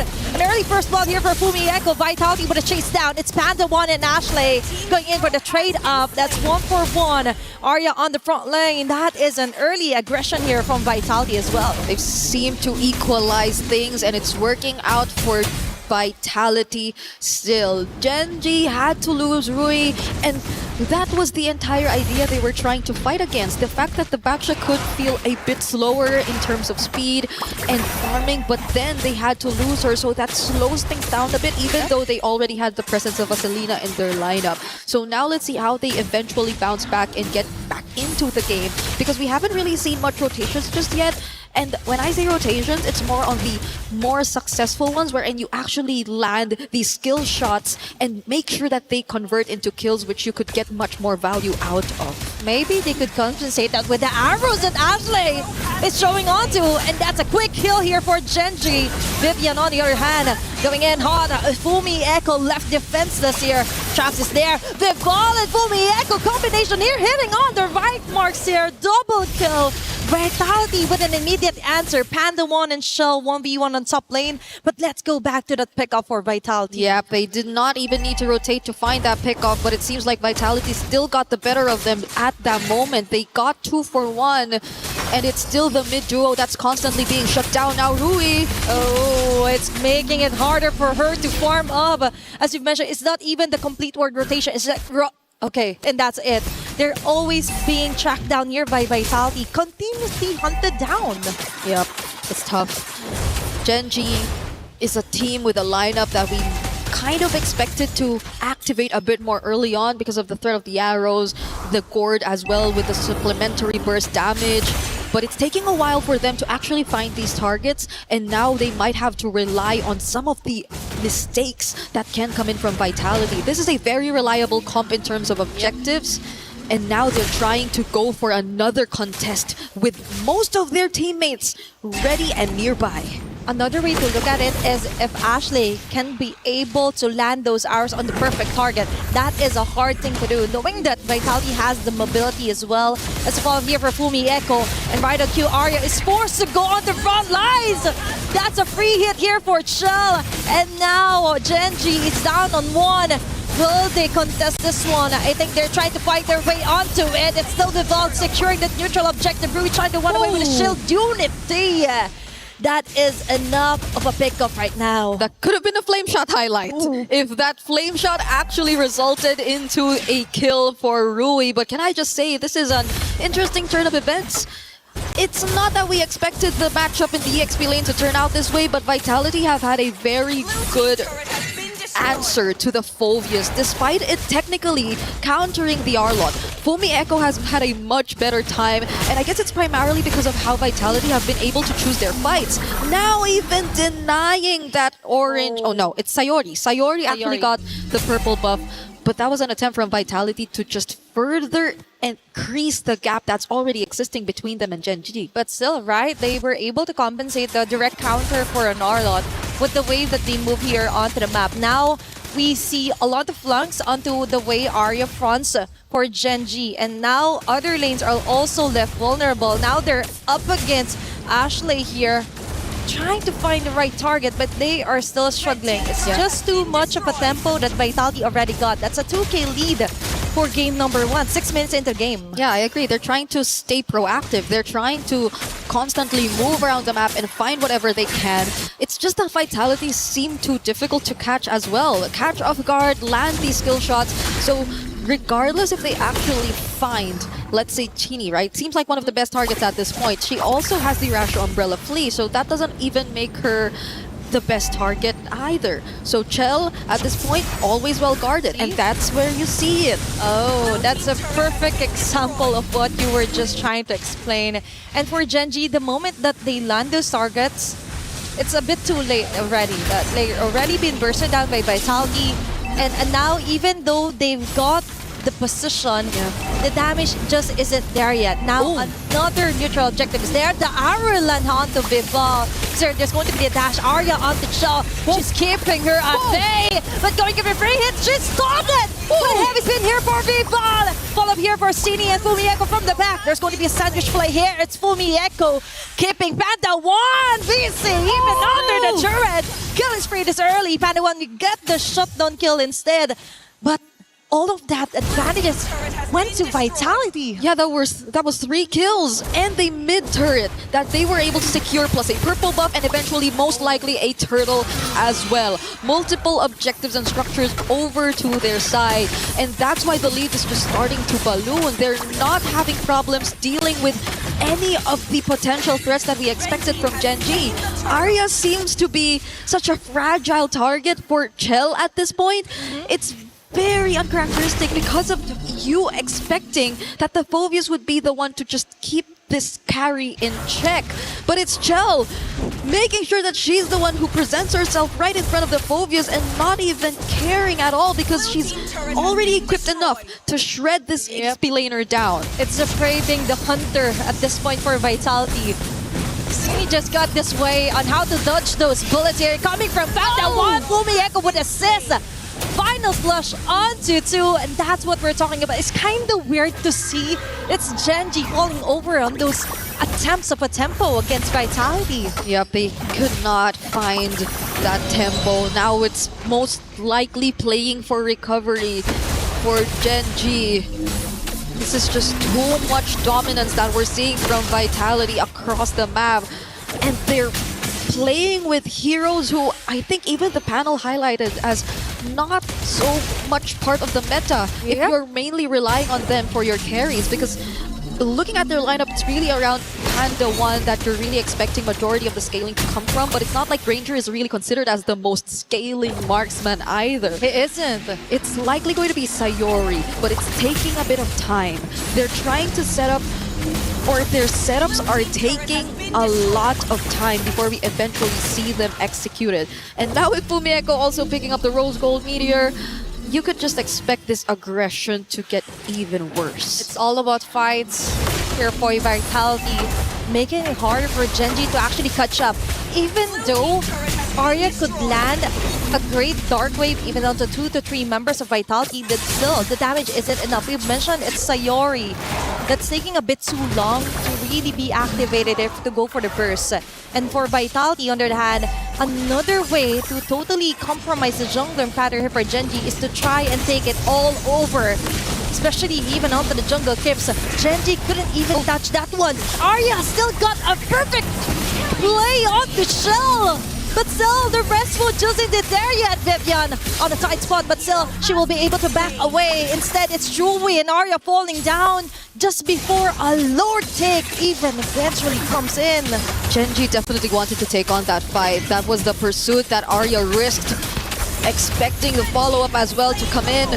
But the pin down with the heavy spin just made it difficult for Gen G to even push forward because they already lost Arya. And it's a tough task for her and Rui at the same time. They're the ones who have to get in first. They're the ones who have to set up. Yep. But every single time they attempt to, it seems that Vitality are not even afraid. They're not rattled by the least because they already have Chell, who's currently 8.9k in gold, already completed the Trinity and is on the verge of completing her items. Whereas if you take a look at Panda, yes, she already has the Hunter Strike and the Malefic Roar, but this Sky Piercer, you have to wait until you actually get the value out of it. There's so much catching up that Gen G actually need to do, and we're approaching the 12-minute mark. Fortunately, still have some of their holy shields intact, but they're on the verge of losing a bunch of their base turrets too. Yep. Time definitely is not on their side here for Gen G. You have to keep those stacks rolling in for Panda if you want to survive this task, this tedious task that Vitality is trying to do. Both inhibitor turrets here onto the mid and onto the bottom side is being targeted here by Vitality. We fall yet again with a heavy spin. It's Arya falling down. The front runner here for Gen G is easily picked off, and now it's left for Ashley to land those arrows. But a flame shot kill here from Cini will seal the deal.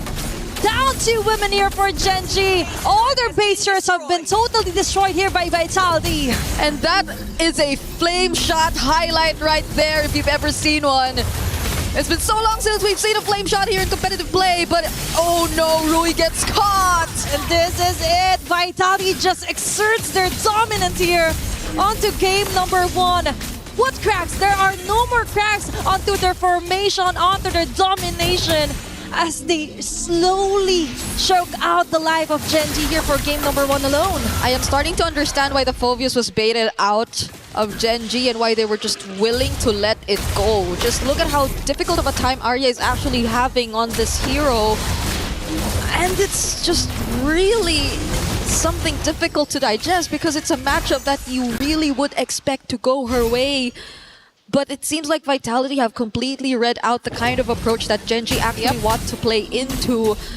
They pretty much let them play the early that they want in terms of speeding up the farm, but other than that, they are not landing any of these skill shots. They are not able to maximize the early threat and presence of a double mage mid duo that they actually decided to field here in this game, and they're just taking it step by step because we're 12 seconds away until the next objective spawns, and with an 11k gold lead, this was mentioned by our panel earlier, it's very difficult to find a way around this kind of situation. That is just too much to handle for Genji. Plus, considering that 3 of their supposedly damage leaders is linear. They're on a straight arrow, they hit or they miss. But most of the time, it's a miss.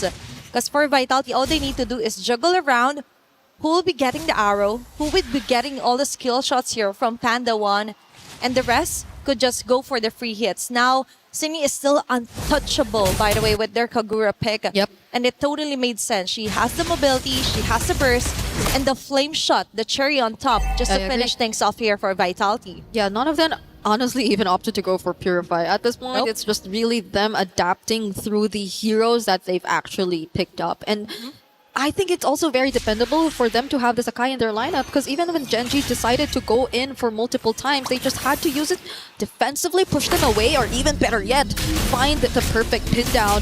But this is a Lord Siege incoming for Team Vitality. Let's see if it ends here. Oh, another fight that's just connecting onto 2 members. Panda already down. Fumi Echo taking out Arya from the process here from Genji Esports. Is Shell locking in onto the tower. An easy game 1 win for Vitality. They had zero plans of letting Genji extend that game any further. And Team Vitality are 1 step closer in securing their knockout spot. Genji decided to field a draft that required a certain level of execution in order to work.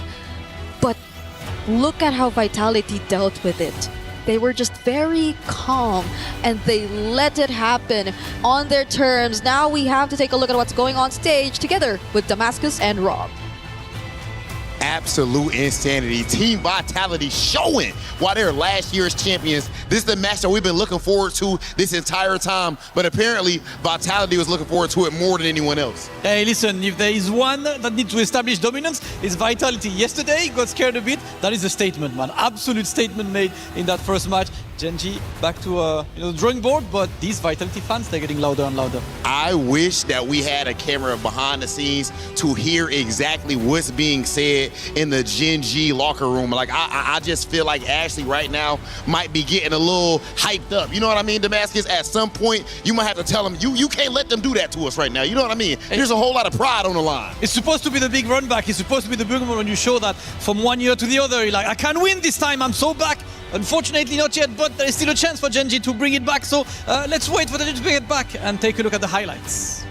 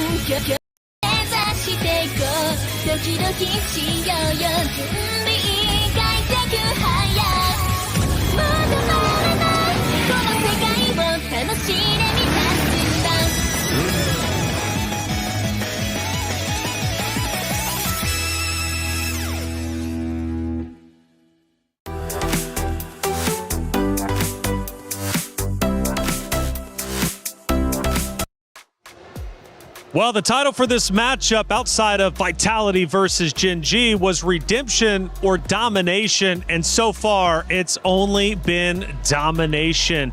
My goodness, that was bad. Gen G's got to go back to the drawing board. They really do. What the biggest gold lead we have seen as of yet. Before we really start breaking things down, however, let's look at some big moments throughout game number 1, starting with our first big moment, of course, and this is most likely going to show Vitality starting to snowball. We're 10 minutes in and already you could see that gold lead get in. Yeah, I mean, the big thing, we already talked about it, was the fact that, like, once you have this Selena, what do you do with it if you're not dominating, right? And that's the problem. When you're playing from behind on things that require a Sky Piercer, Granger in particular, not exactly the greatest against tanks until that Sky Piercer reaches a certain point, and Selena must hit the arrow. You saw it every single time the arrow missed. Guess what happens? Vitality pushes the advantage further and further. Yeah, the question was arrows, umbrella, which one do you prefer? Well, we got our answer throughout game number 1. And Turner, let's take a look at our second moment of game number 1, and probably getting towards the tail end here, and it might be close to the winning moment. We're now 11 minutes in. The gold lead now is well over 10K, and we're starting to enter the base. It was almost a 12,000 gold lead at this point in time. And the thing is about the Selena, it's very difficult for her to try and go for the defense on the defense, right? She needs to have a little bit more say when it comes down to map control for her to really get the shots down. And in this particular position, it's very predictable where the arrows are going to go, so it's easy to dodge. And then you see the synergy of composition between Vival as well as Fumi Echo. And technically, they do still have Panda and Sayori to try and clear, because they do have that, but at the end of the day, the firepower really wasn't there, and it was so difficult, I think, for Gen G at this stage in time. It seems to be the case, and I really want to pick your guys' brains about the hero selection as we watch the final moments again from map number 1. The hero selection clearly did not go too well. Before we get too deep into that conversation, though, we got our team comms from Team Vitality during the winning moments. Let's go guys.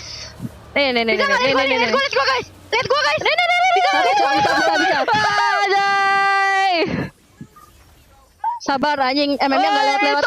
Mitnya anjing. Guard-nya flicker. 920 guard. MM-nya nggak lewat-lewat anjing. Flicker coy, itu mereka berdua anjing. Body was built to move. Not trapped at a desk in one singular posture for 12 hours a day. It's time your chair evolved. This is Secret Lab Titan Evo.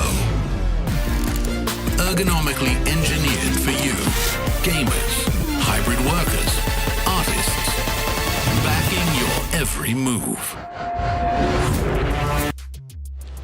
Man, there it is. They sounded very excited for Team Vitality, and rightly so, because when they get pumped up and energetic, you know they're playing an all cylinder. Not too much. I think not enough potentially. Okay, hey, look, Vitality looking good, and I tell you what, we've had coverage all day long. We've had Stream A, we've had Stream B, and we got our co-streamers as well covering all the action. Let's bring Rain in and have a little discussion. Rain, what's going on, man? How you liking the stream so far? How you liking the tournament? So far so good, guys. I'm having fun here. I think this is the most prestigious tournament so far, and I'm really excited to see quality from the rest of the players. Coach Rain, you talk about quality gameplay. You have, you've taught some of these women before. You've coached a women's team before. I'm curious from your perspective on this current game. Was that just both sides just trying to flex on each other? Why was it necessary to show both Kagura and Selena in this matchup? I think it's a battle of, how do I say that? A battle of the drafter. Battle between the mastermind for both teams. They high pick the Selena, and they expect that the Selena can be flex pick, but somehow Vitality can read the pick, and also they use Kagura to deny God and also Selena at duo mid. So that Kagura pick actually for me is really brilliant, man. Brilliant indeed. Yeah, really brilliant. I know that you have like again, Malaysian to Malaysian here. We know that Rexvin is up on that stage. I know that you guys have had, a bit of a relationship. But what do you think about Cassius at this point? Do you think that Rexvin has what it takes to outsmart him this time in game number 2? Or are you thinking maybe there's something else that they got to be worried about? Oh, surely. I do believe in Braxvin. I trust him. I've been work with him before during SEA Games, and I know that he can actually draft the best composition for the players. So, I think they will bring this game to Game 3. Well, Coach Rain, thank you so much for the insight, and thank you so much for all the work you're doing behind the scenes supporting the MWI. Like you said, it's the most prestigious tournament, and I got to agree with you. It's been a fun day for sure, but let's keep breaking down that map number 1 between Vitality and Gen G. We got some stats to show on the screen for you all to look at, and obviously we're focused on the gold. It was one of the biggest gold leads, but what else can we see from the stats?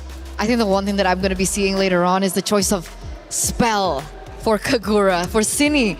We haven't seen the flame shot in so long. I think the max we usually see it is like in our ranked games. And suddenly it comes to play here on a competitive level. It really shows how confident I think Cine is on the Kagura. Yeah, no, I agree. I think that this is definitely in Cine's pocket pick for a very, very long time. And as Rain mentioned, it is the perfect answer in this case. So again, yes, a little disrespectful. Could have gone for the Purified just in case you get hit by 2 CCs. But I think that the flame shot has already kind of, stung Ashley a little bit. That's 2 times getting last hit by a max range flame shot.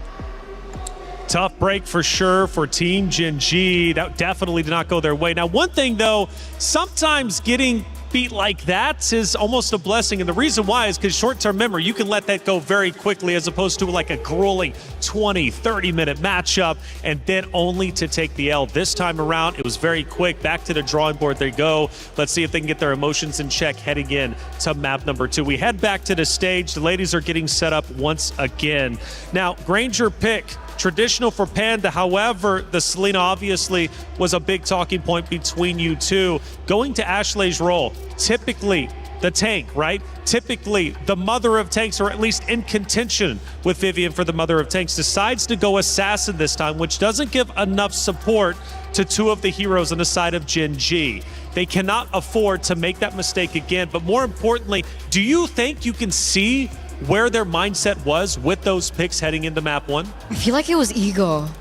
I'm going to say it here. I think it was ego. I think after that interview that they had with Cine and Ashley, and Cine was like, you know what, your hero pool's a little bit limited. Maybe you can only play the Minotaur. And Ashley was like, no, I think I have something else. And that's why it was prioritized so early. But Coach Rain did mention that I think it should have been a flex pick as well, but they were forced into a position to take the gamble. They took the gamble, it didn't work out, it's okay, go back to the drawing board and maybe go back to what made them strong in the first place. So do you think there's anything though, like any justification outside of ego, whereas like this could have worked, or was it just too quick, too soon? Here's what I think. I think that they had a great day of scrims, and Selena was part of that lineup. I think that might have given them the idea that maybe this is it. This is the pick that's going to, shake things up here and make sure that we can't get our mid trio targeted as hard as they did last year. I'm of an opinion that it could have worked had the gold lane been different, or had the mid laner have been different, because Gordon Granger, I feel, alongside the Selena, was a little bit too greedy for my taste. Obviously, there are certain scenarios where it would work, but in that particular moment, the Granger really needed to snowball. It was very difficult for him to get to that point, and I feel like the Selena just really wasn't the pick to help accentuate it, because they were going for like a front to back kind of comp. Yeah, they were, but at the same time, you got to give it a Vitality, right? They played the laning phase really, really well, and just before Gen G were about to kind of like get over the top of the mountain, on top of the peak, unfortunately, there was already a rotation to reinforce those weak points of the map. So I think that at least from Vitality side, really great adaptation, and I think that's what really coined them the game on top of the draft. And going right back to you, Gideon, one of the things you said during the hero draft was that Vitality didn't have a true answer for the gold lane. I was waiting at least to be a little bit worried for that, but based off of game number 1, clearly they did. Yep, it seems overall, I would have said that at least with that many tanks and with that many frontliners, initially Granger should be able to get something done in the carry lane. However, what I didn't expect was the way that the team comp actually plays once we get past closer towards the 7th to 8th minute of the game. When mid-tier 1 broke, I think that's when the game completely was over for Gen G, right? You have no way to kind of control the side lanes, no way to kind of rotate safely, and that's when Selena loses a lot of her value. That River of No Man Land, Selena wants to be all over there, invade even into enemy territory. How much do you think the history of this roster between Gen G and Vitality is playing in the mindset specifically of Gen G in this matchup? Because you mentioned ego, and it very well could have been. Cindy might have went into that interview looking to play mind games, and it might have paid off. So Eterna, I'm right there with you in your ballpark. But how much do you think Gen G right now is thinking, man, Vitality, they beat us last year. A lot of history here. We've yet to take them down. In fact, Vitality didn't drop a series, from last year's MWI. How much do you think that is affecting Gen G in this moment? I think it's a lot, but I think it's more so for Team Vitality. Because now they're the ones who have the target on their backs. If, let's say, Gen G lose this, it's an expected loss. Everyone will be like, yeah, okay, try next time. It happened last time as well. But let's say Team Vitality lose this. Now that is going to hurt Team Vitality a lot. And Sure. I think that is what's making them put in a position where they're the ones that has something to lose. Which would make map number 3 very interesting if Gen G does answer back and ties it up. But until then, it seems like Vitality, regardless of the target on their back, are selling through the competitors in the competition, and they remain as confident as they've ever been, not only in the interviews, but also on stage and even in our team comms. We start our pick and bans, and again, the story will once again be told, and this time around, I hope Gen G did their homework. I hope they did. At the same time, I agree with you, Eterna. If Vitality somehow drop this, especially when they are currently on match point, that's definitely going to hurt the mentality coming in. But it's always harder to defend the title than it is to chase for it. And I still think that Gen G have something up their sleeves. However, come down to the picks and bans, we're already seeing good adjustments here. Vitality is taking whatever they learned from the previous game and now applying it on the blue side. Yeah, they have the carry banned out, they have the Phobias banned out, they have the Jushin even banned out. And it's signaling, what is it signaling? Do they want to go for an early pick assassin now that the Hirara is available? Do they want to take that risk? Well, let's give it a moment here, right? Because it's kind of up to Gen G. And Vitality is asking the question, oh, please give me the Hirara. That would be really fun to play. And if Gen G allows it, then sure. But if not, I still think that there are better openers right now so far in the pool. Okay. It goes back down to this final one. And I mean, it goes and brings me back to Vivian's interview. Oh. When she was like, you know, everyone please do your best because I don't want to get sleepy. What is that attitude? Honestly, I did a little bit of content with Vivian for the club championships. I can't wait for that to start coming out because, man, she's putting people to sleep, dude. I'm telling you, she's got some banger lines in there. But now that we have the first half of the bans already done, Atlas immediately gone out of the question at this point of time. It seems a little strange. Most people like to hold the Atlas up, especially if Zushin is already banned out. But I think they just don't want to let it go. Are they contesting a different pick, perhaps? If we take a look at the first game, I think the Esmeralda and the Glue were heroes that were also banned out. Do the defending champions want to go and prioritize the Esmeralda here instead? Well, I think if they don't pick it up, it's probably going to fall into the hands of Gen G. And so far, Hirara is going to be the first pick here by Team Vitality. I like it. It already tells you, hey, we've got a quote-unquote setter, a dodger, an assassin, but most importantly, somebody who can progress the game and accelerate it at a ridiculous rate. Absolutely. Hirara pick, it's quite exciting to see because I don't think we've seen Vival go on her signature assassins for so long. I think the last time we saw it was maybe one or a couple years ago. Too long. It's been too long. It's been too long. And her being on the hands of a Hirara, she has such a high ceiling as a player, and I really want to see that come into play. GG though, how do they respond to this? I'm thinking, you know, the traditional stuff, right? You're already looking for, maybe hold your mid laner until the very end, get the Esmeralda for Arya at this point of time, because so far we haven't really seen any team say, you know what, I am willing to sacrifice a little bit of team fight power to win this lane against the Esme. They also pick up the Boxia, great pickup from Gen G, making sure they're covering their bases in terms of counter picks. I like how we're seeing Esmeralda and the Baxia on the same side. Because usually when we see the Esmeralda, we do see that the Baxia is kind of a counterpick towards it. But they're really, strengthening what they didn't really have in that first game is they have a really good front guard. Now, I'm expecting some really heavy hitters later on, perhaps, the Gord again, if they want to go for that type of thing, despite it being a little bit more risky right now, as we do see the Hirara on the other side. Vitality, do they want to go ahead and pick up their gold laner? Now that the carry's been banned out, they can go ahead and pick up something like the Claude. Very smart. They go for the glue instead. I like that. And they go for the Claude on top of it. I was thinking whether or not they wanted to show Yve within this first phase. If it was not Yve, it was definitely something plus glue.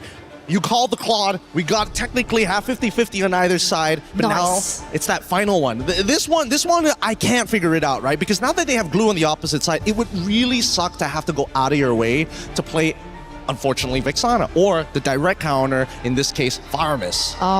You saw the Faramis yesterday. It didn't really work out. That's what I'm saying, dude. And then it forces your team to get close together, and Hirara was like, all right, if you're going to get real close together. Which is kind of bad, and especially like Claude, Alt, AoE as well. Because I was thinking they could still pick up the Faramis, and then they ban out the Valentina, but I think the Lilia is still the better option. Because in this particular stage, it doesn't feel like there's any space for the Yve, considering you're up against both the Hirara as well as the Claude. I feel like the Lilia was the safest pick. Yeah, I agree. And not to mention that this second half, I'm hoping that Gen G are the ones getting rid of this Yve, because Yve is kind of the only thing that kind of like keeps Gen G's current composition in place. Like, yes, you are worried that Esmeralda walks up to you, but I'm thinking that maybe Team Vitality, the fact that they left it open, they have to have something in store, right? I agree. I think the Yve would be very detrimental to the success of the Esmeralda as well. I know she has, faster cooldowns and she could rotate a lot quicker, but it's still a very risky play to want to play within the box of the Yve or the real world manipulation. So yeah, the Yve goes out. Yve is down. I'm thinking whether Gen G is considering leaving the Valentina open, even though we don't see many big ults on the side of Team Vitality. And that's the thing, those last two picks I think has to be the either big initiator alongside with the glue, because glue can technically be flexed into the EXP. Not the greatest matchup into the Esmeralda, but at least you won't die. That's true. I feel like Fumi Echo would like something a little bit more flashy though. Give me the Lapu. Yeah, she's been so, flashy with her Lapu. There's so much attitude as well in her gameplay. I do want to see that maybe come to light once again. I think the hero that I was really thinking about for Gen G to kind of ban out in the second phase alongside the Yve would also be the Valier. Valier up against the Esmeralda, I think it would be a problem for the Esmeralda alongside the Baxia, but I don't know if they want to go full both bans onto Cine. I would like to agree with you if I knew for sure that glue was going as a support. And that's the thing, right? No matter what, even if you have terrible mid lane matchups, your support makes such a difference in the 2v2 dynamic that it helps you say, you know what? If you take Concussive Blast, we clear this wave, let's just minimize how much damage we take. That's the way. It's Valier. Called it. It's just I'm in disbelief. You don't very often get these correct, but when you do, it's so accurate that there's no argument to it. It feels good. I feel like an analyst today. You get it now, right? You get why Wolf does this all the time. It's so satisfying. It's great. Wolf, clip that while you're at it. Now, Bruno, I think this is a little strange. Why go and look to get rid of a marksman bully in the Bruno? Because I have no logic to this. This just feels like either Cassius knows for a fact that Panda just does not want to get back onto the Granger again, or oh man, what could they possibly do? Irithel already out. Man, no more crit style marksmans. So what do we have left? We've seen Clint as well a few times here and there. Technically, the Clint is a lane bully as well if you want to play the early game. You're right. Unless GG really want to go back onto the Granger. I don't think Granger is going to be used, especially since you already see Glue who can just absorb. Oh, never mind. Take it back. Never mind. They're going straight for Comfort here. Now, hey, I have nothing wrong with Comfort, because if they win that game, nobody's going to question them about the logic. But this means that they really need a very, very reliable roamer. Yeah. Okay, she needs to be able to clear fast, rotate fast as well, in order to help facilitate the snowball potential for the Granger.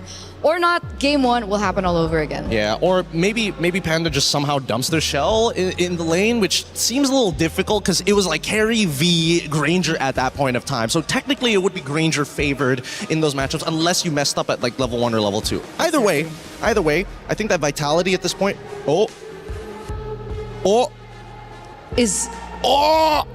This is a statement. This is a statement. Are we expecting Glue then now to go to the EXP lane? No, Glue is going to be your support. Alice is going to be in the EXP because at least for Alice, she doesn't generate shields. And you know what this means? What does it mean? This means that Cindy, in her interview earlier with Ashley, was talking about like the picks, and now she's the one on the Selena.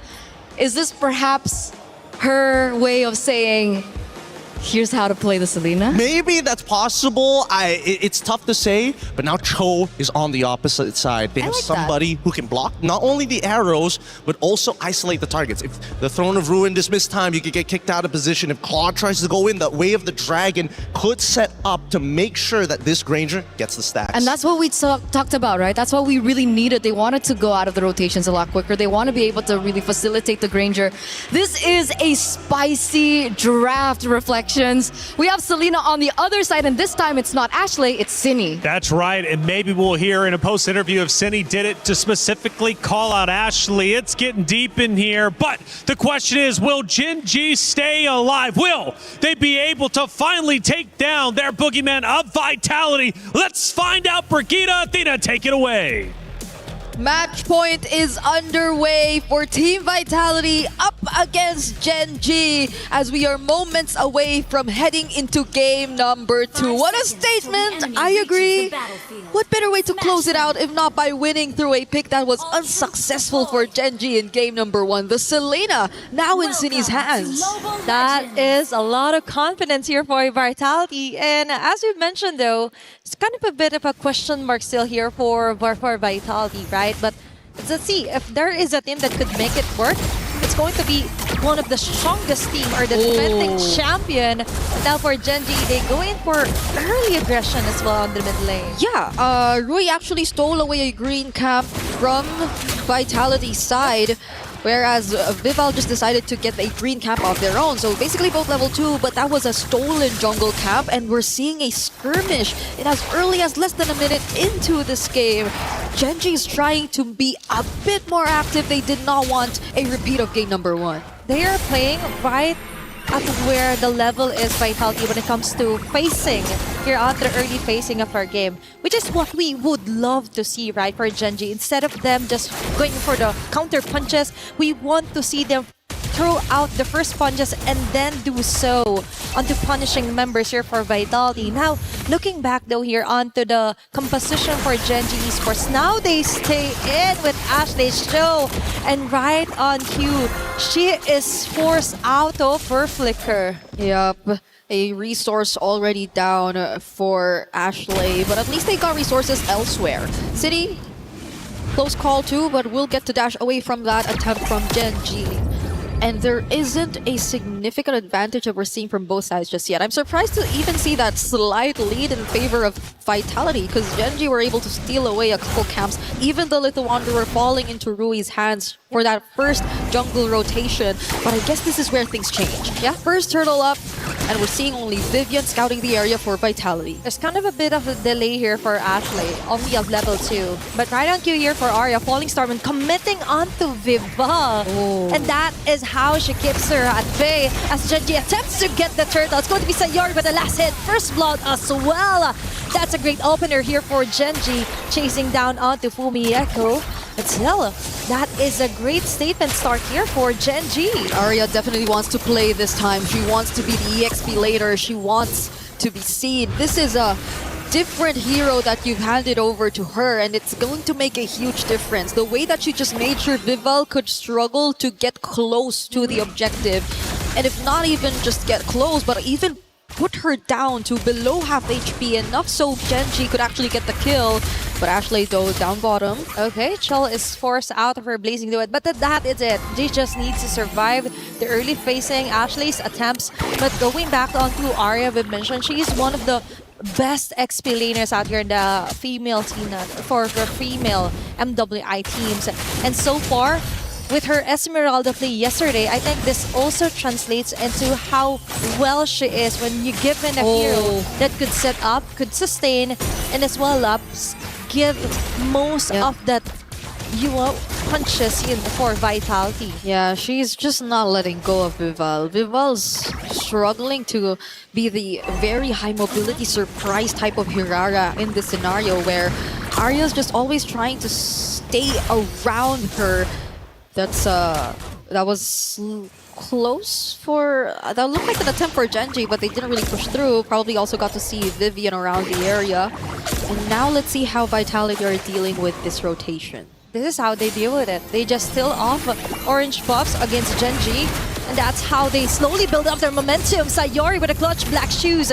Vivian onto the back lanes. That was a really close call. High risk plays here for Genji so far. Yeah, but we're yet to also see how they're really able to convert the threat of the Selena yet again. Mostly, majority of the action is coming in from Arya. It's from Genji. Vitality seem to be waiting for that opportunity to get at least a grab or maybe even land an arrow. So now the plan for Vitality is to send in Fumi Echo, but that's not looking good. But no, that is a great Throne of Ruin. Pandemon caught in the crossfire. Rui Force with a Turtles Passant.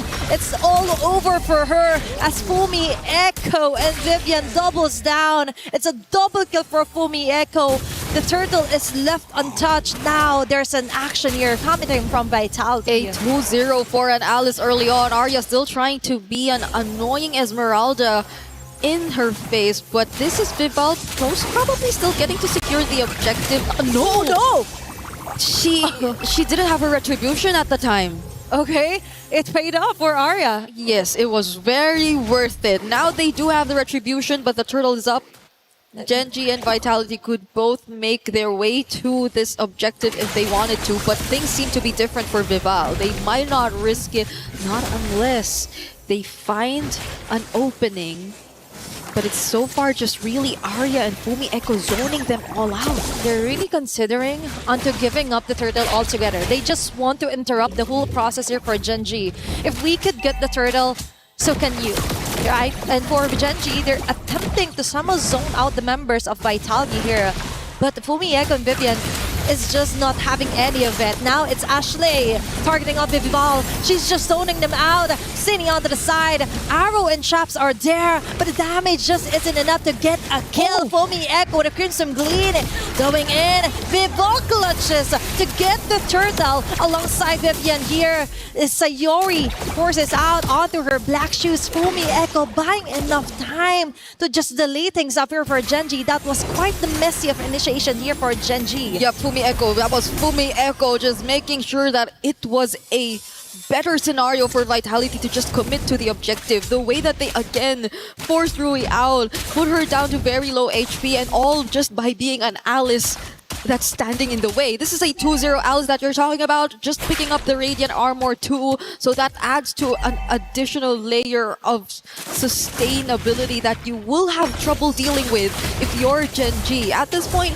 I feel like they might not have enough resources to deal with it head on, as we could take a look at the items eventually. But Vitality, there you go. At least they have a glowing wand in Sayori. And that's it. That is the kit that she needs to actually punish onto Vitality. Bought a kick here for Ashley, but Vivian and Fumi Echo tries to get away. Damage just isn't giving it here for Genji. And you just mentioned the Vitality. All they needed to do is force out Genji out of mispositions here. And there are numerous healthy resources here exhausted, such as the Flicker for Ashley, and for Vitality. Things just keep getting better. Shell got the most out of her zone onto the bottom side. That's a hefty amount of gold advantage that Vitality was able to get in 7 minutes into the game. Yep, and I feel like Genji could have also went for more aggressive setups if only there weren't as much information. I know we haven't seen much of the arrows just landing yet from City, but I think the placements are also something that matter in this game. The way that they're always just able to scout, the movements from Genji, similar to what we saw just now, is being very pivotal in how this game is playing out. Oh, the arrow now lands onto Rui. Okay, that's a very crucial take here for Cine. Ashley commits onto the wave of the dragon. Cine immediately taken out here by Arya. Shell finds a great opening with a blazing duet, but Sayor with a single black shoes will be able to survive that. Panda 1 being cornered, of all people, taken down. The goal laner for Genji is down. Now they don't have enough damage to actually tore down the defenses here for Vitality. The Lord is left alone. It's still Vitality coming up on top, finding the right targets and angles against Genji. Yeah, and I think that's one of the biggest concerns we had for the draft as well. Genji, they do have setup, they do have pick-off potential, but can they actually provide the right amount of damage? Arya, oh, the knockups! She might not make it. Fumi Echo hot on her tails. Ashley in an instant taken down. This is just too much to handle. They're coming in one by one here from Genji. Yep, now it's Vitality. Oh, with the control over this objective. Rui has some information, can potentially catch up to. This is a backer that we're talking about after all, but will they let them through? Vivian blocking the way as much as they can, as well as Fumi Echo. Oh, it's still people getting on to the Lord. Arya finds her way in, but won't find her way out as Vitality takes her down. That's a 5k gold lead, an objective onto Vitality. All in all, that isn't any in favor or pros from Genji. They've got nothing out of it. It seems like they still wanted to force the fight, however. It seems like they still at least wanted to get the attention of Vitality, maybe momentarily stop them from at least focusing on the objective, but Vitality refused to do so. They were just making sure that they will be able to secure the objective nonetheless, especially with Rui out of sight. If there was anyone who was actually able to approach, it was just either Arya, it was just either Ashley. But Rui was the main problem, and they need not worry about that. Okay, now it's a Lord. Oh, okay. I just saw Ashley activate the flicker just to try and cross that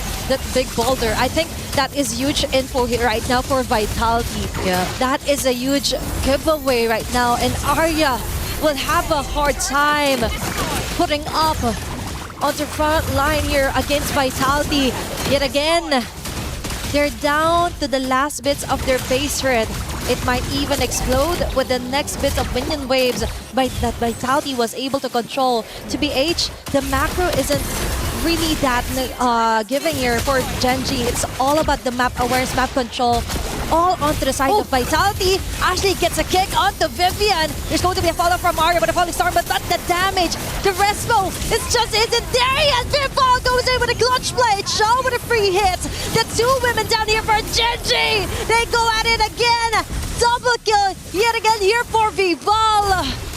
What a way to scout out the members from Genji! The coordination from Vitality, a single failed attempt from Genji is what cost them these 3 kills and possibly even a base turret that will go over to Vitality. The moment that they saw the way of the dragon already down and that multiple members of Genji were out of their base, they took that opening, that beautiful throne of ruin, that entry from Vival and the arrows from City, but Arya wants to fight again. Okay, that is quite a successful play here for Genji. They're just brute forcing their way in. It's Fumi Echo being cornered out. There's going to be a dashing out.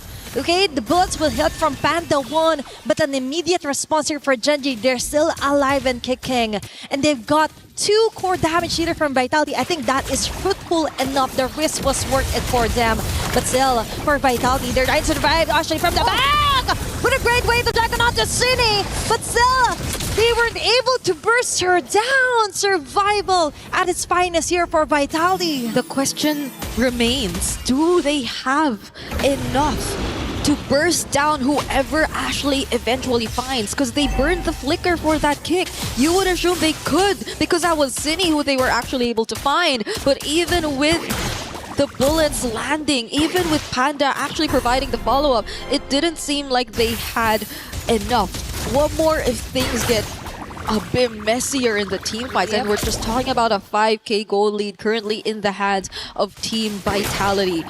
More so, once we actually scale into the latter portions of the game, once Genji actually gets to prolong it to that point, do we expect that the Ranger could actually deal with everything? The Skypiercer stacks aren't even handed over to him. It's not like he could just put herself forward. It's Arya who's actually just trying to force their way through, open up a bit more of the map, and try to create space when there are actually team fights going on. But other than that, this is going to be a tough task for Genji. That is the reality. And to answer the question on whether Panda will be enough, I don't think it will be. Because for now, Vitality still has most of the gold, most of the damages, plus they're really having a hard time committing onto getting the right targets. And now there's also Lord in the mix. They're burning it down as fast as possible, but Vitality is just waiting for those arrows to hit, and that might be it. Now Genji needs to be really careful on where and when they should commit Ashley's flicker, even the Way of the Dragon. 5 seconds next before they go in with a Blitz clutch play. It's Vival trying to run away. Arya getting caught in the crossfire, but Fumi Echo does it again. She forces out Panda out of position. Vitality brute forces their way in. Fumi Echo yet again on the front lines. Panda will play the knife down. Vivian Shell with a blazing no and Panda and Ashley in a very hefty position, but they will do it. They will still survive, defend their fervor base, and Vitality won't be able to end game number 2. Vivian was brought back to the fountain, and Panda looked like it was about to really get bad for her, but even then, she was also able to just regain her HP back, and that was a successful attempt from Genji to defend and prolong this game. That's what we're talking about. Finally, they also get to pick up a stack for themselves for the Skypiercer. We take a look at that replay where it did feel like they were just trying to intercept and make sure that Genji weren't the ones who were actually going to start things up. And that was a beautiful way of just forcing Sayori and Panda out of position, as you mentioned. But Sayori was quick to also re-engage, get back, zone them out, and Ashley with the mobility too. But Vitality are not letting go of this. Okay, for Genji, they don't care how expensive it will be just to get a kill. As long as they get it, as long as they get the job done, they will take it.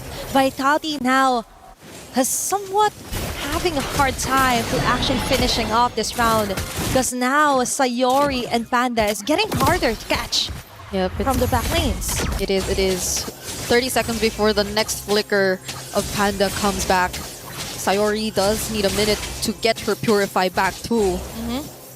And there's only 10 seconds before we actually see the next objective. Genji want to get out of their base. Genji actually want to make something happen. But Cine already spots Arya, and they have a pretty decent amount of info. Enough to know that Genji are planning to do so. Plus, Vitality knows that Genji has to send someone over onto the top lane. They still have the control over the map. And for Genji, they have two things in mind. First, clear off the waves onto the sides. Plus, try and prevent things from de-escalating here from Vitality. But Arya goes in. Okay. That was a very risky call here. If she was caught, if she was dead, that would have been the end here for game number 2. Oh no! But that might be it. Rui! What an expensive overstay there. Just when Vitality finally gets a Lord. Taking advantage of the fact that they saw Ashley dealing with the waves up top too. They've just blitzed the Lord. And what better way to close that out by finding a kill onto one of their most crucial front lines, their jungler Rui on the backsha. How many times have we seen that happen? But does Vitality close it out here? Okay, that made it even better here for Vitality. Fumi Echo from the back. Panda is forced to flicker her way out for survivability. Ashley as well. They can do nothing but stare back into Vitality, brute forcing their way in again. And they go in. Ashley is being held over here by Vivian. And they focus fire onto the tower as Vitality secures the 2-0 against Genji. And the results of the rematch remain the same. Team Vitality sweep Gen G to punch their ticket to the knockouts. And they do it in a very dominant fashion. You expect nothing less from the queens of MLBB. But the way they had to do it with a Selena, I feel like I'm still going to be thinking about that until I get to bed. Imagine finishing off last year's grand finalist opponent with a hero that didn't work onto their favor from game number 1. And Vitality still is very dominant. They're just showing that yesterday, yeah, there were a little bit of cracks here and there, but today, they've all cemented each and every weakness that they found and found strength onto that. We have the winner's interview coming our way, so let's throw it over the stage to hear what they have to say.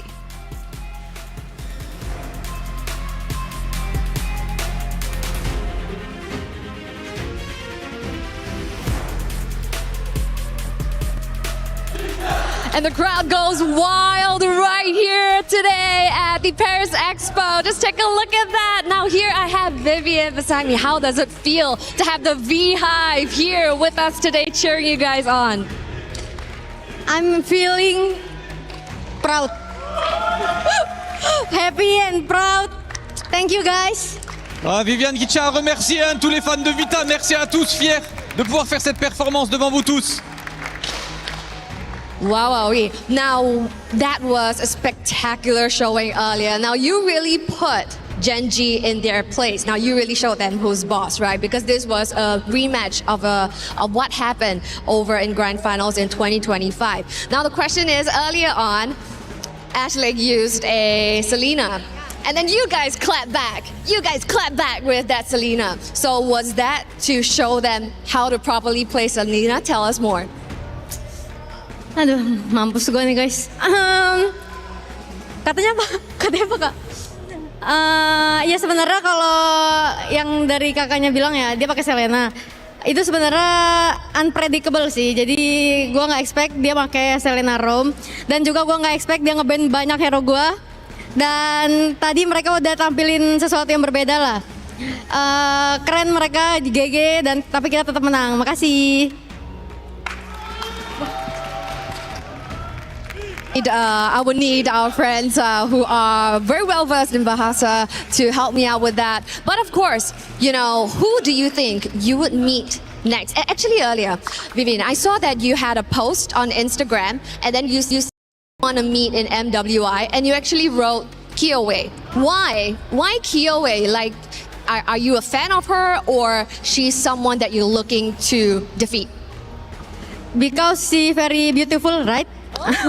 Oh, so you're a fangirl. Yeah, beautiful. And jungler, wow. Wow. So it's out of respect, and that's why Kiowe is the one that you want to see in France, here for MWI. Because she's pretty, cantik. Is it? Yeah. Wow, oui. So yes, congratulations right here. You guys stamped that pass straight onto the knockout stage. The Vasquez, you know, let our friends know right there on the sidelines that they have secured their ticket to the knockout stage. Of course, straight to the knockout stage. Vita qui sera de retour demain pour la phase 2, pour la phase knockout. Ça sera important, ça passe en BO5 demain. Et demain, c'est du single. Et on compte sur vous pour faire un max de bruit pour la team Vita, s'il vous plaît. Est-ce que je peux avoir un max? C'est ça qu'on veut. Merci à tous, vous êtes les meilleurs. Back to the studio for our next match. Is in our DNA. Whenever we let it out, it becomes our superpower. Now imagine an entire city being built to supercharge it. Kadir City, powered by play. Well, it was, in fact, domination instead of redemption, as it's Vitality getting a big 2-0 win over Gen G, who now has to fight through the lower bracket in order to protect their key. Love the interview with Vivian right after that, though. That was incredible, especially because we get some insight. Kyoe, she wants to face off against her in the finals, which is Geltech, who happened to beat Twisted Mind. So that matchup could be a reality. And we finally found the weakness for Team Vitality. I mean, English interviews. Yeah. Stop. I'm not touching that. You got it all for yourself. Look. I mean, I'm happy to understand a bit of what she was able to, able to pump out there. But at the end of it all, I still think, these girls, they're great on these interviews in their own languages or even in English. But one thing that I am worried about is I feel like they couldn't say everything they wanted to say. Probably not. That's what the team listen-ins are for. We take a look at our brackets, and things are definitely starting to come to a finale, at least for our groups, before we move into the knockout stages. We started, obviously, with the opening matches just yesterday, which gave us some upsets and also some surprises. But the big thing to look for is we have Team Ray Young. We also have Geltech Cyber Team, who has moved forward, officially punching their tickets to number 5 through 8, guaranteed over in the knockout stages. For our Group B tournament bracket, however, we also have 2 other teams who have pushed forward. I believe we're going to be waiting on one, and that's going to be Galaxy Phoenix versus Team Falcons Minute coming up next. But Vitality from Group B, the first team to officially punch their ticket into the knockout stages. But Ashley, she was a big talking point throughout that first matchup, and luckily we've got Rose sitting down with her to hear how that first series went. All right, guys, right now we are with Ashley from Gen G after an upset up against Team Vitality. Now, I know in the pre-match just now, Gen G looked rather confident, which is why I want to ask Ashley, what actually happened? Because even yesterday with my post-match interview with Panda, she looked confident going up against Team Vitality. So what was the key factor of today's loss? I think it's still okay for us to be confident. Even now, I don't think things are looking impossible, and I knew that this could be a possibility, the results and the way we played, it could be a possibility of happening. There was also a possibility of us winning at the same time, but all in all, I still think we could meet them in the finals and switch things around. Yeah, I agree. Nothing is definitely impossible. And hey, you guys might even rematch again in the finals. But let's talk about the present right now. Tonight, how does Gen G plan to recoup after this loss, especially since you guys are heading to an elimination match tomorrow? Better preparation. I mean, I'm not feeling too bothered by what's going to happen, what matches we're going to play right now. So we're just gonna have to see what happens. Okay, is there any words for the fans that are always rooting for Gen G and you? Thank you guys for supporting us. Please continue to support us, and the dream is still alive. I think we can turn things around.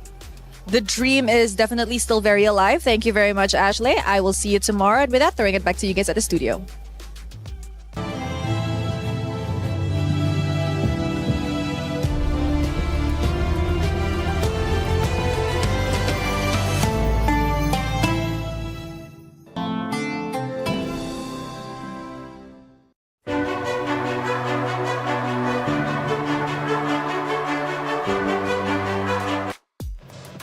Thank you, Rose, as always, for that interview. Ashley saying the dream is still alive. She's got full faith not only for herself, but also her roster of Gen G to make it into grand finals. This was only a roadblock, but I would say pretty big one. They take a 2-0 loss, and both times over a 10K gold difference. At least in this way, it was a little bit closer than that. But regardless, for Vitality, they just played around Gen G and did it well. They really did. And I don't know about your reflections, but after looking at that interview, it's clear that Ashley put on her big girl pants after a game like this of 17 minutes of grueling combat. Just look at the damage taken by Fumieko. Nobody comes remotely close except for Arya, and even then, Fumieko has half her damage.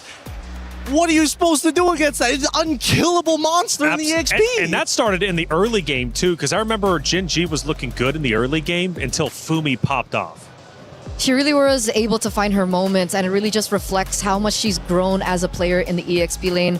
I remember the era of Team Vitality in whence Fumi Echo was the weakest link, right? She was the newest addition to this roster, and then she came in and then people were saying like maybe Vitality's not as strong because of the new addition, but I mean seeing that performance earlier on, wow, I think everyone was screaming her name all around the world. Yeah, she was definitely the best wingman for sure, and at times, honestly, one of the leading slayers dominating the competition for sure. What do we think about the titles? Do they match up and reflect appropriately for you? No, that's weird. I mean, obviously, it's a little strange to see the carry and the sandbag both going to the EXP. That is kind of wild, isn't it? It is, but at the same time, it also goes to show that Gen.G, towards that latter half of the game, weren't feeling as confident to walk up and say, yes, this is our zone. You cannot walk into our area of influence. They gave up a lot of space, and they kept on doing it until there was no space to give.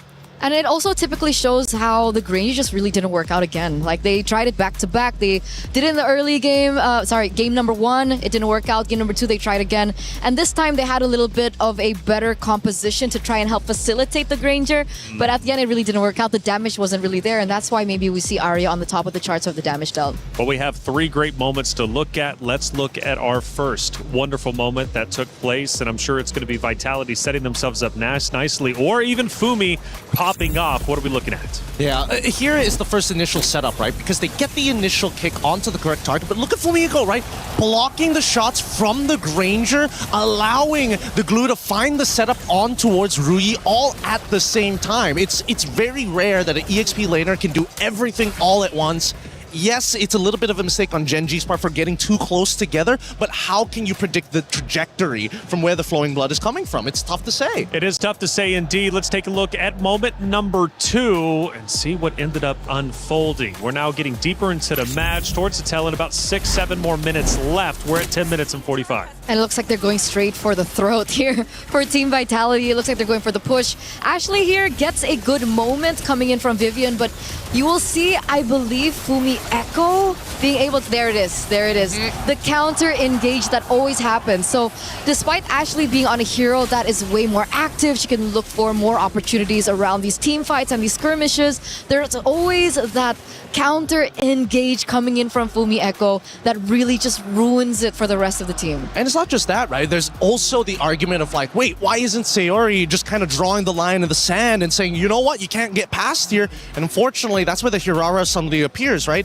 Again, the combination of locking down the target, forcing out the Purify as soon as possible, and if she doesn't have Purify, Sayori will die and will not be able to use the Black Shoes to get out. Well, moving on to our third and final moment that we'll be reviewing for this great matchup. We take a look now towards the end. We're now starting to pressure into the base.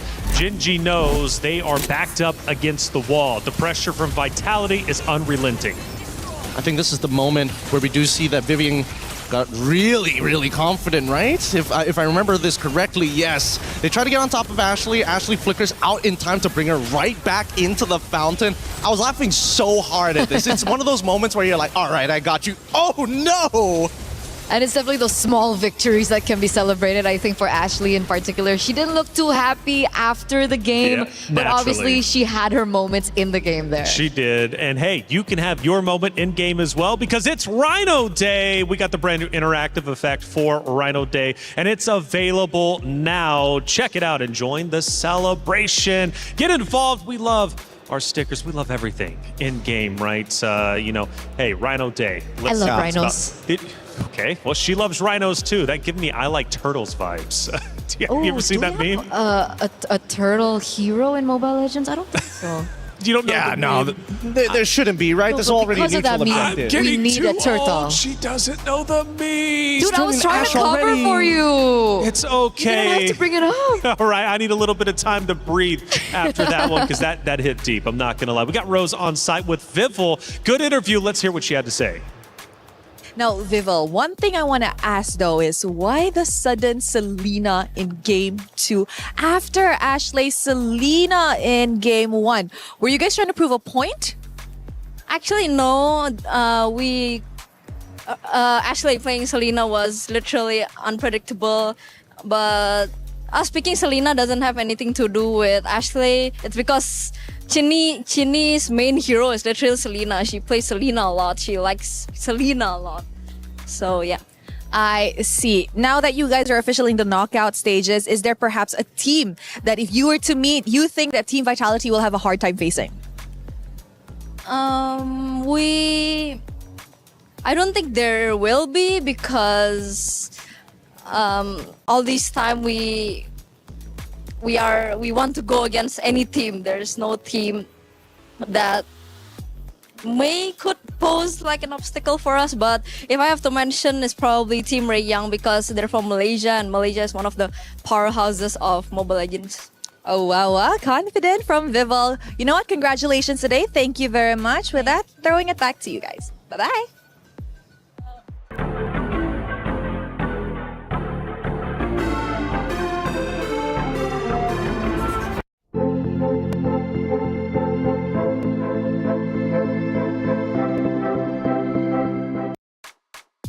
Good interview with Vival as always, Rose. Thank you so much for getting the coverage with the players as soon as they're off that stage, and before going up, of course, to hear what their mindset is like as they head in to yet another series. Final thoughts, right? We got the chat involved. Make sure you're tweeting out or however you would like to talk, of course, on especially where you are watching the stream. Famiko, MVP for sure. Honestly, after that performance, I would say so. Real. Yep. No, it's hard. It's hard to argue against it. Man, my guesses are really gets me to. Yeah. Oh, people are still doing their predictions as well. Very good. We like that. Fearless. Shout out to you. Get those predictions in, and hey, keep it going. Again, Fumiako getting all the love. GOAT EXP. Is that Miracle? Sadness, I just want to say I hope you're happy. Seems about right. Feels like Mirko. Yeah, seems about right. I think Fearless is Mirko. It's his alt account or something. Is that right? Probably. Probably Mirko. Well, we did hear earlier that he was looking at chat for just a little bit during that Phil section. Maybe he is Sadness, but why are you calling yourself Sadness, Mirko, if that is you? We're going to have and hash that out and figure that out. We need to make him happy. Another series is about to be underway, and this next one is going to be the final one for today, but an important one nonetheless, because it moves one team forward into the knockout stage. It's Galaxy Phoenix versus Team Falcons MENA. Both of them take that stage, and I tell you what, this is going to be a big one for sure, because there's several storylines to get through. First off, history is within reach for both of these rosters. For their regional battle, the highest regional placing they've got in MWI is 5th through 8th. Okay, you get that just going to the knockout stages, but they go a little bit further, they could make history. They're my goats. They're your goats? Team Falcons MENA are my goats. This is the first time I'm hearing about it. Because, Dave, when did this happen? Yeah, I don't know, because I'm looking at Galaxy Phoenix and like the names that they've beaten just to get here. How can you not? That's the keyword. That's the What did keyword? you say? Huh? Beat? He said a sentence, names. though. Names? Names is the key word? Names is the key word. She is the gold laner. She is my goat. Okay, names is the GOAT. Okay, fair enough. You guys must be a duo or something, actually. You guys go way back, actually, if I'm not mistaken, right? 10 years at MLBB, of course, 6 for you. Yeah. Veterans up on this stage. A long time to hate each other. Oh, why do you got to go that way? She was natural. Sadness. She was the Sadness comment out there in the Wait chat. until the next IGN of hatred. Falcons MENA, okay, has a big fan up here. But realistically, do they have what it takes to take down Galaxy Phoenix? Oh man, that's the brutal question, because they've been to so many international female tournaments and they always just fall short. And I gotta say, this matchup is really heartbreaking because I think Galaxy Phoenix are so strong. They are the team that has actually played in MPL Cambodia. And that's not a simple task to do. There is technically no restriction on it for what kind of gender going into these MPLs. Sure. But the fact that they are playing on the same stage as some of the best in Cambodia, who's been around for at least 5 to 6 years, and they're the one region that everybody in Southeast Asia agrees upon that they are big stonks. Big stonks indeed. And talking about stonks, apparently we've got the Queens posing themselves. Where were they at? I'm hearing the Eiffel Tower. Let's check it out.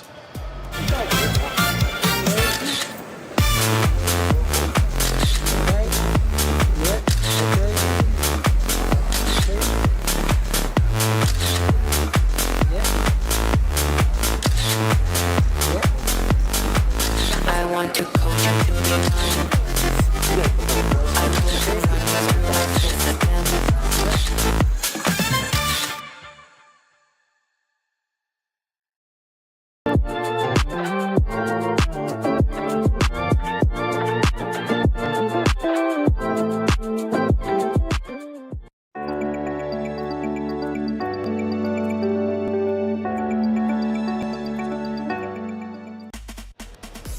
Well, that was cool. I couldn't have done it any better than Kiyoe in that moment. Well done. Hopefully we get more of those videos. Super unique. Hey, it's about time to send it to the stage, though. I'm ready to get this matchup started. It's Galaxy Phoenix versus Team Falcons Mena. Cheryl Damascus, take it away.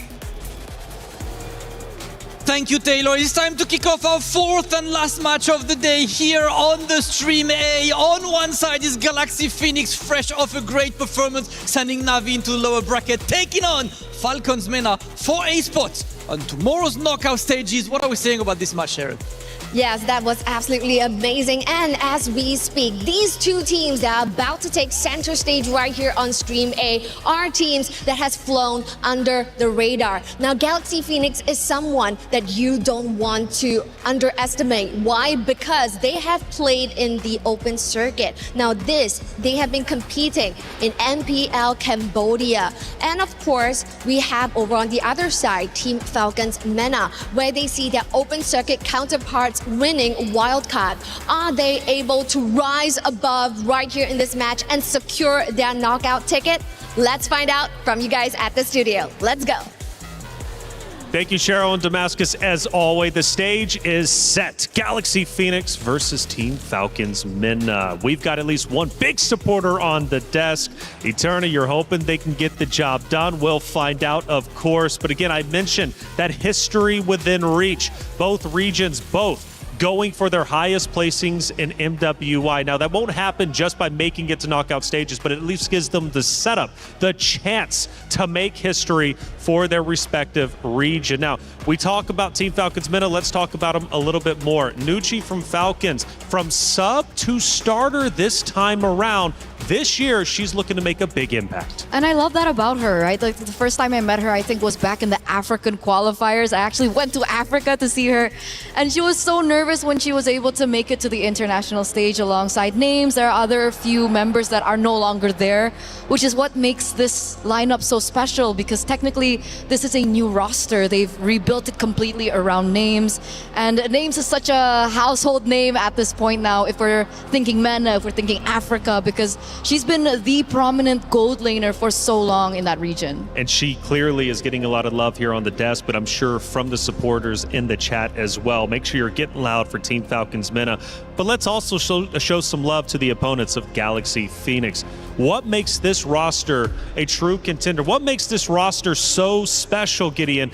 Because they made it here for a reason. Clearly, they're doing a lot right. Well, I mean, they beat the defending champion of their own personal region. Again, in most of these situations, you're expecting those champions to always reoccur here at MWI. But let's not also forget, they were the ones who beat Navi PH 2-0 in that sweeping motion. And let me tell you, I was 2-1. That would make a lot more sense. 2-0? No way. Everyone was stunned with that victory, and everyone thinks that that's the momentum that they need to make it through to the next stages here in the knockouts. So let's take a look at the drafting phase now as we get to game number 1. We're seeing the Guinevere being banned out. We're seeing Freya. Yves gets eliminated, and as well as the Paquito. Okay, I'm liking it so far because that only leaves for the EXP the big generals of the Phoveus alongside with the Esmeralda. Again, both situational. Now that the nerfs have started to come through, but Esme has been in a pretty interesting spot. I would like to see whether somebody has come up with an answer to the Esme in lane and not in team fights. We all know how to deal with her in team fights. Just gotta keep on kiting her, gotta space her out. What was the counter to Esmeralda back in the day? Oh, so many, like the Dyroth, you have the Alpha. Dyroth! Yeah, there's so many lane bullies. Do you think there's space for a Dyroth? Okay, you know what? Sometimes when it's a good counter in lane, it is not worth to go for. And that's something we learned between Leslie and Claude yesterday. Yeah. Just because you can make it doesn't mean you have to. You gotta kind of space it out. Boxia, the follow-up band here alongside with the Matilda, leaving Marcel wide open. And now we're seeing completely different from what we saw earlier today, right? From big openings of focusing more on the Atlas, leaving the Freya open. It really goes to show that there is a wide varying hero pool that isn't standardized amongst each of the teams and regions. I really like that you mentioned that, because just yesterday we saw that Team Falcons MENA actually brought in a Carmilla jungle. Yeah. Okay. Yeah, we've seen a lot of bans yesterday against the Carmilla, and I was like, why did they go for Carmilla bans? And then I hop over to Stream B and I see a Carmilla in the jungle. And I was like, is this what they're scrimming with right now? Who's giving them these ideas and who's letting them think that this is right? But yet, they still are able to find these games. Hilda, an early call is an easy answer to Marcel. Marcel wants to go in and out. Hilda says, I'm gonna stick to you like glue and I'm gonna hurt you while you do it. Also a very strong showing with the Claude early pick as well. We do usually see the carry being picked up after, but we do see that Falcons MENA want to secure a strong lane of their own, right? They have the Esmeralda, very quick in. If they still want to secure maybe like a 50-50 lane, they do still have the option to go for Harith. So perhaps the mid lane priority pick was a more decisive decision there. They pick up the Lilia first in the first phase. Yep, they want to make sure that their mid trio is going to be decently strong. They're going to save their jungler for later, and I think the Esmeralda is very, very safe now, but it kind of depends when we see the turnaround. Do they want to reveal where the Hilda is going to go by showing who's going to be the EXP, or are they just going to keep her as a flex? That's true, that's true. Hilda can be flexed into the EXP lane. I thought it would be like a sure answer. I mean, technically we aren't on dangerous grass, so also it true. Doesn't really warrant that it has to go into the roaming position. Expanding rivers would also allow the Hilda to rotate a lot quicker around the map, so that's definitely something that we should still keep an eye out for. But insta-pick there, the Valier goes in 50-50 against the Lilia. Valier is not the best hero for clear. Yeah, it's not the best hero for clear, but he is the greatest hero at ruining a support's day. Try and engage. Try it again. Oh no, you're stunned. Oh no, you're trying to engage. I'm gonna push you away and then we're gonna do this all over again. It's a really frustrating hero, especially if you have no easy way to gap close against your opponent. And even then, you better have two options of gap closing, because that Searing Torrent is ridiculous. I could have sworn you were going to say gaslighting. I thought about it for a moment, but hey, look, maybe that... Did I say it? It's happening! Are you Mirko? You like that? All right, now, second half of it is where it gets a little tough, because I feel like Galaxy... Whoa!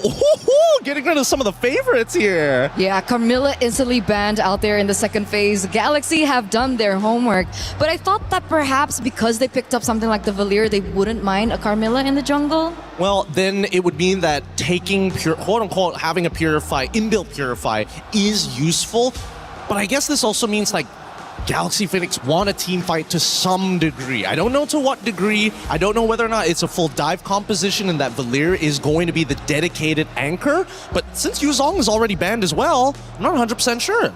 Yeah, how would they go about it if they don't have the Yuzong?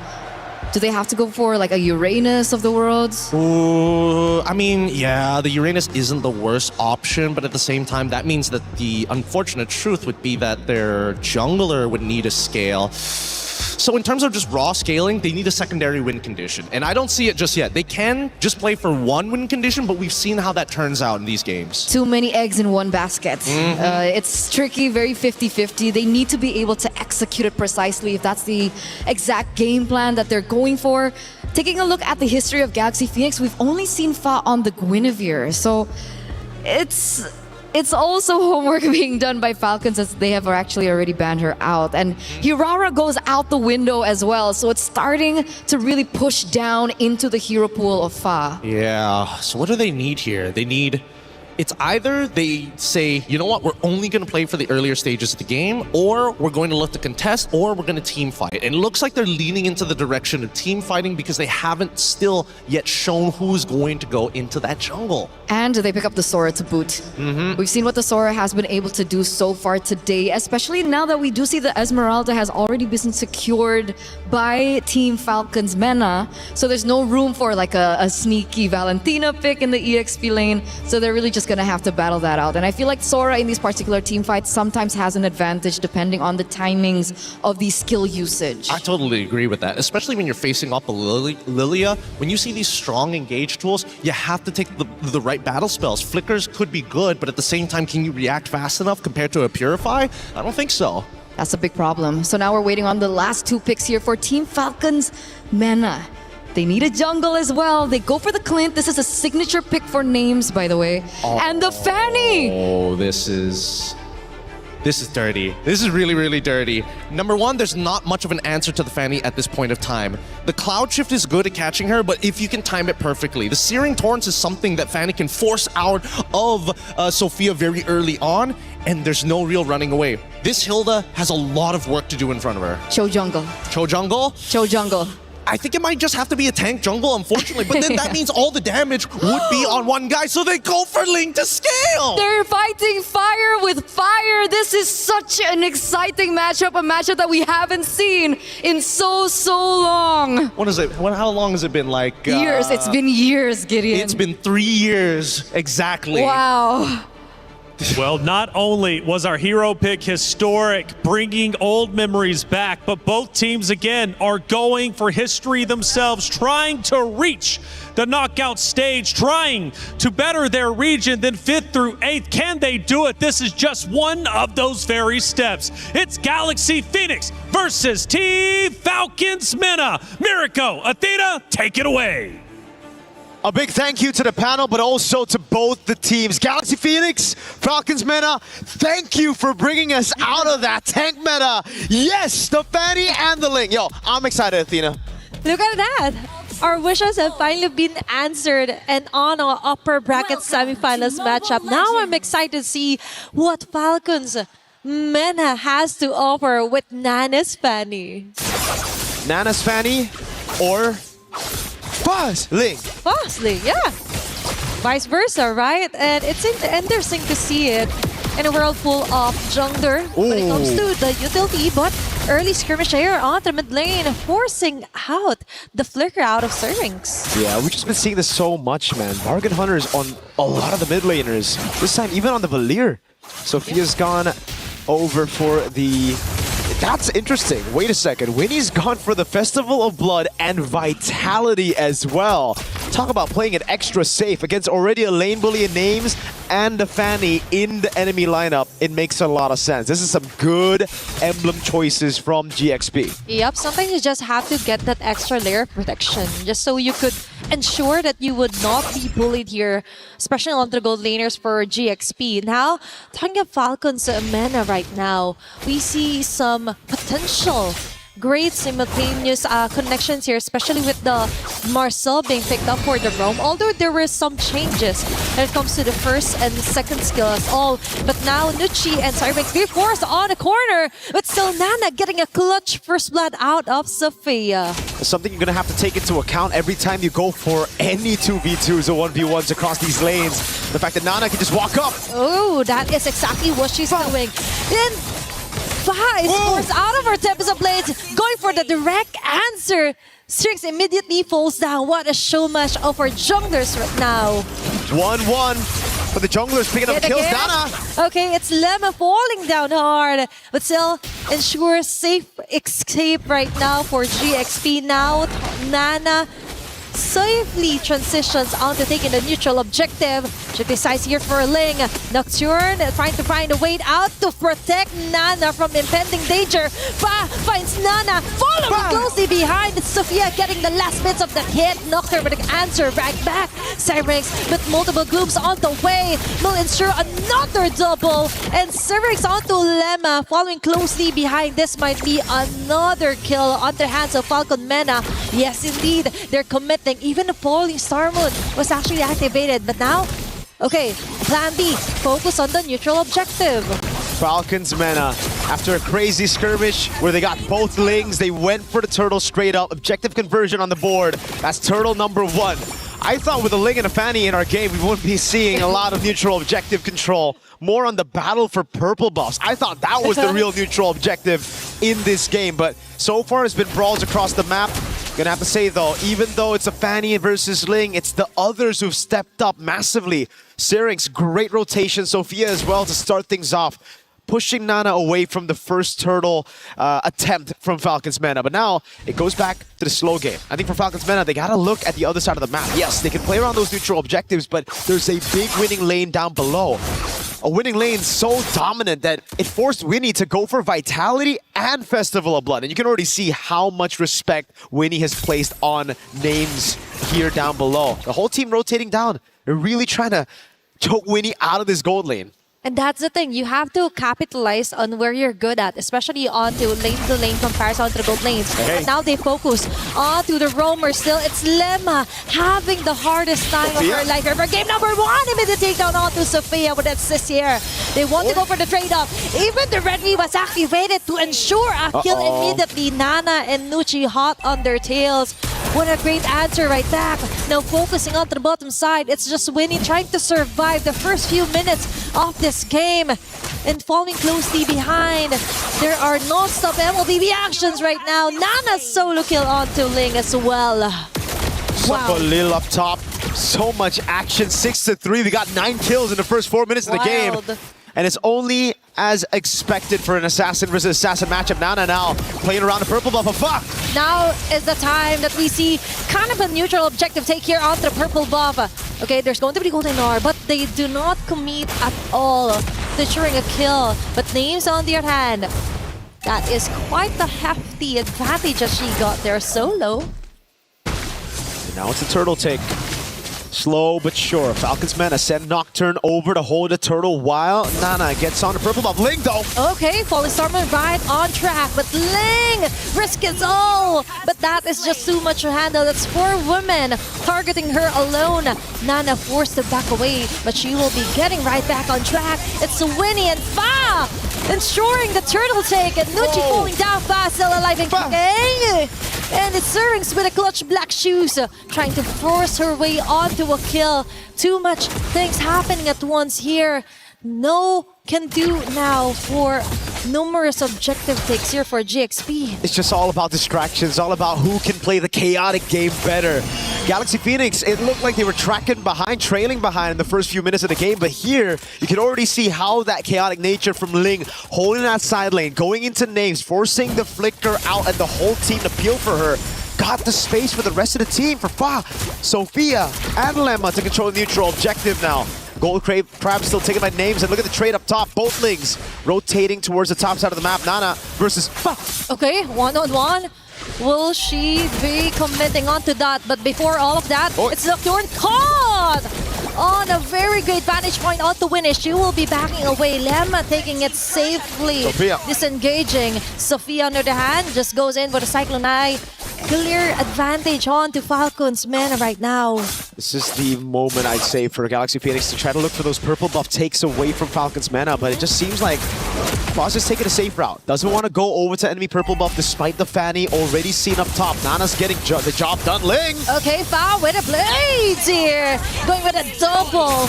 A kill is free on the bottom lane.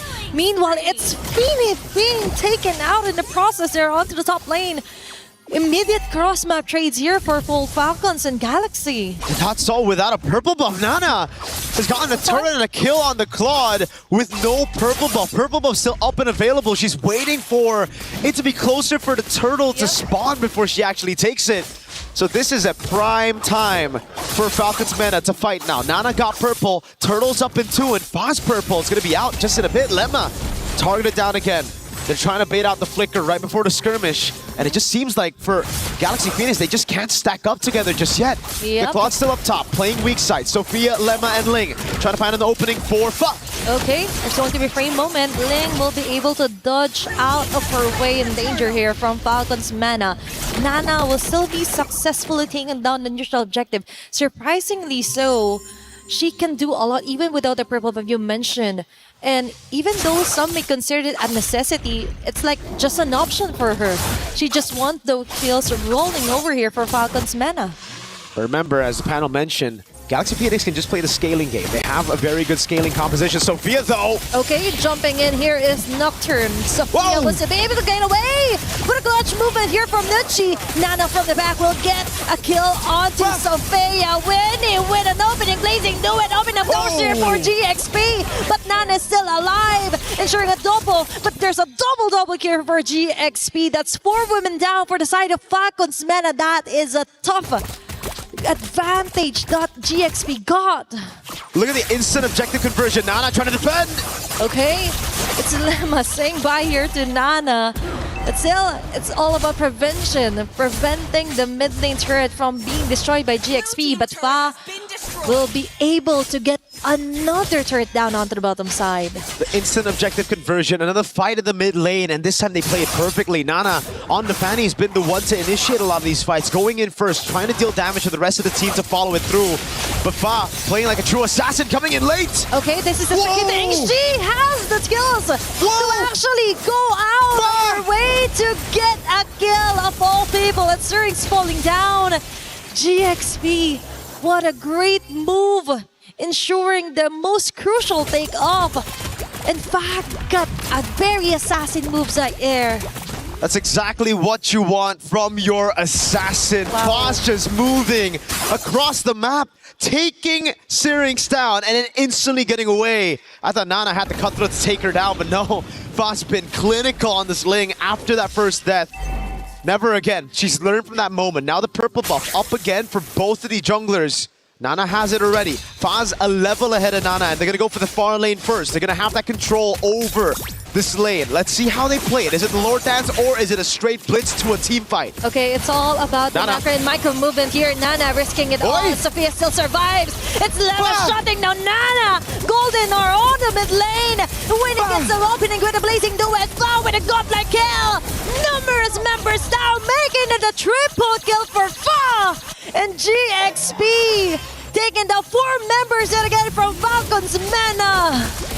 If there are people who didn't catch Stream B and were asking the question, how did Na'Vi get sent down to the lower brackets? Now you know, Galaxy Phoenix are here, and they're here to conquer it all. Falcons Mena down by 4,000 gold. Galaxy Phoenix are taking away the purple buff for the first time now. Nana won't have her purple buff. Tier 2 up top, falling down. Tier 1 in the mid lane. It's all the map control already given over to Galaxy Phoenix as now they continue to push on the pace. Yep. Jungle is now compromised for the whole Falcons Mena. Now, Lemma is also a menace when it comes to the life here for Nana. The first concern was that maybe no one from GXP could keep a Fanny at bay, but now it's all possible. They've got an advantage, they've got the numbers, and now they also got turrets falling down against Falcons Mena. Now 5,000 gold lead for Galaxy Phoenix. The orange buff take, the purple buff was already stolen away. Now it's Fa with the purple buff in her own jungle. Let's see what they can do with this. They played the Lord really well. They delayed the push up top, waited for a build up on the waves. Now they have 3 to play with. Fa's gonna go in onto Nana. Final tier 2 in the mid lane falling. They still have a Lord, but Holy Shields should delay this push by quite a bit. Okay. Fa is ready to rumble if ever Nana commits to it. Nana pulls down here hard. She has to back away. That's a great disadvantage. Without any purple buff, she can do longer team fights onto GXP, and now that is the next course of action. They have to level it out against GXP. But Fa right now targeting Nocturne, half an HP left. Purple is up, but they're risking it all. Golden R will hit or miss some of the members here for GXP. Fa on their back lanes. The Heavens of Blaze activated as well. Series falling down as well in the process. Fa has this wonderful way onto actually taking down Series over and over again without missing a bit. And there's just not enough damage from Falcons Mena to get the respect out of Galaxy Phoenix. They can do whatever they want. They can walk up, they can just dive in, especially with Ling on this Sora. Winnie is taking a ton of damage in the mid lane, but it doesn't even matter. Just walks away as Fa sieges down this turret down below. And with the first Lord, they've gone both mid and bot to a quarter of HP. That'll make things a heck of a lot easier as they wait for Lord number 2. Nana's doing a good job. Notice everybody on the other side of the map, so she goes for the counter jungle and takes something back for herself. It's all about improvising. Yeah, your jungle is compromised, but all you can do for now is go for the sneaky movements around the map and go for the best course of action, which is to push out other lanes across the map here against GXP. Now, Lord will be up for grabs. Will we be seeing longer Lord dances around this one? Is Mena or Falcon's Mena willing to risk it? Now that GXP yet again, they're having the control over the map, and it's Nana yet again being the person to actually push through and interrupt the plan for Fa. This is scary. Fa knows there's no purple buff just yet on the hands of Nana. Yep. Okay, that's kind of scary here for Nucci. 1v1 up top. That is a very crucial play if ever. Golden Ore will catch no one at all. Instead, it catches her. Falcon's Manor right now slowly crumbling down. It's fine, ensuring the Lord take. They could follow through for another kill. And that's 2 members immediately down for Falcon's Manor.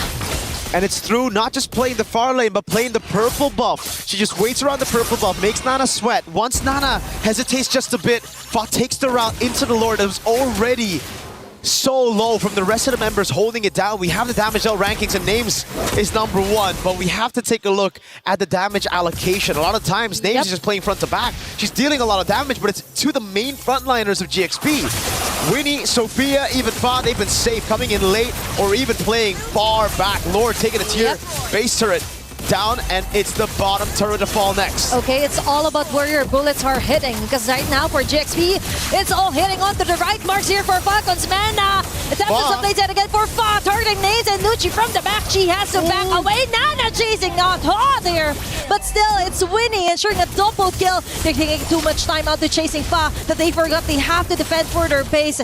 Winnie clearing off the last bits of the minion wave here for Falcon's Mana. Nana as well. They have to prolong this one, but GXP, they just want to finish this, get it over with, and it looks like game number 1 will be going onto their side. A solid 31 kills in game number 1 of our last series of the day here in Stream A, and my goodness, did it live up to our expectations. Ling versus Fanny, at this point, it raised the bar for the competition. If you don't have 31 kills at 11 minutes for an assassin versus assassin, you're doing something wrong. Yeah, this might be one of my favorite matchups so far for MWI. It's exciting, for sure. And it's just day number 2. And I think it raised a lot of the doubts that people had on Galaxy Phoenix yesterday, right? We saw it in Stream B, but a lot of people were tuning into Stream A thinking, okay, maybe it was a fluke win against one of the Titans in MWI, but I think with this performance, it's a statement victory to the world that the other teams are certainly catching up, and Cambodian MLBB looks like it's at the top with Galaxy Phoenix.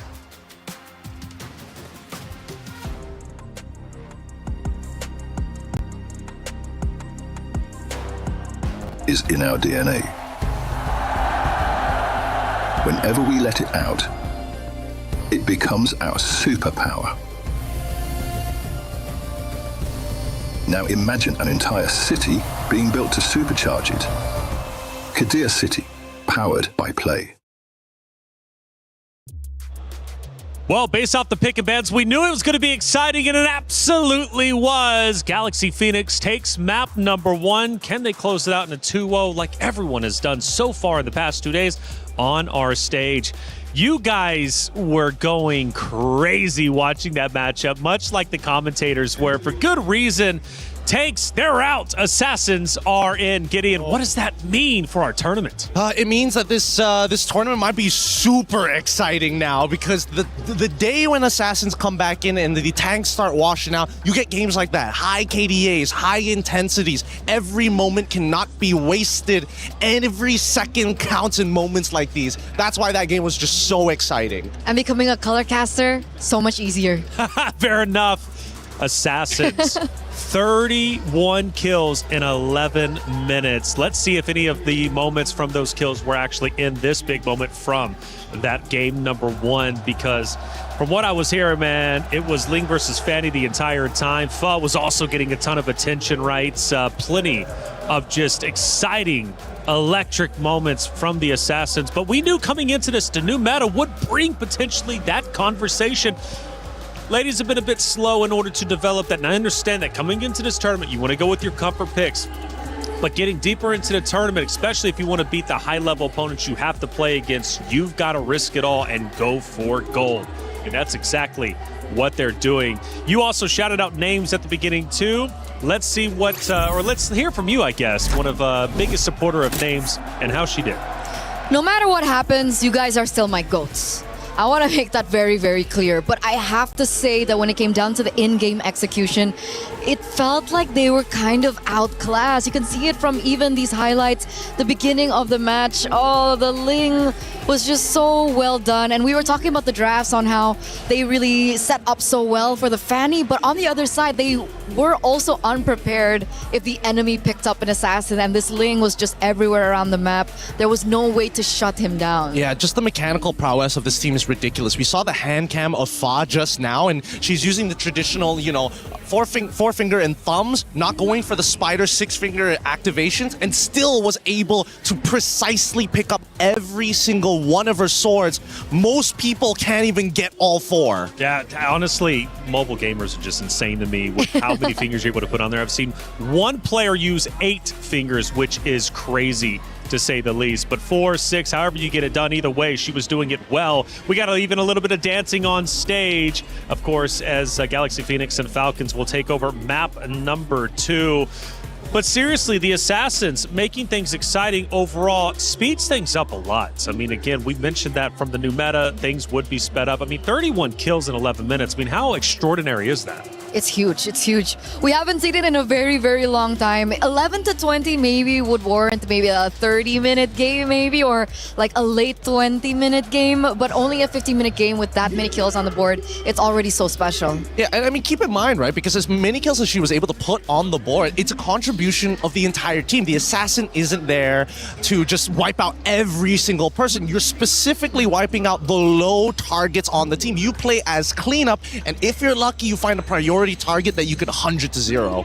Which is what was so differing about the gameplay between Nana and Pha, right? We saw Pha coming in the later portions of the team fights, understanding that everyone else on the team could get them a bit low. But for Nana, it was a lot more trickier because it seems like in her gameplay, she went in for the initiations a lot of the time. And unfortunately, there were moments where she got caught by the Sora. Yeah, unfortunately, that's just the truth of the matchup between the Fanny alongside with the Ling. Ling can clean up, Fanny can clean up, but the difference in scaling, Ling does much better in the later stages of the game with the items that he's able to purchase. Fanny, really, really good in the early stages. Like, under turret, you are not safe. Pha getting a lot of love in the chat, by the way. The stage is on. We saw you out there, Rico. It's so refreshing to watch, okay? Ling and Fanny. And that echoes the sentiment of what you're saying, right? It's nice to see the Assassins come out, see the high-octane play, see the fast action. This new meta, that's what it brought. Yes, absolutely, absolutely. I think so much fun. We've talked about it. The casters were also talking heavily about it, and hopefully coming to this next match, we'll see another assassin v assassin. But usually when we do see the first matchup be an assassin v assassin, game number 2, sometimes they resort back to safety. They resort back to the tank jungle. Well, hey, I tell you what, even though the ladies on stage are vicious, they had a little bit of fun with Don't Touch the Hero. Today we're going to be playing Don't Touch the Hero. Are you girls ready? Yeah. No. Aurora, Sora, Lilia, Freya, Lilia, Aurora. Oh, hell. Freya, Aurora, Sora, Lilia, Lilia. At this point, I'm just copying your moves. Oh my god. It's fine. Okay.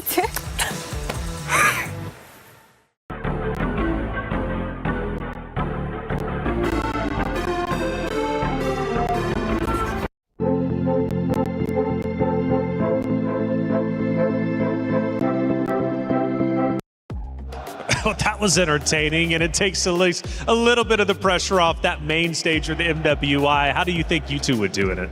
Amazing. I do amazing. Okay, pure confidence. Gideon? I think I would have simulated that handshake as well of like, Hey, that's what I did in Wild Cards. We don't talk about it.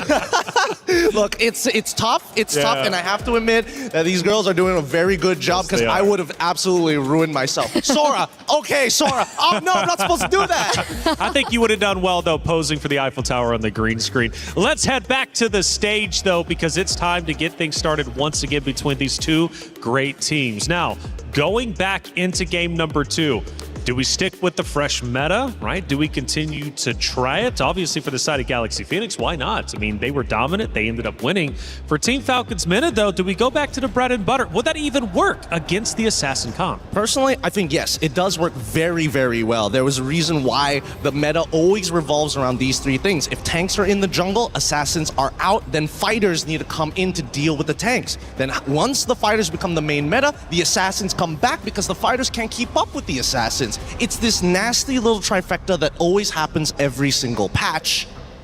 Every patch indeed. And for Falcons meta, how do they deal with Fa? I mean, Fa was on fire the entire time, repping Claude. What's the counter to that? I think that's a really good question because come game number 1, we saw that they actually respected Fa by taking away the Guinevere. And they're going to do the exact same thing actually as we get into the drafts here for game number 2.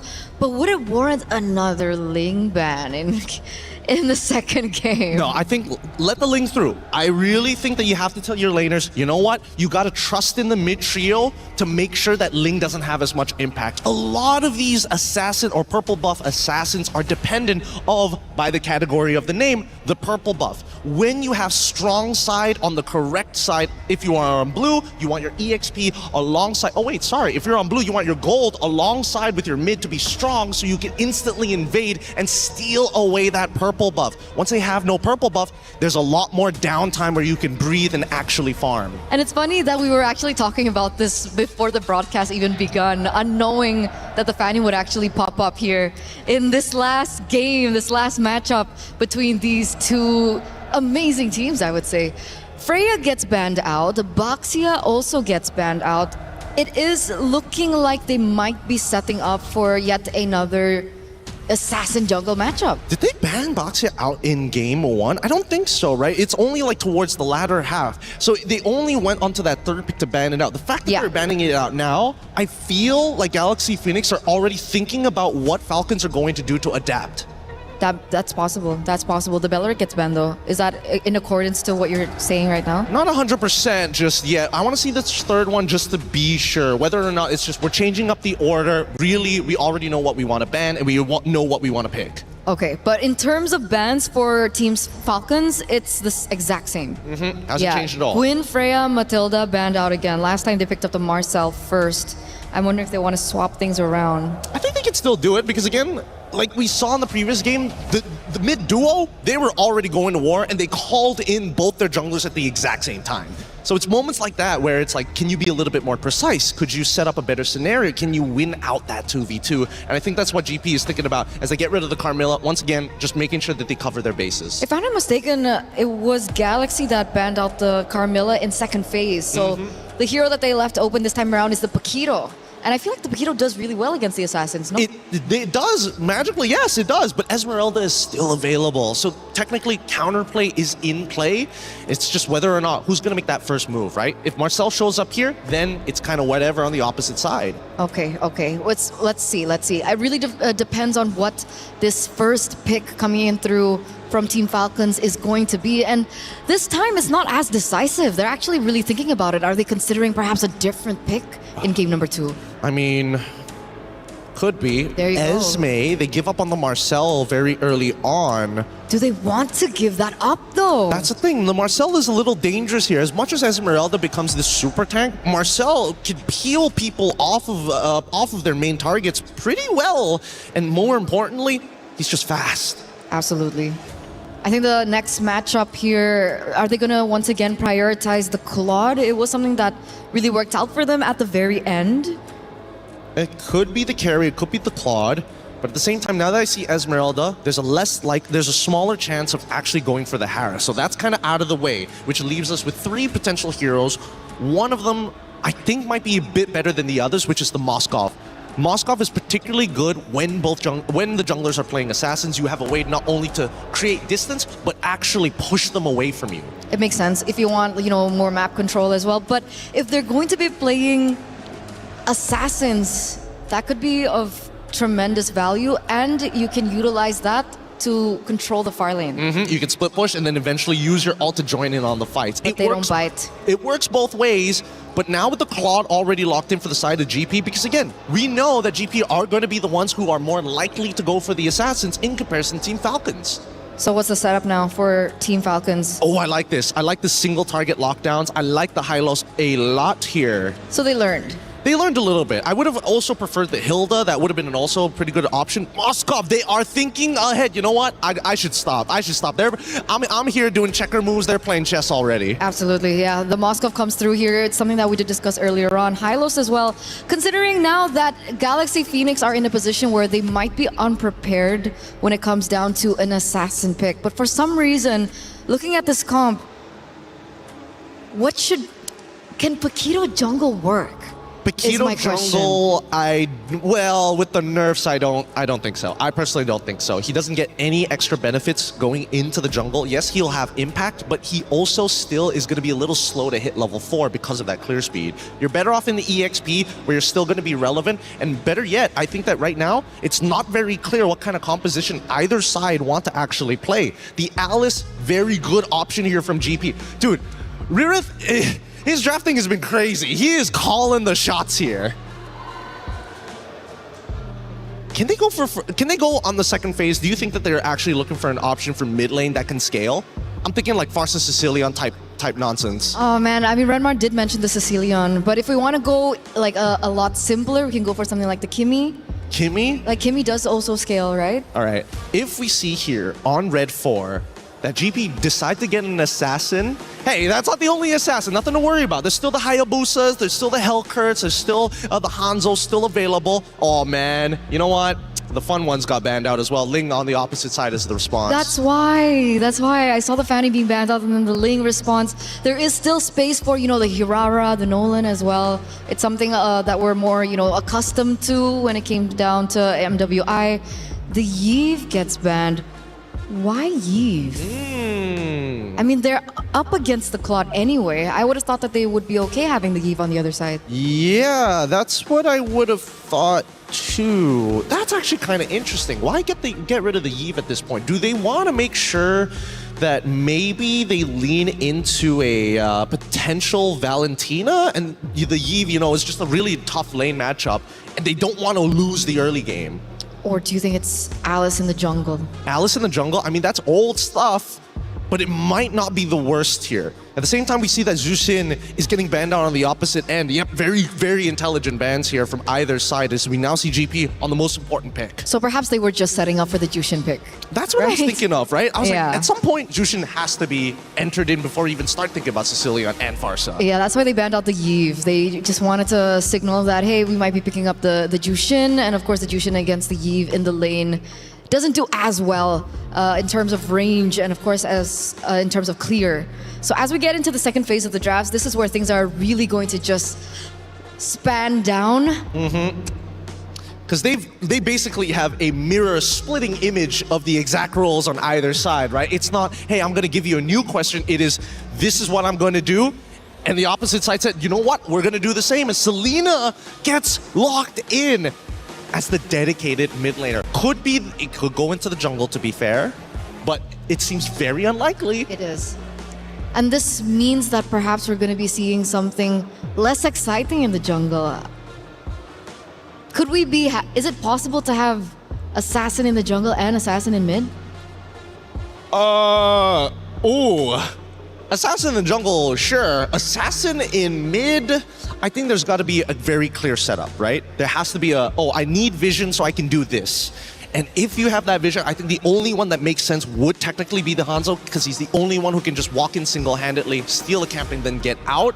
But I want to see what Falcons want to respond, because looking at the Selena, what could be going through their minds? And Yi Shin gets locked in here. alongside with the Gore to deal with a potential secondary tank. Okay, so they have like the bases covered, right? They have a really strong mid laner, heavy burst as well, a lot of high damage. I'm really worried about the front lines coming in from Team Falcons and whether or not Galaxy have enough damage to deal with them right now. What is their choice? Suyo against the Gord and the Esme. Interesting. This is a high-risk comp coming out of GP. They understand, I think we got better mechanics and we're going to out-mechanic them. And I think that Falcons, they got to prove them wrong here. If they play a solid, standardized game, they will inevitably win the longer this game goes. And technically with the Marcel and the Selena, if they can go for heavy invades into the enemy jungle, it could just work out.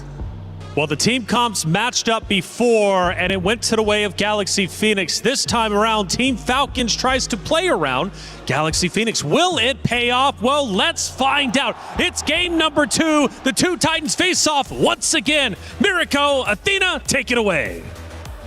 Here we go into the Land of Dawn for possibly the final game of the day. At least that's what Galaxy Phoenix wants. For Falcons Mena, they're going to prolong the series all the way to 3 games, 1 each. Now, it's all about speed when we look at the composition coming in from Galaxy Phoenix. The Suyo, clearing fast in the jungle, together with the Season Hunter Selena. We have to take a look at the emblems later on. If it is a Season Hunter Selena, that means it's all about getting tempo, getting to the individual objective first, and then blitzing it before Falcons Mena can even react. Yep, it's all about snowballing here for GXP, and let's see if they will be able to do it. Because it turns out when it comes to our drafts earlier, it was quite surprising. Okay, now we confirm it with Galaxy Phoenix emblem builds here for the Selena. Yep, the Season Hunter on the Selena. This is classic. Usually you would use a Uranus in XP or even a Paquito. Someone that can cut, someone that can clear really fast. Almost a take there from Lemma. Delays Nana by quite a bit, and this certainly will give Fa a bit more of an advantage to play with. Definitely. So GXP is now playing right to their strengths, making the game faster. It's now all about Nucci being forced out of her Revitalize, but it's okay because now for Falcons Mena, they just have to be really careful into giving those numbers rolling in for Galaxy Phoenix. Yeah. Falcons Mena really want to try to match that speed that Galaxy Phoenix are playing with. Thing is though, they just don't have the composition to do so. They don't. I think at this point they have to just give away some of that pressure. Nocturne's already rotated though. Get out the flicker, Mountain Shocker up. Okay, that's a big resource spent. That is, imagine, just to try and prevent the inevitable here from happening from Lemma. Although the flicker was actually used here, so might as well for Falcons Mena. Small wins do matter, small steps ahead of them before they actually try and contest this neutral objective. Now, talking about the speed of the game for GXP, if they are not able to actually capitalize on their snowballing potential, I think that might be one of the cons of what they wanted to do here for game number 2. So let's see it. Level 4 already. They go for the gank on Nocturne. Nucci. Okay, Nucci trying to hold over onto Fa. Syrinx with a successful first blood and Mystic Gush right on her face. Link tried to run away. Also, the flicker force out. That is numerous advantages for Falcons Mena. But Sophia and Lemma just goes on ahead of it, eliminating Junker altogether. Ling falling in with Crimson Gleam. They're keeping it watch here. Neutral objective should be covered now. Fa right on cue will be secured. That one, and Sophia going wild onto the front line, getting just enough of the damage to take down Nucci in the process. Nocturne fighting onto 3 women here from GXP, and she's taking most of the damages, but still not enough to sustain numerous team fights. GXP actually turned the tides into their favor on that one. All in, golden hour. Lemma gets away. Nana's caught in the bad spot. Okay, she's trying to run away as fast as she could, and that might be the end for now of that very colorful fights. It looks so good for Falcons Mena. Just for a second, you thought Galaxy Phoenix's composition, their main win condition, got derailed so early on with Fa taken down up top. But then, a monstrous arrow. Clinical, crazy accuracy by Sophia. Back to back, landing on these crucial targets. And she becomes the assassin. It almost seems like Fa on the Suyo becomes a bit more of a distraction, just to open up for the real carry, who's the assassin in mid, Sophia. Yeah, Sophia, the first one that we saw a very spectacular Selena play today. Although we've seen that play out onto Simi as well earlier for Team Vitality. But so far, for her accuracy rate, is all over on the roof here for GXP. Now for Falcons Mana. We've mentioned that they also have to kind of derail GXP, but also not just derail, but also have to choke them out and compromise their own jungling pattern, because it looks like they're the ones copying or ones just reacting to what Sophia and Lemma is trying to do. Now we see Nana slowly making her way, delaying some of those jungle camps to just try and delay things up here for Fa.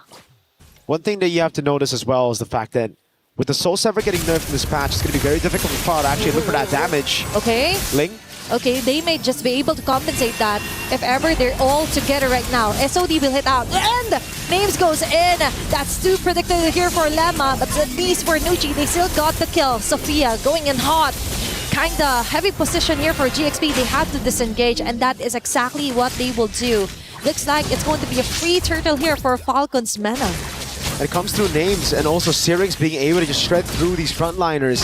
Link's not nearly tanky enough to deal with all of this damage. Yep. It's a very, very good mix of magic and physical. Winnie, though, was able to get a couple of hits down below and now is starting to go on Names. Wave not in the place for them to dive.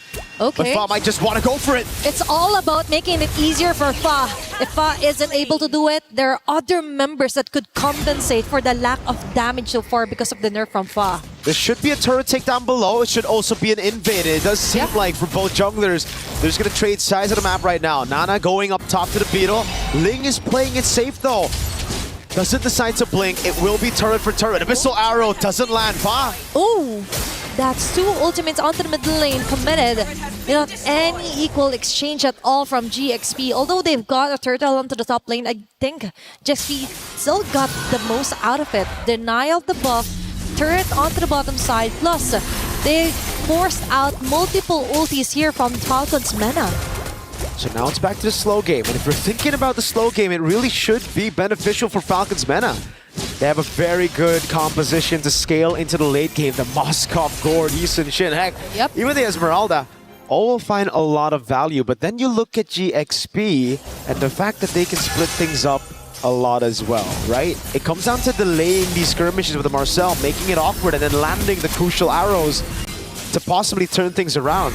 It is a very, very difficult lineup to pull off, but if Galaxy Phoenix does it, that's insane momentum and morale boost to take into the knockout stage. They are really used to high mechanical players here, or high mechanical skills as well. And Fa will get that opening. What a wild play here for GXP. And Ling with a torn of Roman hitting onto two members. Names trying to go for the free hits, but the damage just isn't there yet. Lemma on the other hand will be the sacrifice. Instead, that's two members for one, but GXP still have the chance to overturn that.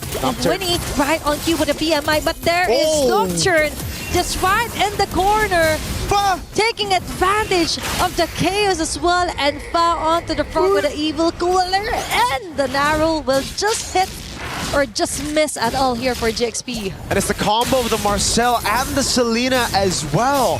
The Golden Hour locks them in place. The artillery gets locked from the Golden Hour too, and it just auto-connects on the members you see. Ooh. Again, very difficult composition to pull off, but so far they've done a fantastic job at executing it. Up top now, they send the Claude. Winnie trying to go for the siege, as Nocturne has to respect it. Galaxy Phoenix, they have enough damage to deal with the frontliners, and they have enough sustain to deal with Falcons Mana's damage dealers as well. This is actually good for GXP.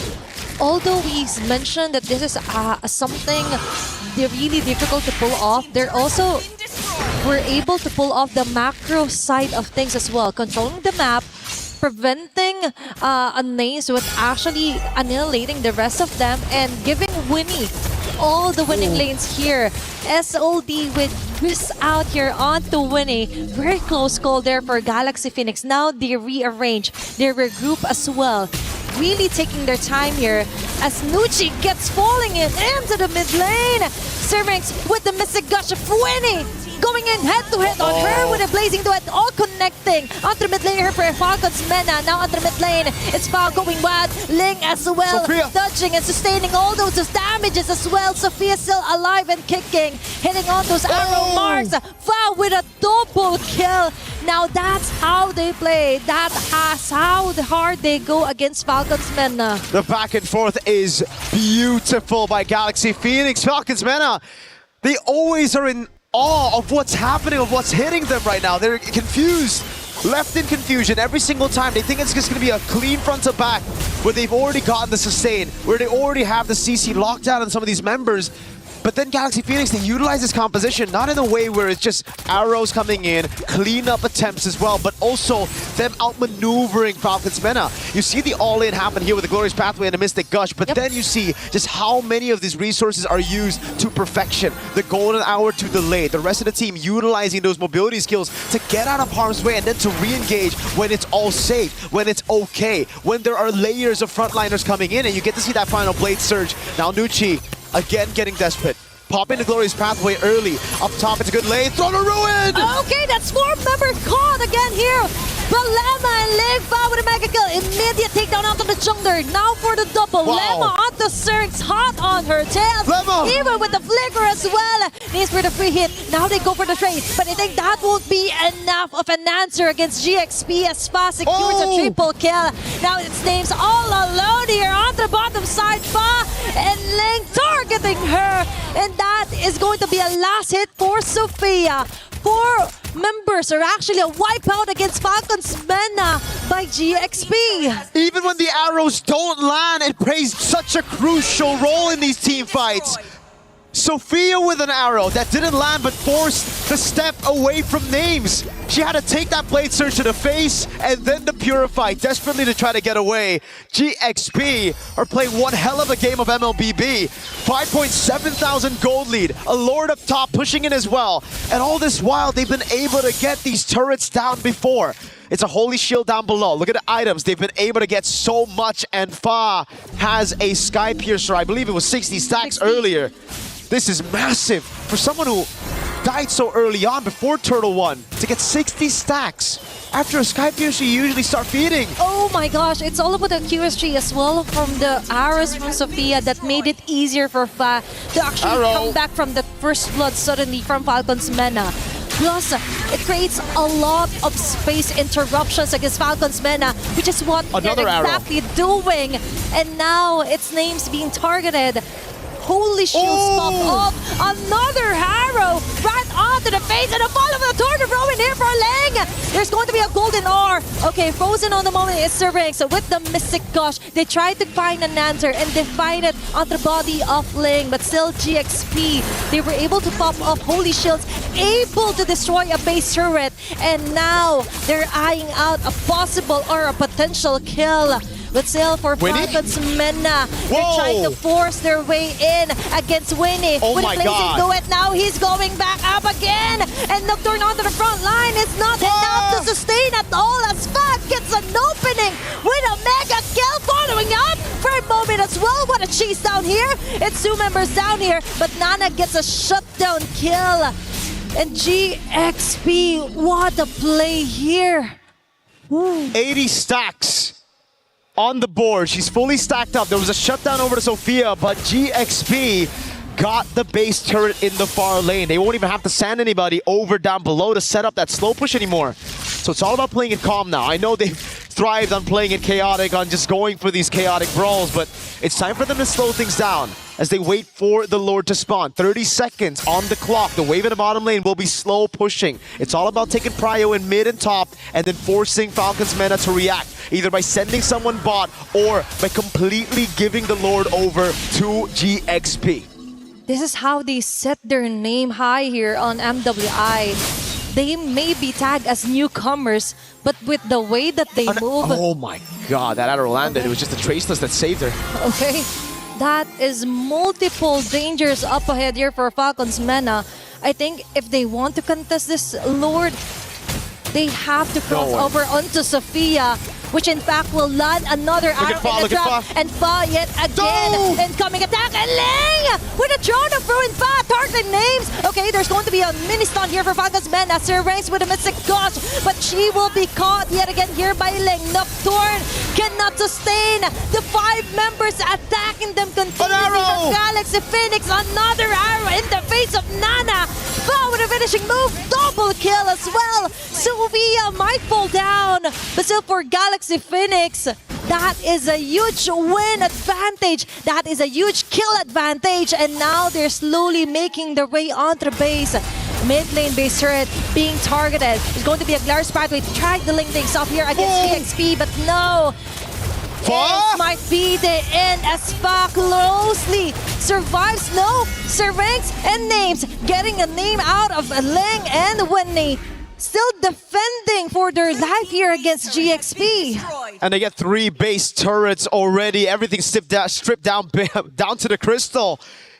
I know I said to play safe. I said to play safe. I said to play it slow. You know what? Screw that. Just do your thing, man. Galaxy Phoenix, they like it fast. They want to go in. They want to just look for those chaotic duels. And it's facilitated through Sophia landing these arrows. It's just ridiculous how disgustingly accurate Sophia's been on those arrows. Finding these angles that makes it so difficult for Falcons Mena to react to. Another arrow again just lands on Nocturne. I'm surprised she doesn't have Wishing Lantern at this point. It's a poking tool. It's like you're playing Navaria. It's like you have an Astral Echo placed on all of them. The hitbox is doubled whenever Sophia's on the Selena. That will be the cherry on top if ever she plans to build up the Wishing Lantern at this point. Because now for GXP, they got a Lord. They've got most of the turrets out of the way. Now they just have to find a very good setup, which so far they have been landing onto the body of Ling, and with the use of Lemma as well with the golden hour. Not to mention, if you manage to dodge those critical ultimates, the arrow will still hit you. Just on cue, I just mentioned this one, and it happened right before the Lord responds. Okay, Lemma might have been too early onto that fight. Okay, that was an overheat for sure. Yep.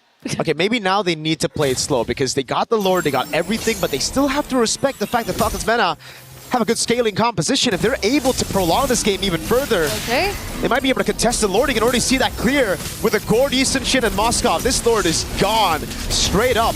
You need all 5 of your members with the arrows landing. Remember, if these arrows just land inside of the base, they can just walk back to their fountain, get all their HP back, and then reset all over again. That certainly has delayed things for GXP, and it's given Falcons Mena a second win. It's all about stretching out the game here for Falcons Mena. For GXP, yeah, you are dominating, but there is still the wave clear present, and heroes for Falcons Vega, or Falcons Mena rather, that is slowly catching up. Speaking of stacks, 37 on that Thunderbell, 56 on the Sky Piercer, so we see how that has impacted GXP, how it's given Falcons Mena a bit more chance in this game. It's no longer at 80, so they won't start disappearing from the map whenever they get low. It's all about maintaining a low profile for now for Falcons Mena.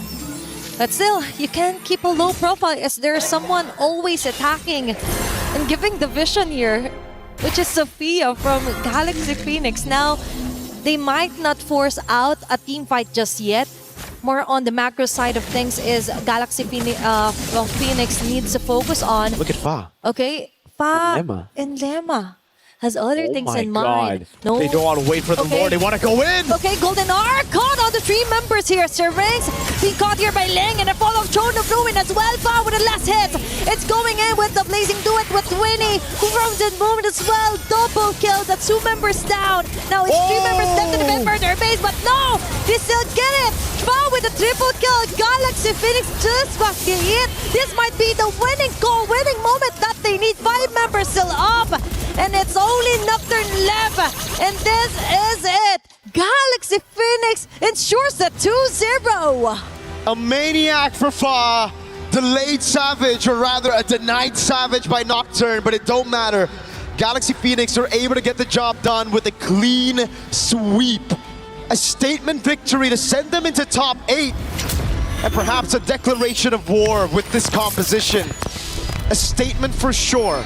A win with one of the craziest one of the toughest compositions to pull off, and they pulled it off all the way. It was crisp, clean, the arrow, the flanks, not waiting for the Lord and just subverting all of our expectations, especially Falcons Menas.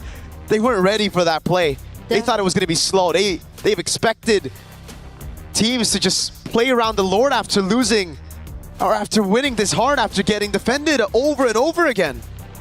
Galaxy Phoenix may have come as a newcomer this season, but no, they should never be treated as such.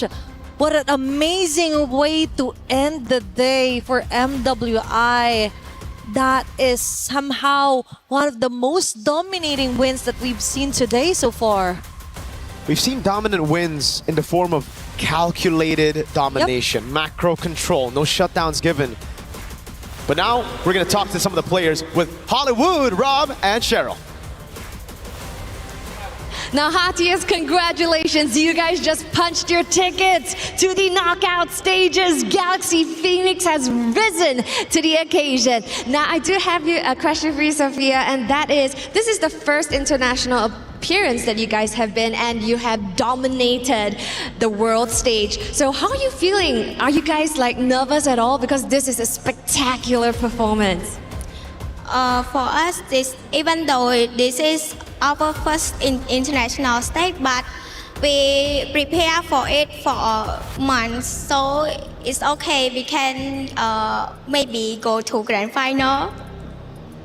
And even on its own, this is potentially the best showing even, for Cambodia. Are you guys super proud? I believe a lot of our fans back in Cambodia are super proud from where you guys are right now. How are you feeling about that? I feel very proud of us that we we prepare for train for a long time, so it's time for us to show our skills. That's true. It is time for them to shine. And so far, of course, you have been showing your skills. You've already beaten 2 champions, actually have swept 2 champions from 2 different regions. Is there any specific team that you have your eyes on next? I think Vitality, because she is the 2025 champion. Okay, eyes on the champion. Of course, you absolutely love to see this level of play right here. Congratulations again on your victory and qualifying to the knockout stage. Let's go ahead and send things over to our studio.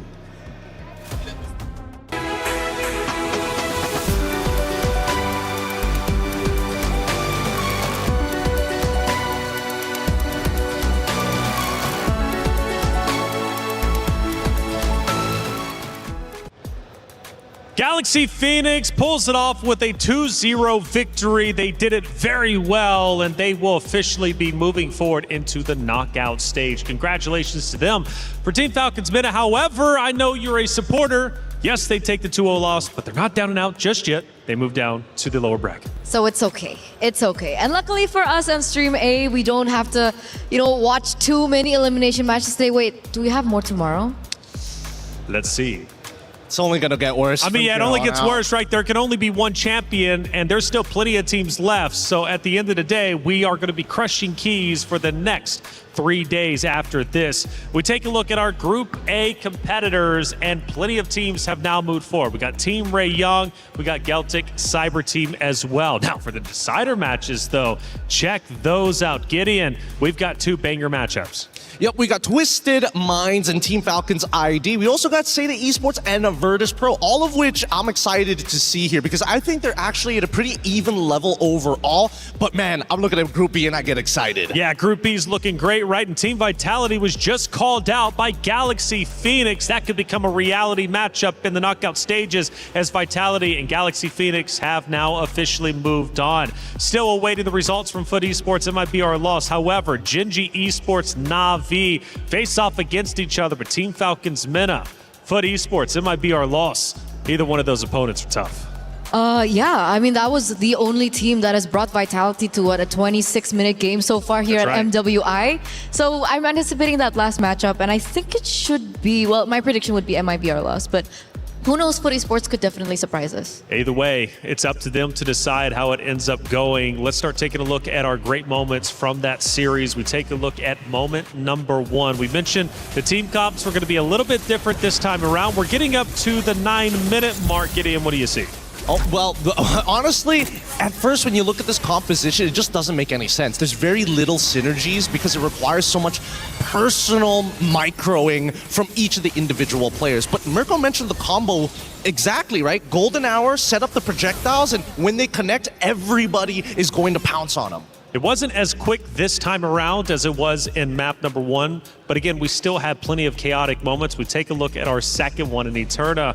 This moment was quite critical during the middle of the game. We're now down to the 9.5-minute mark. The Lord has been fought for. What do you witness? Yeah, so it's not so long after the clip that we saw earlier on, but we do already see some gaps here and there, especially when it comes down to the objective takes. Ling, she tried her best with the setup, but like, look at the retaliation from everyone else. Like, Strings had the Mystic Gush opened up, but look at the way that Lemma also just flickered for that, by the way. Names also had some moments in this particular moment, but at the stage, Fa was already, what, 60 stacks on the Sky Piercer? It was really difficult for them to mount a comeback, and even Names in this moment also fell short. That was the wipeout, I think, that we witnessed from that game. And Fa was a name that we were saying consistently and hearing from the casters as well. We take a look at our final moment from that great series, and again, we get towards the end, I do believe. We're now at the 13-minute mark, and things are starting to look a bit grim for the side of Team Falcons Minnow. Yeah, I think this is the point where Winnie is having the time of her life, right? Because really, the team can kind of do whatever they want, and they seem to always be getting away with it. As Sophia connects another arrow upon another arrow upon another arrow, this is what we wanted to see from the Genji game previously. Those arrows, it feels like you're doing nothing if you don't hit them, but when you hit them, it's all me, baby. That's it, Eterna. Let's start taking a look at some stats and dive in a bit deeper into how the series ended up unfolding. I love stats. I love stats. That's my specialty. 18-minute game, like you mentioned, it was one of the longer games of the series, and you can see that Names did, you know, a surmount amount of damage. I mean, she was already getting to that power spike already. I believe the gourd was already online, but what was like the main reason why they couldn't get it down? Or were they just always in the area of effect of the combo from GXP? Yes, actually they were, because again, the Golden Hour covers a really large area, and with the help of the Abyssal Traps, they're making better decisions consistently because, hey, we don't have to worry about these areas on the map because we've already technically warded them.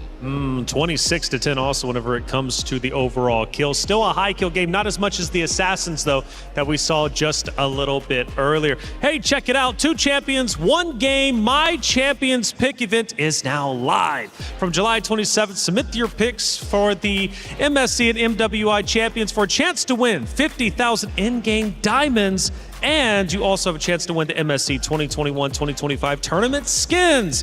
Don't forget to leave your picks under at MLBB Esports. Post for even more chances to win.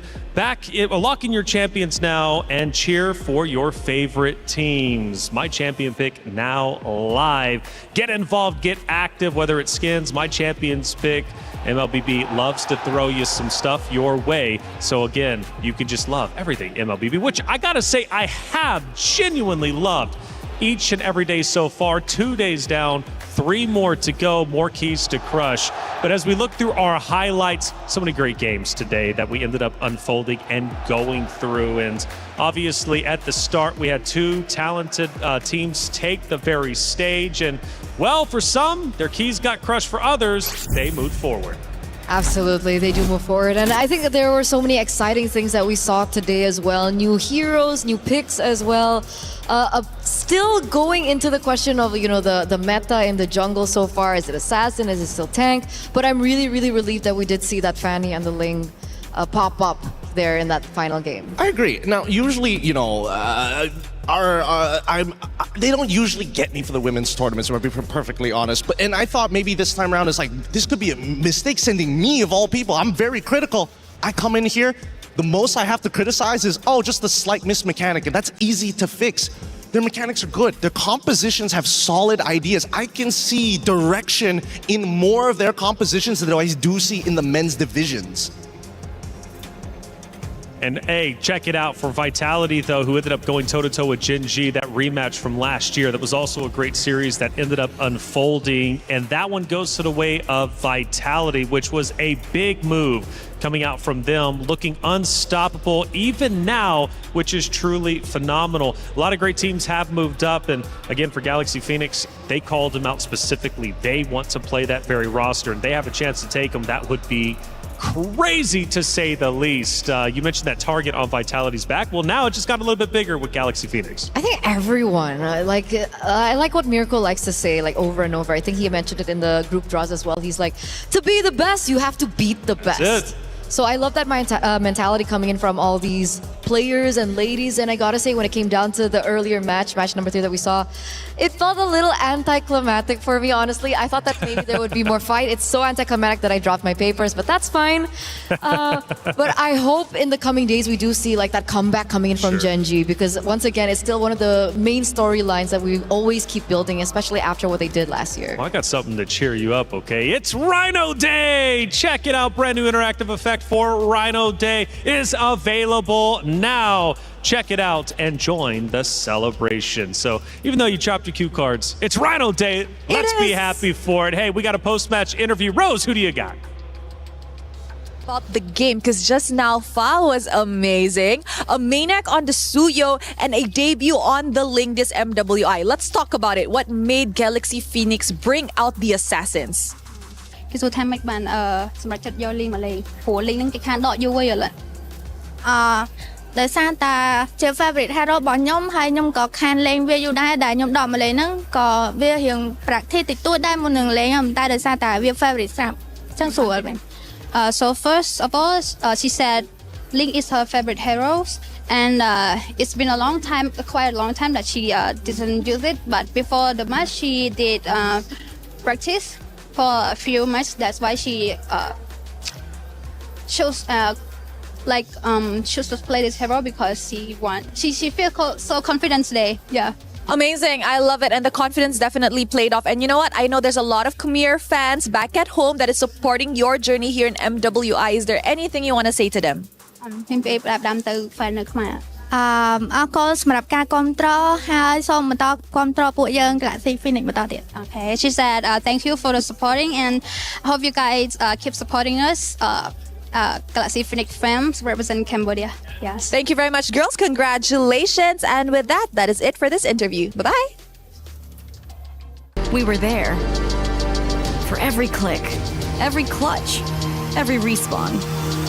We were there for the years of grind, and we're here.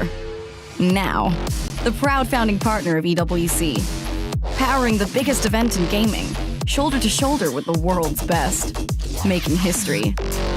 Greatness deserves a stage. Lenovo Legion, reach your impossible.